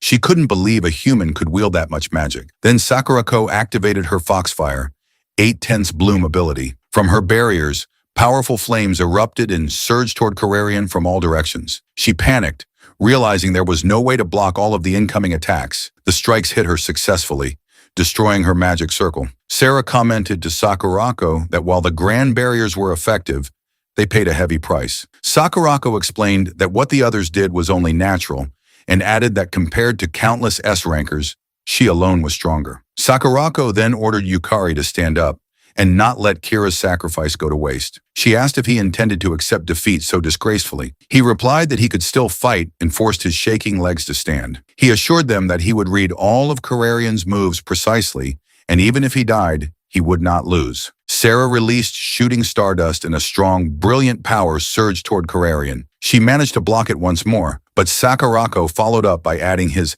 Fox Lightning 8/10 bloom to Sarah's attack, pushing Carrarion back even further.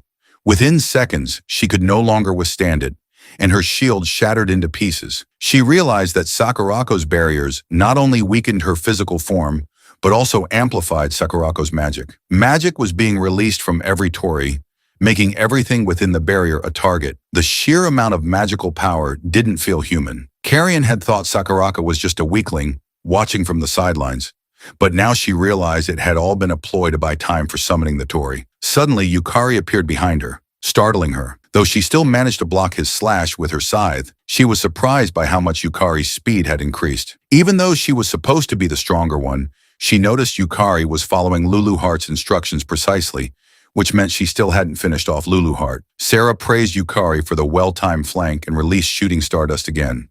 Carrarion, knowing that taking it head-on would be fatal, immediately leapt away to avoid it. At the same time, Yukari and Lulu Heart both shouted that she was above them, surprising Lulu Heart, who noticed that Yukari was now reacting almost exactly as she predicted. Even in such a high battle, he was clearly growing stronger. Sakurako activated Foxfire. 8/10 bloom and a powerful tornado of flames reached toward Carrarion, but she vanished again. Yukari shouted a warning. Carmion had reappeared below Sierra. Acting fast, Sierra fired shooting stardust once more. Though Carrarion managed to shield herself, the force of Sierra's magic was too overwhelming and caused a massive explosion. Before she could recover, Yukari appeared behind her. This time, he unleashed his soul resonance attack, landing a direct hit and making Carrarion scream in pain. Carm is frustrated that everything was going completely off script. She wondered when exactly her dungeon break plan had been discovered. Her thoughts were jumbled and she chose to teleport away to create distance, but was shocked to find Yukari and Sarah already there. Having predicted her destination, they attacked her simultaneously. She tried to block with her shield, but the pressure from their combined assault was too much. Her shield finally shattered. From above, tornado flames descended once more. When they hit the ground, the impact caused large-scale destruction. Yukari was stunned that Sakurako could still cast such powerful magic after everything else, and noted that her mana hadn't dropped at all, exactly what he expected from the strongest player in the magic class. He also observed that Sarah's power wasn't limited to magic. Her speed and strength matched those of an S-rank warrior class. With them at his side, he began to feel sure they could win. However, a much larger and more ominous magic circle suddenly appeared in front of them, just as Carrarion vanished. Yukari panicked at the sight and stuttered, asking what was happening. Lulu Heart quietly answered, saying she had thought Carrion would retreat before it got to this point, but never imagined she would go that far. A powerful blast of energy erupted from the magic circle. Sarah rushed in front of Yukari to shield him. From within the circle, a massive claw began to emerge. A moment later, a piercing eye glared at them as a dragon's arm forced its way out. Yukari trembled in terror. He recognized the dragon from his past life. Just as he feared, the beast began to push its way out from the barrier, growling. Sakurako was in disbelief. Her barrier had cracked. Sarah too was stunned that Carrion still had enough power left to summon the dragon. Despite the fear, Yukari steeled himself and raised his sword, ready to fight once more. Lulu Heart smiled, pleased by his reaction. She had expected him to panic, but Yukari knew this time was different. In his past life, all he had done was run away. But now he had Lulu Heart beside him, and compared to his past, dying and returning over and over, he had become stronger. Kararan, who had borrowed the power of the dragon, rushed at them. And right away, Sarah cast a milky shield to protect him, but it was too heavy for her. It then swung its tail around, trying to destroy the barrier. Sakurako immediately attacked it with her tornado fires, but her attack just triggered it even more, and it rushed at her. Sakurako cast a quadruple barrier around herself, and Kararian tried to destroy it using its claws. Lulu Heart followed Yukari as he dashed away and told him that Sakurako was quite capable. He knew that even if Kararian was weakened to seal her meant Sakurako was allocating a huge amount of resources to maintaining the barrier and was also continuing to protect the humans who were too slow to escape inside it, which meant it was going to be a slow defeat for them. Sarah used her milky shield to back up Sakurako, but she couldn't handle Kararian's claw, and her shield was easily destroyed. Sakurako thought carefully for seconds, while Kararian kept trying to destroy her barrier. Sakurako then informed Sur that she was going to release her Ninetails, but Sira disagreed and warned her that if she released it, she wouldn't get out of it unscathed. However, Sakurako knew that it wasn't the time to be concerned about it, because the only thing that she absolutely could not allow was for any harm to come to her sister Sira. But Yukari interrupted her, saying that he had a plan and asked for their cooperation. Sakurako asked him what it was, and before he could answer, Sakurako ordered him to state the ideal and most optimal conditions, because there was nothing she couldn't do, and warned him that if he was useless, she would just release the Ninetails, to which he confidently replied that he understood. He then informed them that he wanted the Demon King to pay no attention to him, that they should stay in place and give him time to charge a big move, but he would have Sarah lend him her power. After a small briefing, Sarah attacked Carmian with her shooting stardust, but she noticed it and counterattacked with a dragonfire breath. As Sarah and Carmian were busy exchanging blows, Yukari began executing his plan and jumped off Sakurako's torii from above. Yukari was amazed that Sakurako also had a means of spatial movement. He flew down knowing that Soul Burst takes a long time to activate and leaves a big opening, but if he was falling from the sky, it wouldn't be a problem. He was close to reaching Carmian and managed to cast his Soul Burst ability faster. Carmian felt a higher magic power output from above, making her wonder why it was coming at her at that timing. A few moments ago, Yukari realized that he couldn't win as he was now, and he needed to change his stats to ones that could win, and that's where Sarah walked in. He asked her if she could take his hand as they ran away, and when she was about to agree, she stopped in confusion. Soul resonance can link not only with a monster's soul, but also if two hearts truly connect. And Yukari guessed that if Sira could trust him from the bottom of her heart, they could be able to resonate. And if they did, he could replace his stats with the S-rank stats of the world's strongest Sira and unleash Soul Burst. Back on the battlefield, Carmian knew that she had to stop it with everything she had or she would be finished. Carmian then activated her strongest barrier. And as the combined power of Yukari and Sarah, who believed in him without a second thought, they managed to break through Kararian's shield together and caused a strong explosion around them. Sur waited for the smoke to disappear, but unfortunately, they just shattered Karmarian's shield, but did not kill or damage her. However, Carmian admitted that their power together was incredible, and if she had taken it one more time, it would have been dangerous for her. Yet she was glad that she could sense Yukari's magic power vanish. Fujimini and the others were horrified when they didn't see Yukari, and like them, Kamarian thought that Yukari was dead, and all she had to do was finish off the remaining humans. Sakurako was frustrated that their effort didn't work, and was about to release her nine-tailed fox, but Sarah told her that it wouldn't be necessary, and looked up at Yukari, who was gathering a massive magic attack from above, and dashed toward Kararian with it. Carmian couldn't believe it and asked why the magic power that should have been gone had fully recovered. The reason for this is the last elixir that fully restores health and mana points, which he had gotten from the Lululart dungeon. Sarah excitedly reached for him and tightly held his hand. Their souls once more synchronized with each other, and it pissed Karmarian off even more. But they didn't care, and just launched his soul burst at her together. They successfully landed the attack on Kararan, and everyone was amazed and couldn't believe what they were seeing with their own eyes. However, the clash caused massive destruction and pushed everyone away. Yukari kneeled to the ground in exhaustion, having used up all his mana and soul. He looked up in worry, but Lulu Heart held his shoulder and assured him that the subjugation was a success. As Kararian had returned to her human form, Kararian's mana was empty, and she knew that Yukari shouldn't have had that much mana, making her even more curious about him. She immediately dashed back, needing to return to her dungeon and replenish her mana. However, Sakurako used her tornado fires to stop her from escaping. Carmine panicked for a second, but then smiled as she called for the witch. Irigami appeared behind her instantly, and everyone was shocked to see her. Yukari couldn't believe it and figured out that the one connected to the dungeon monsters was Irigami.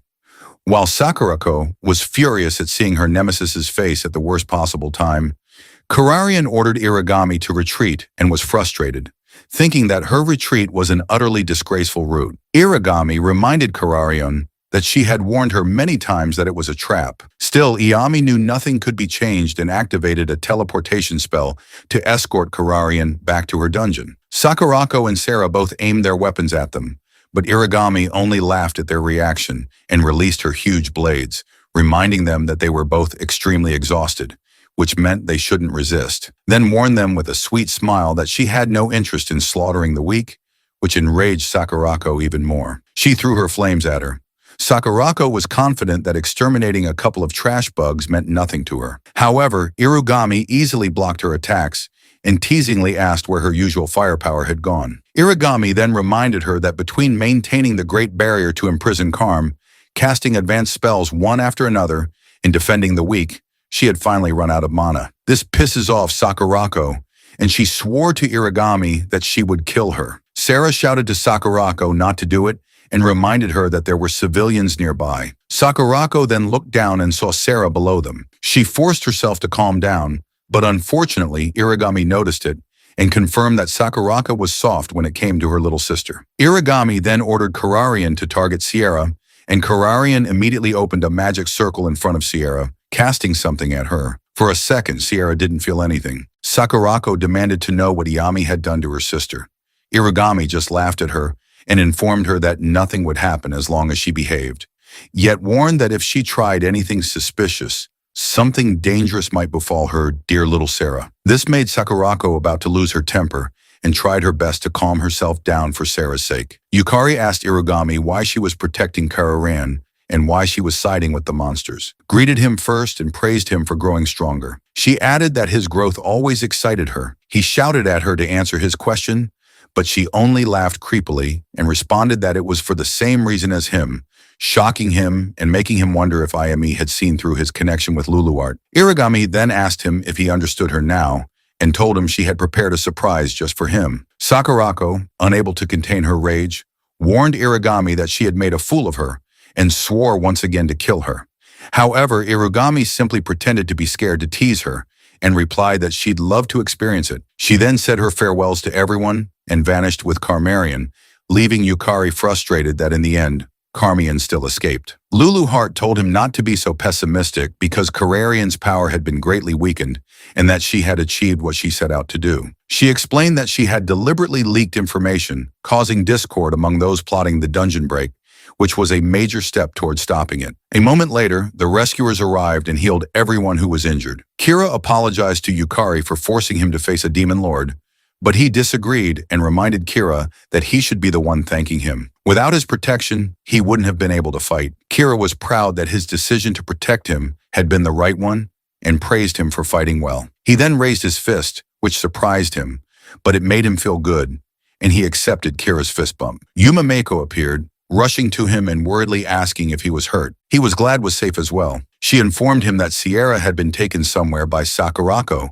leaving him wondering if Carmarian had done something to Sarah. Fujimin also appeared, worrying about him. Yukari apologized for dragging him into the mess. Fujimin cried as he told him the battle had been so fierce along the way that he thought he might have died. He then showed him his phone. Yukari saw a video of himself on YouTube with a swarm of comments, amazed at his strength. Fujimin proudly told him he had broadcast his achievements to the whole world with tears in his eyes. However, it shocked Yukari as he was someone who never wanted to be noticed. A few days later, Yukari headed to the association building for his B-rank promotion exam. Sarah informed him that there would be a practical combat test after the written exam, to which he agreed without hesitation. Sarah assured him that he would be fine. After all, he had even defeated a demon lord, and she sympathized with him for having a hard time after the Lust Demon Lord battle, especially since his fight had been broadcast worldwide and was still trending on social media. Yukari personally didn't like standing out.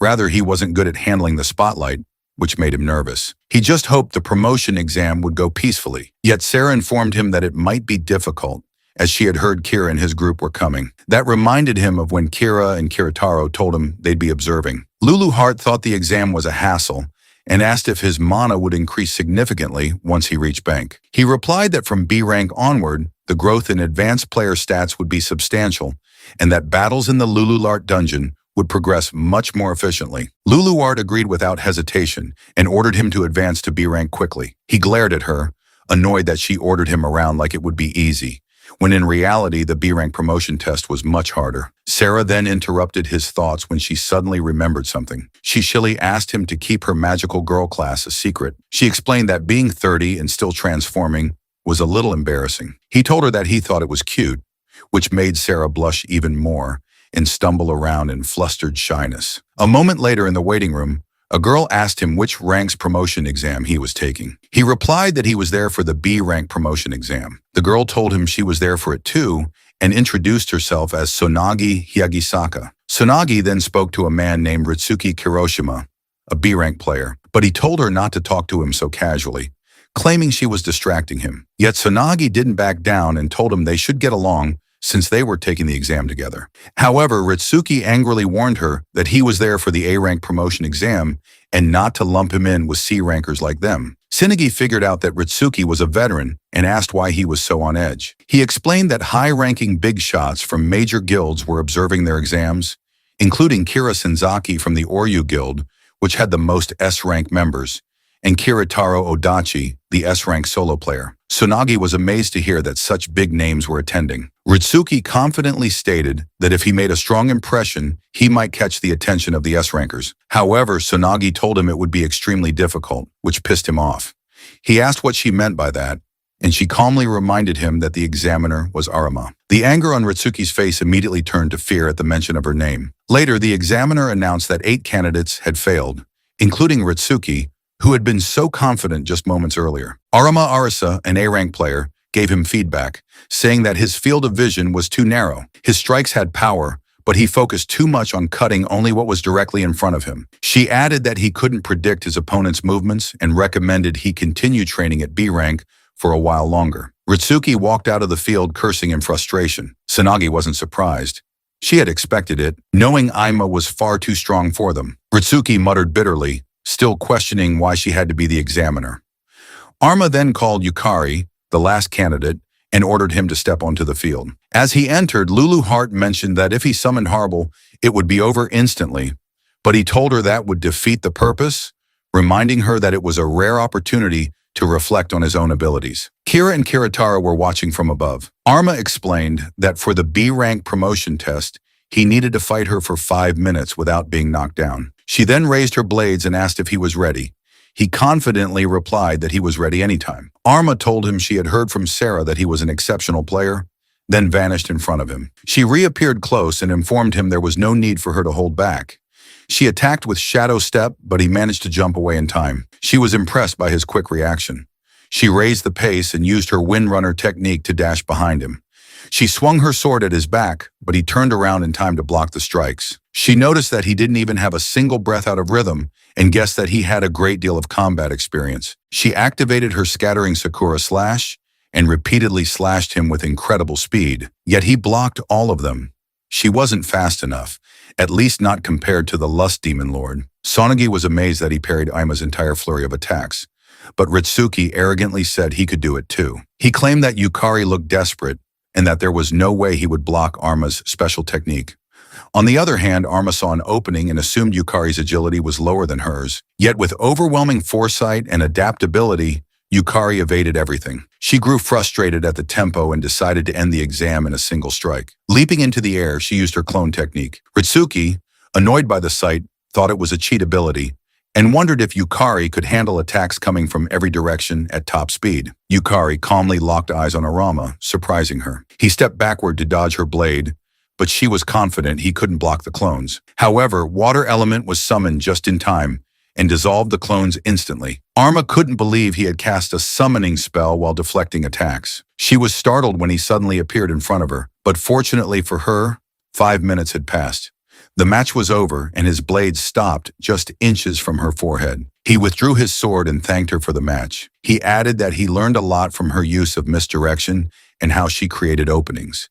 He said enthusiastically that he'd be happy to receive feedback as well, causing everyone to laugh. Arma replied that there was nothing left for her to say. She extended her hand and officially announced that he had passed the test. A few minutes later, Sonagi excitedly approached him and asked if he was really C rank. She then congratulated him on passing the exam. He thanked her, but admitted he had mixed feelings. He explained that it was because he had seen other people's fights and already knew Arisa's fighting style, which meant that if he had seen the clone technique for the first time, he might not have been able to counter it. Ama responded that she didn't like it when people were humble and asked if she was right in assuming he could have defeated her with just his summoned beast. He looked away guilty, but Arma could tell that the water element he summoned was on a level that wouldn't be out of place in an S-rank dungeon. Sonagi asked if that was for real, and Arma replied that she was dead serious.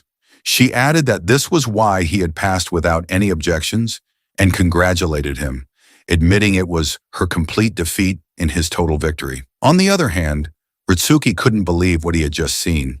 He knew that Arma had taken her match with Yukari more seriously than when she fought him. Yet Yukari had handled her with ease. Ritsuki realized it went beyond just skills or class levels and feared how a C rank could move as if predicting the future. Suddenly, Kira and Kiritara walked toward them, praising Yukari for a good fight. Tsunagi was shocked to see two powerful S-rankers knew Yukari and was about to ask, but then realized that he was Yukari, the real deal. She recalled watching his last battle on YouTube. He explained to her that it was all thanks to the support of S-Class members. However, Kira added fuel to the fire by announcing that Yukari was the player who defeated the Demon Lord, making Yukari even more uncomfortable as he never wanted to stand out. Suddenly, Kira noticed someone mysterious walking out from behind the benches, but laughed when Kyoto told him not to trouble a promising young man of the future. Kyoto praised Yukari as well, and told him that his situational judgment was truly remarkable. She advised him to hone it even further, and said they would be waiting for him in the Shrank. He was surprised to hear it and recalled that in his past, becoming Shrank had been a far-off dream, but thanks to Kayataro's praise, he began to believe he could really reach it. Lulu Heart reminded him that it shouldn't be a guess because he can reach it. She also reminded him that Shrank alone wasn't enough to stop a dungeon break. What he should aim for was beyond that.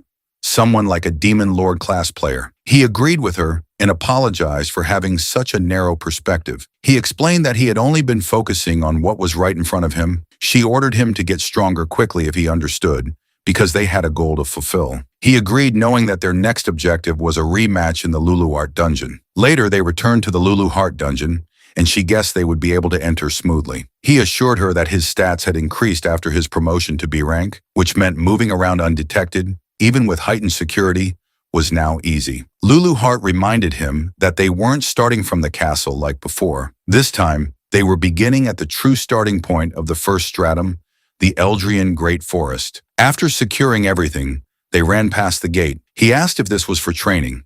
She replied that it was part of it, but that moving the dungeon consumed magical power. Yukari often forgot that Lulu Heart was so weak and she had taken the form of a small girl because she always acted so confidently. But in truth, she was just an empty shell with barely a speck of magical power left. He realized that he had to try harder so Lulu Heart wouldn't exhaust herself. When they reached the entrance, he asked if they just needed to head to the second stratum of the Lulu Heart dungeon from there. She agreed, but added that while the second stratum was their goal, there was something he had to do first. He was confused and asked what it was. She replied, "Seriously, he must become king." Yukari couldn't believe what he was hearing, but before he could hear an explanation, the two of them entered the dungeon together. Meanwhile, they didn't notice that they were being watched from above. As expected, they had entered the Lulu Art dungeon. Mocha Saiji, an S-Class player ranked 16th and affiliated with the Kakudaran Guild, told to Kagamagasi, an A-rank player from the same guild, that they should pursue them as the intelligence suggested. However, Toma responded that it was such a pain to have to chase after small fry. Mocha explained that the Cougar Guild Master had deduced that Yukari had cleared the Lulu Heart dungeon, but Toma replied that it was a lie. After all, Yukari had only recently reached Kank. Mocha also didn't fully believe Yukari had cleared the first floor of the Lulu Art dungeon, but she was certain he held valuable information about it. Even the scouts had been warned off by the Oryu Guildmaster. She added that if she were wrong, there would be no reason for an assassination request to have been passed down to underground operatives like them. She told Toma that their mission was very simple. If Yukari really had cleared the Luluart dungeon, then all they needed to do was kill a mere B rank and steal the authority to control the first floor. Meanwhile, on the first floor of the Luluart dungeon, the Alorian Great Forest, Yukari was fighting an S-rank rose monster. He summoned the fire element and ordered it to attack the monster from the right while he moved to the left. The fire element struck with a powerful flame, but the monster blocked it using a swarm of roses. Yukari had anticipated this and ordered fire to keep attacking.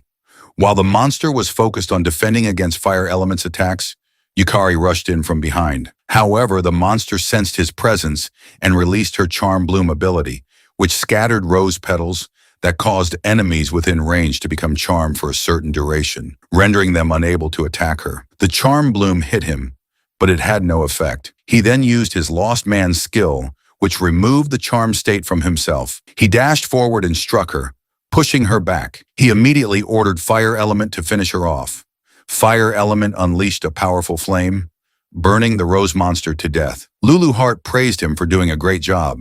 He admitted that even though he had died 3 times, they managed to defeat the monster using just one soul summon while conserving mana, making the deaths worth it. Luluart informed him that there would be continuous battles ahead, which would make for efficient training against S-class monsters. He thanked her for the information, but warned that they needed to make it even more efficient. They had to reduce mana consumption further and end battles faster because they didn't have time. Moments later, he was horrified by Luluart's confession.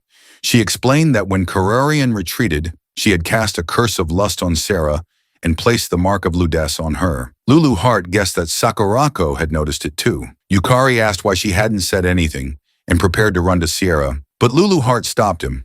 She explained that confronting them directly would prompt Karm and Irigami to take additional countermeasures. She told him they had to pretend they hadn't noticed in order to lure Karan into carelessness and lift the mark of Ludess in the meantime. She added that the mark was a seed that bred lustful offspring. If it spread, Sierra would transform into a succubus type and become Karmarian's puppet. That would give Kararian a passageway into the living world. And if that happened, a dungeon break would arrive sooner, bringing disaster to the human world. He asked her what they needed to do to stop it. She replied that they must reach the World Tree hidden in Serendiana's great castle and obtain a drop of the World Tree. She explained that the drop of the World Tree was an almighty cure, and with it, they could break Sierra's curse. Luluart didn't have the mana capacity to freely move around the first floor, and traversing the dungeon consumed mana. That's why Yukari was tasked with conquering the Alorian Great Forest by his own strength. He knew he couldn't rely on Luluart forever. As they ran, Luluart warned him to be careful.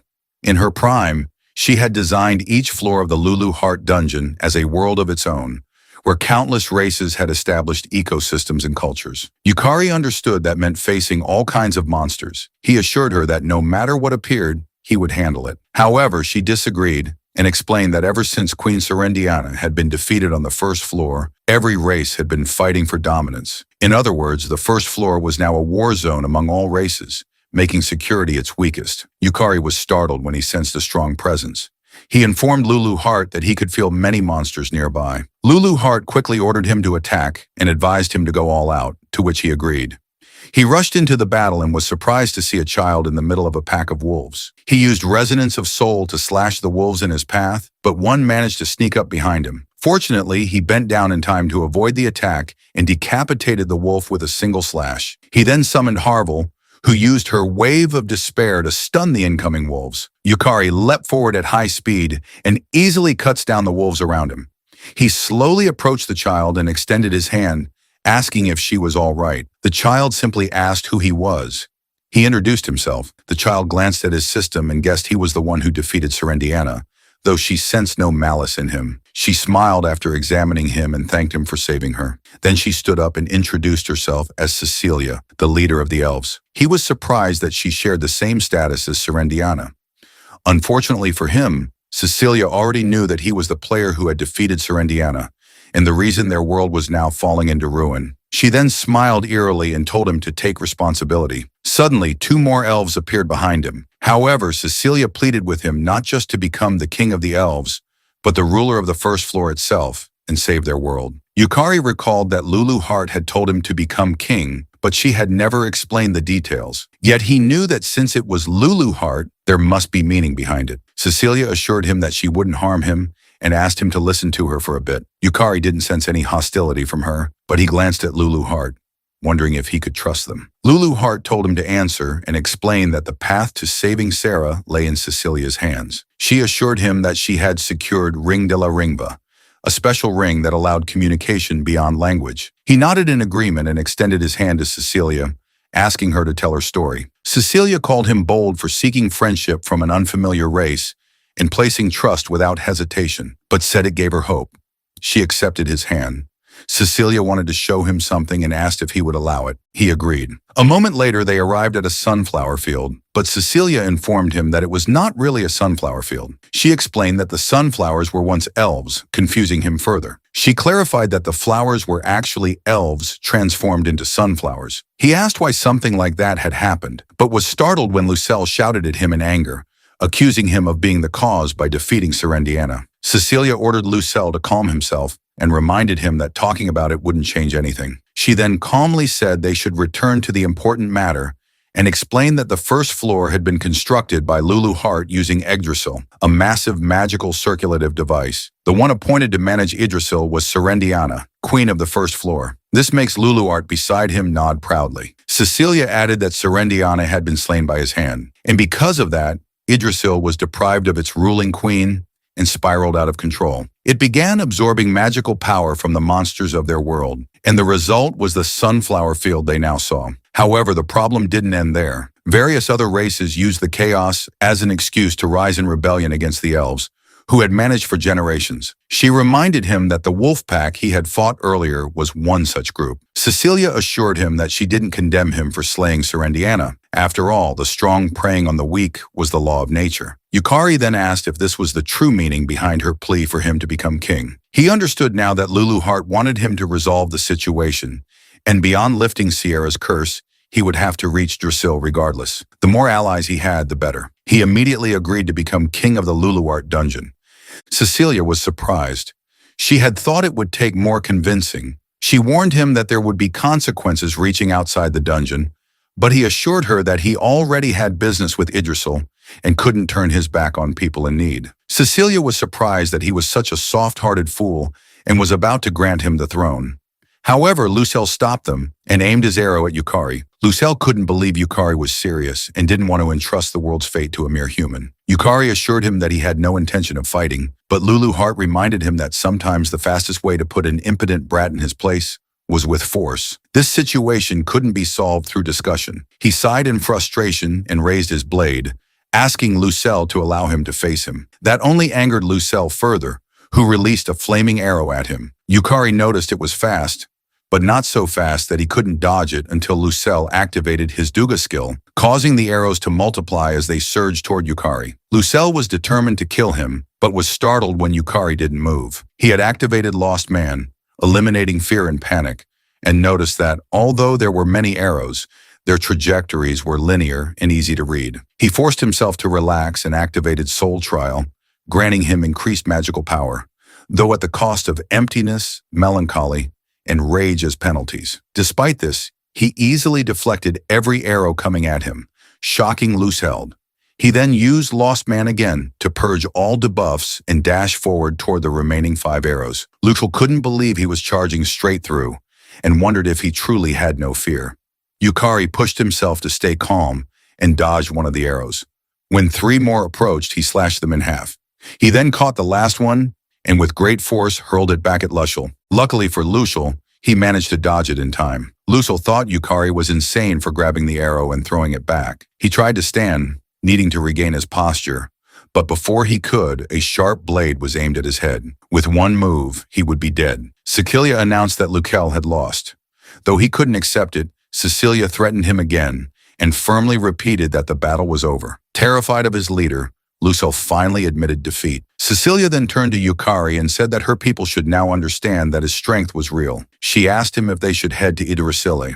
The scene shifted to an elf girl firing a bunch of arrow into a charging pack of wolves, and the elf girl announced that there are way too many of them, questioning why they keep appearing close to the castle. She mutters that, with their territorial instincts, they shouldn't even be in this area in the first place, which Cecilia counters, saying that the world tree lies beyond the giant castle. She thinks that the pack of wolves truly intend to wipe them out, saying that there must be at least 50 Fenroas alone. Veronica said that they must run for it, but a creature suddenly scares her from behind.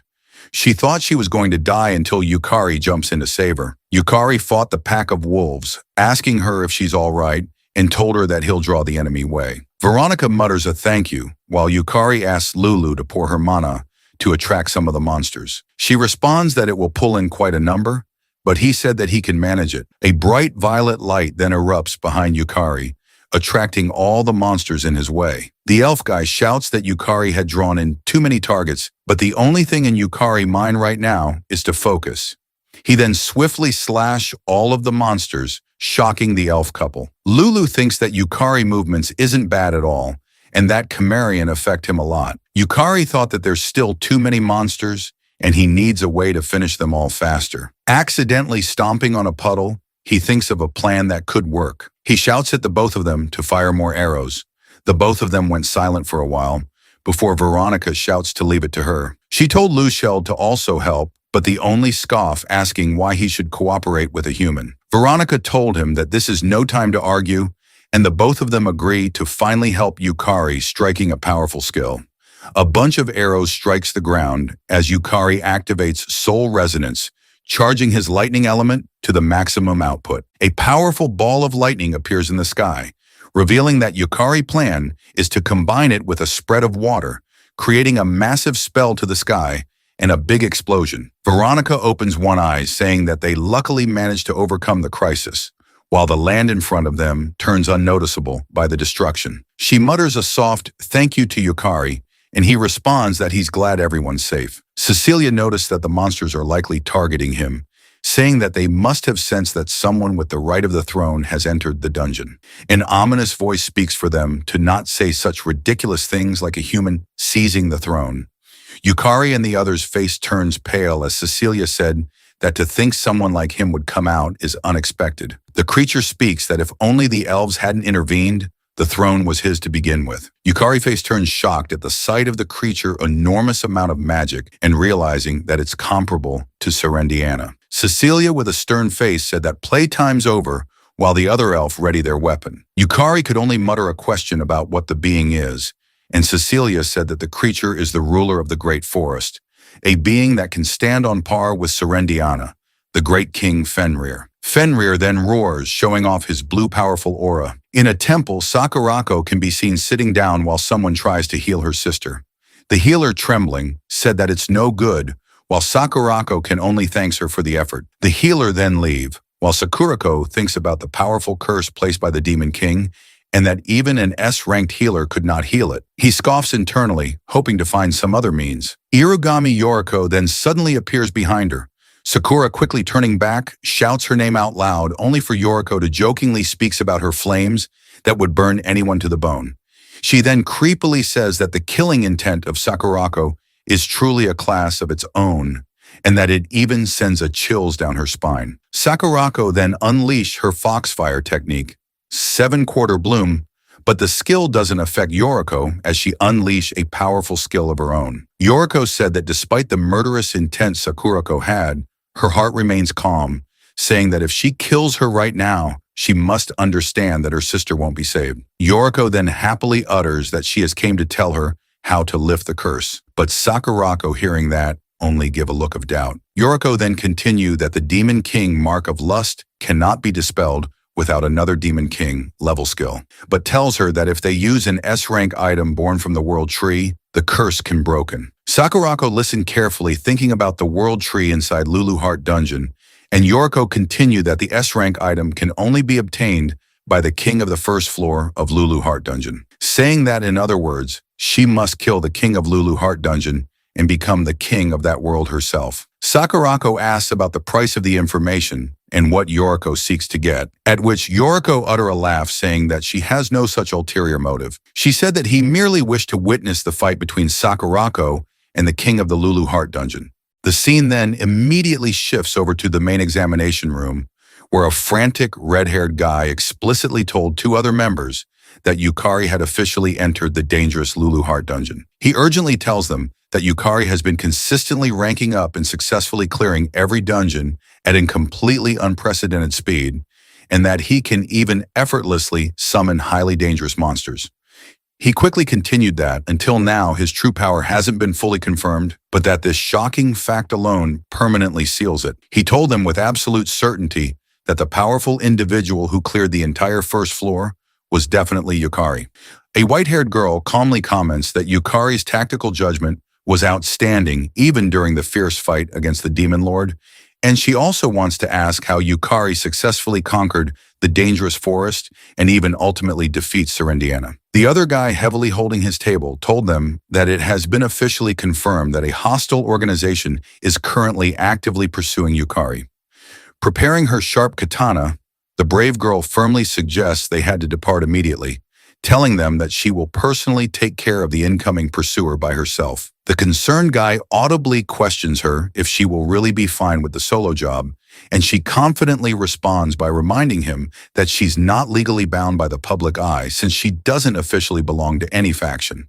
Smiling, he suddenly realizes that if he wants to interfere, it would inevitably risk serious friction with other powerful guilds, severely troubling Yukari, continuing that since she also deeply likes to do things individually, she sharp-wittedly responds by telling him to not say things so dismissively, since there are critical things only she can properly take care of. The scene then shifts directly back to the Lulu Heart dungeon, where a menacing Fenrir arrogantly remarks that Saphira had truly fallen from her historical peak, spitefully remarking that elves are basically nothing without Serendiana. Fenrir then proudly roars aggressively and loudly told them he'll easily take care of the elves along with the humans. Saphira desperately waves her hands at Fenrir, frantically shouting at Yukari to immediately run away. She carefully told her that if he somehow survives, there might still be a viable chance to solve the world's deep problems, only for Yukari to flatly reject her cautious advice, telling her to leave the mighty Fenrir entirely for him. He then quickly summons a massive water element monster, skillfully forming a dark cloud that starts a heavy rain around the entire zone. Saphira, in complete shock, genuinely asks the reason he decided to form a cloud, and Fenrir mockingly laughs that Yukari's supposed big move is only simply making it rain. Lucheld sharply sneers that humans really are completely useless after all, swiftly pulling out his combat bows, loudly shouting at Saphira to stand back before releasing a powerful glowing arrow heading directly at Fenrir, only for the fast arrow to be instantly reflected by Fenrir's heavy barriers. Lucheld can only helplessly open his mouth in total shock by what just catastrophically happened, while Saphira softly mutters that his magical barrier is still active after all, explaining to him that there's a mysterious protective barrier wrapped tightly around Fenrir designed to protect Fenrir against all incoming dangers.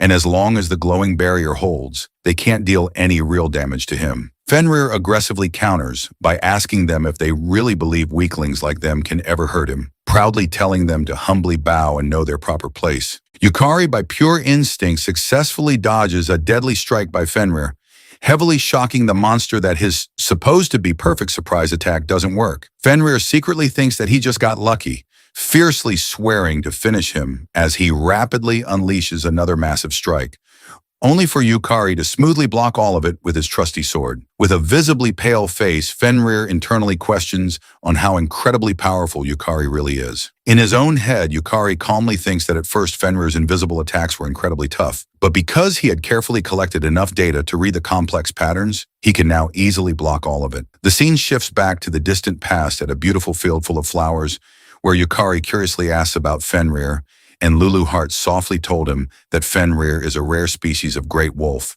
and is the ultimate boss of the stage. She seriously continues that Fenrir consistently uses deadly cold magic and invisible magic chains as his primary attack, directly telling Yukari that Fenrir is absolutely not an opponent he can easily defeat. Yukari directly asked her if she had any brilliant idea to beat him, and Lulu Heart, with a cheerful smile, told him she possesses a secret plan. Back to the chaotic present, Yukari clearly informs everyone that Fenrir had invisible attacks, and the specific attack is a set of 8 transparent magic chains.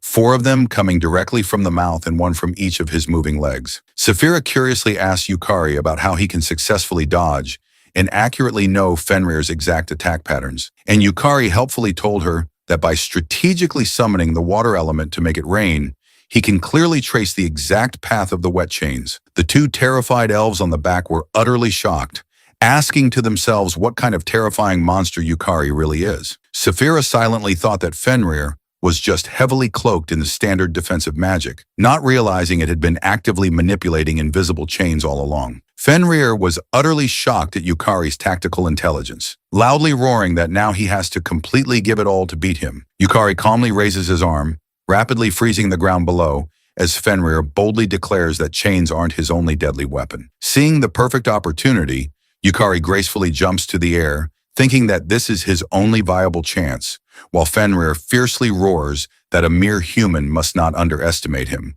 He suddenly releases the ultimate skill, Absolute Zero, and Yukari loudly shouts at his loyal summon to immediately release massive water, successfully blocking Fenrir's cold aura. Fenrir is in total shock after clearly seeing that Yukari creatively uses his freezing skill to turn the rushing water into a solid shield of ice. Yukari then fiercely uses Soul Resonance, loudly shouting that the battle officially ends here, and as soon as he said that he powerfully releases Soul Burst, aiming to permanently eradicate Fenrir's entire existence.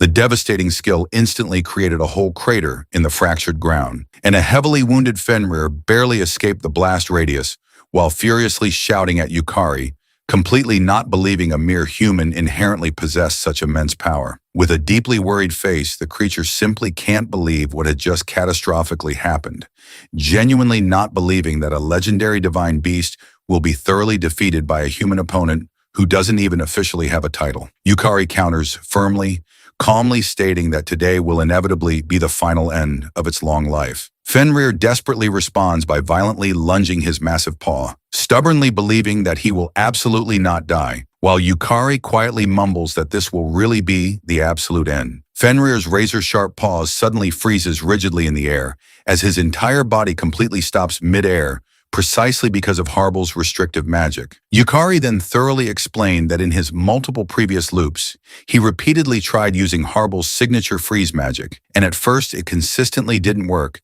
until he strategically amplifies the skill with Deep Soul Resonance. Swiftly slashing Fenrir's thick fur, he clearly states that this clever trick can only be successfully used once because the enormous amount of mana required. Weakly collapsing, the defeated Fenrir can only bitterly laugh inside his fading mind, thinking how incredibly funny it is for a cosmic entity like him to die to a mere human. An official system message abruptly appears before Yukari, warmly congratulating him for successfully defeating the divine beast Fenrir and safely obtaining Fenrir's rare soul, while Yukari silently thinks that all the countless agonizing deaths has been completely worth it, because he had finally acquired a highly powerful soul. Yukari then cheerfully asks at the panicked others if they're entirely unharmed, and a stunned Lushel dryly responds by telling him he's literally the only one doing the fighting. Saphira solemnly states that Yukari is far beyond her highest expectation, still not believing that he really defeated the legendary Fenrir. Yukari seriously questions if the 4 of them should immediately head to the mysterious world tree, and the curious elf girl softly asks back if he doesn't desperately need a break. Yukari directly responds by telling her he had completely lost the natural sensation of fatigue, and the girl can only mutters a quiet, okay, in total confusion. He deliberately continues with a creepy face that deeply worrying about him would just be a total waste of time, at which a concerned Lulu heart heard with a visibly worried face. The scene then swiftly shifts to a massive ancient mansion where the majestic world tree permanently reside, and Yukari curiously asks Lulu heart if she's the original one who made it, deeply questioning how is it even intricately structured. Lulu Heart explicitly tells him that the world tree strictly has a complex system that continuously circulates dangerous monsters within the dungeon, carefully reconstructs souls of monsters that have recently died, directly telling him it's essentially a comprehensive soul reset mechanism. Yukari logically concludes that inside Lulu Heart dungeon, there really is an entire hidden world, and Lulu Heart confidently counters by telling him it is entirely her world. With a confused face, he blankly asks what does she truly mean, and she mysteriously responds by telling him that he'll understand completely soon. She firmly continues that, more importantly, The massive tree is currently overflowing with ancient energy and is easily strong enough to permanently lift a demon lord curse. Saphira clearly tells Yukari that the magical preparation is fully complete, carefully handing him a sacred staff, strictly commanding him to raise it high towards the world tree. She gently states that the three of them will patiently wait outside, while Yukari High raises the staff, and a bright yellow light suddenly starts completely surrounding the area, rapidly swirling around Yukari and the staff. He intensely questions the massive flood of hidden information rapidly pouring inside his overwhelmed mind, and the scene then immediately shifts to a vivid flashback of Lulu Hart while she was still a terrifying dungeon boss, fiercely fighting against highly powerful hunters. Lulu Hart successfully managed to swiftly defeat the very last elite hunters, and a yellow blinding light suddenly appears out of nowhere. Yukari appears in the vision and silently thinks these ancient memories are from when she was a feared demon lord. Lulu Hart heavily rests her massive sword into the bloody ground, quietly muttering that everything is finally over. But a giant glowing eye suddenly appears in the dark sky, clearly stating that he had completely defeated the last standing hero, and them who was supposedly supposed to save this tragic world is dead, making Lulu Hart the absolute last remaining being in this empty world. Lulu suspiciously asks who the mysterious being is, and the glowing eye directly responds by telling her it is the legendary round table system. Their primary purpose is the strategic salvation of countless worlds that have already tragically ended. Lulu Hart directly responds by giving it a highly serious glance, and the cosmic being clearly continues that there are many different worlds completely different to this specific one, and they actively exist to save such dying worlds. She humbly kneels, quietly stating that she fully understood that her world has already permanently ended.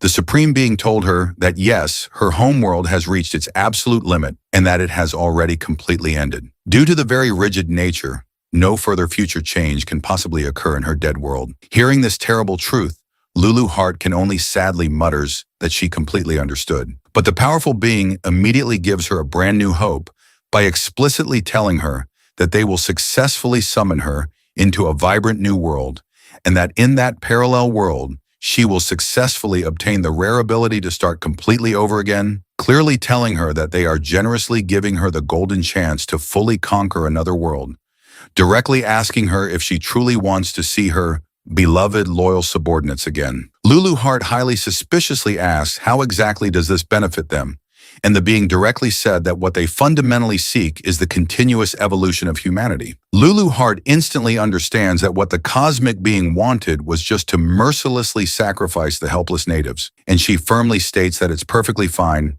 as long as her original world can be fully saved. The being softly chuckles, saying that it's very good that she completely understands, only for Lulu Hart to fiercely threaten that she will inevitably devour their souls as well. Yukari, deeply looking at her hidden memories, now completely understands what Lulu Hart's true objectives truly is.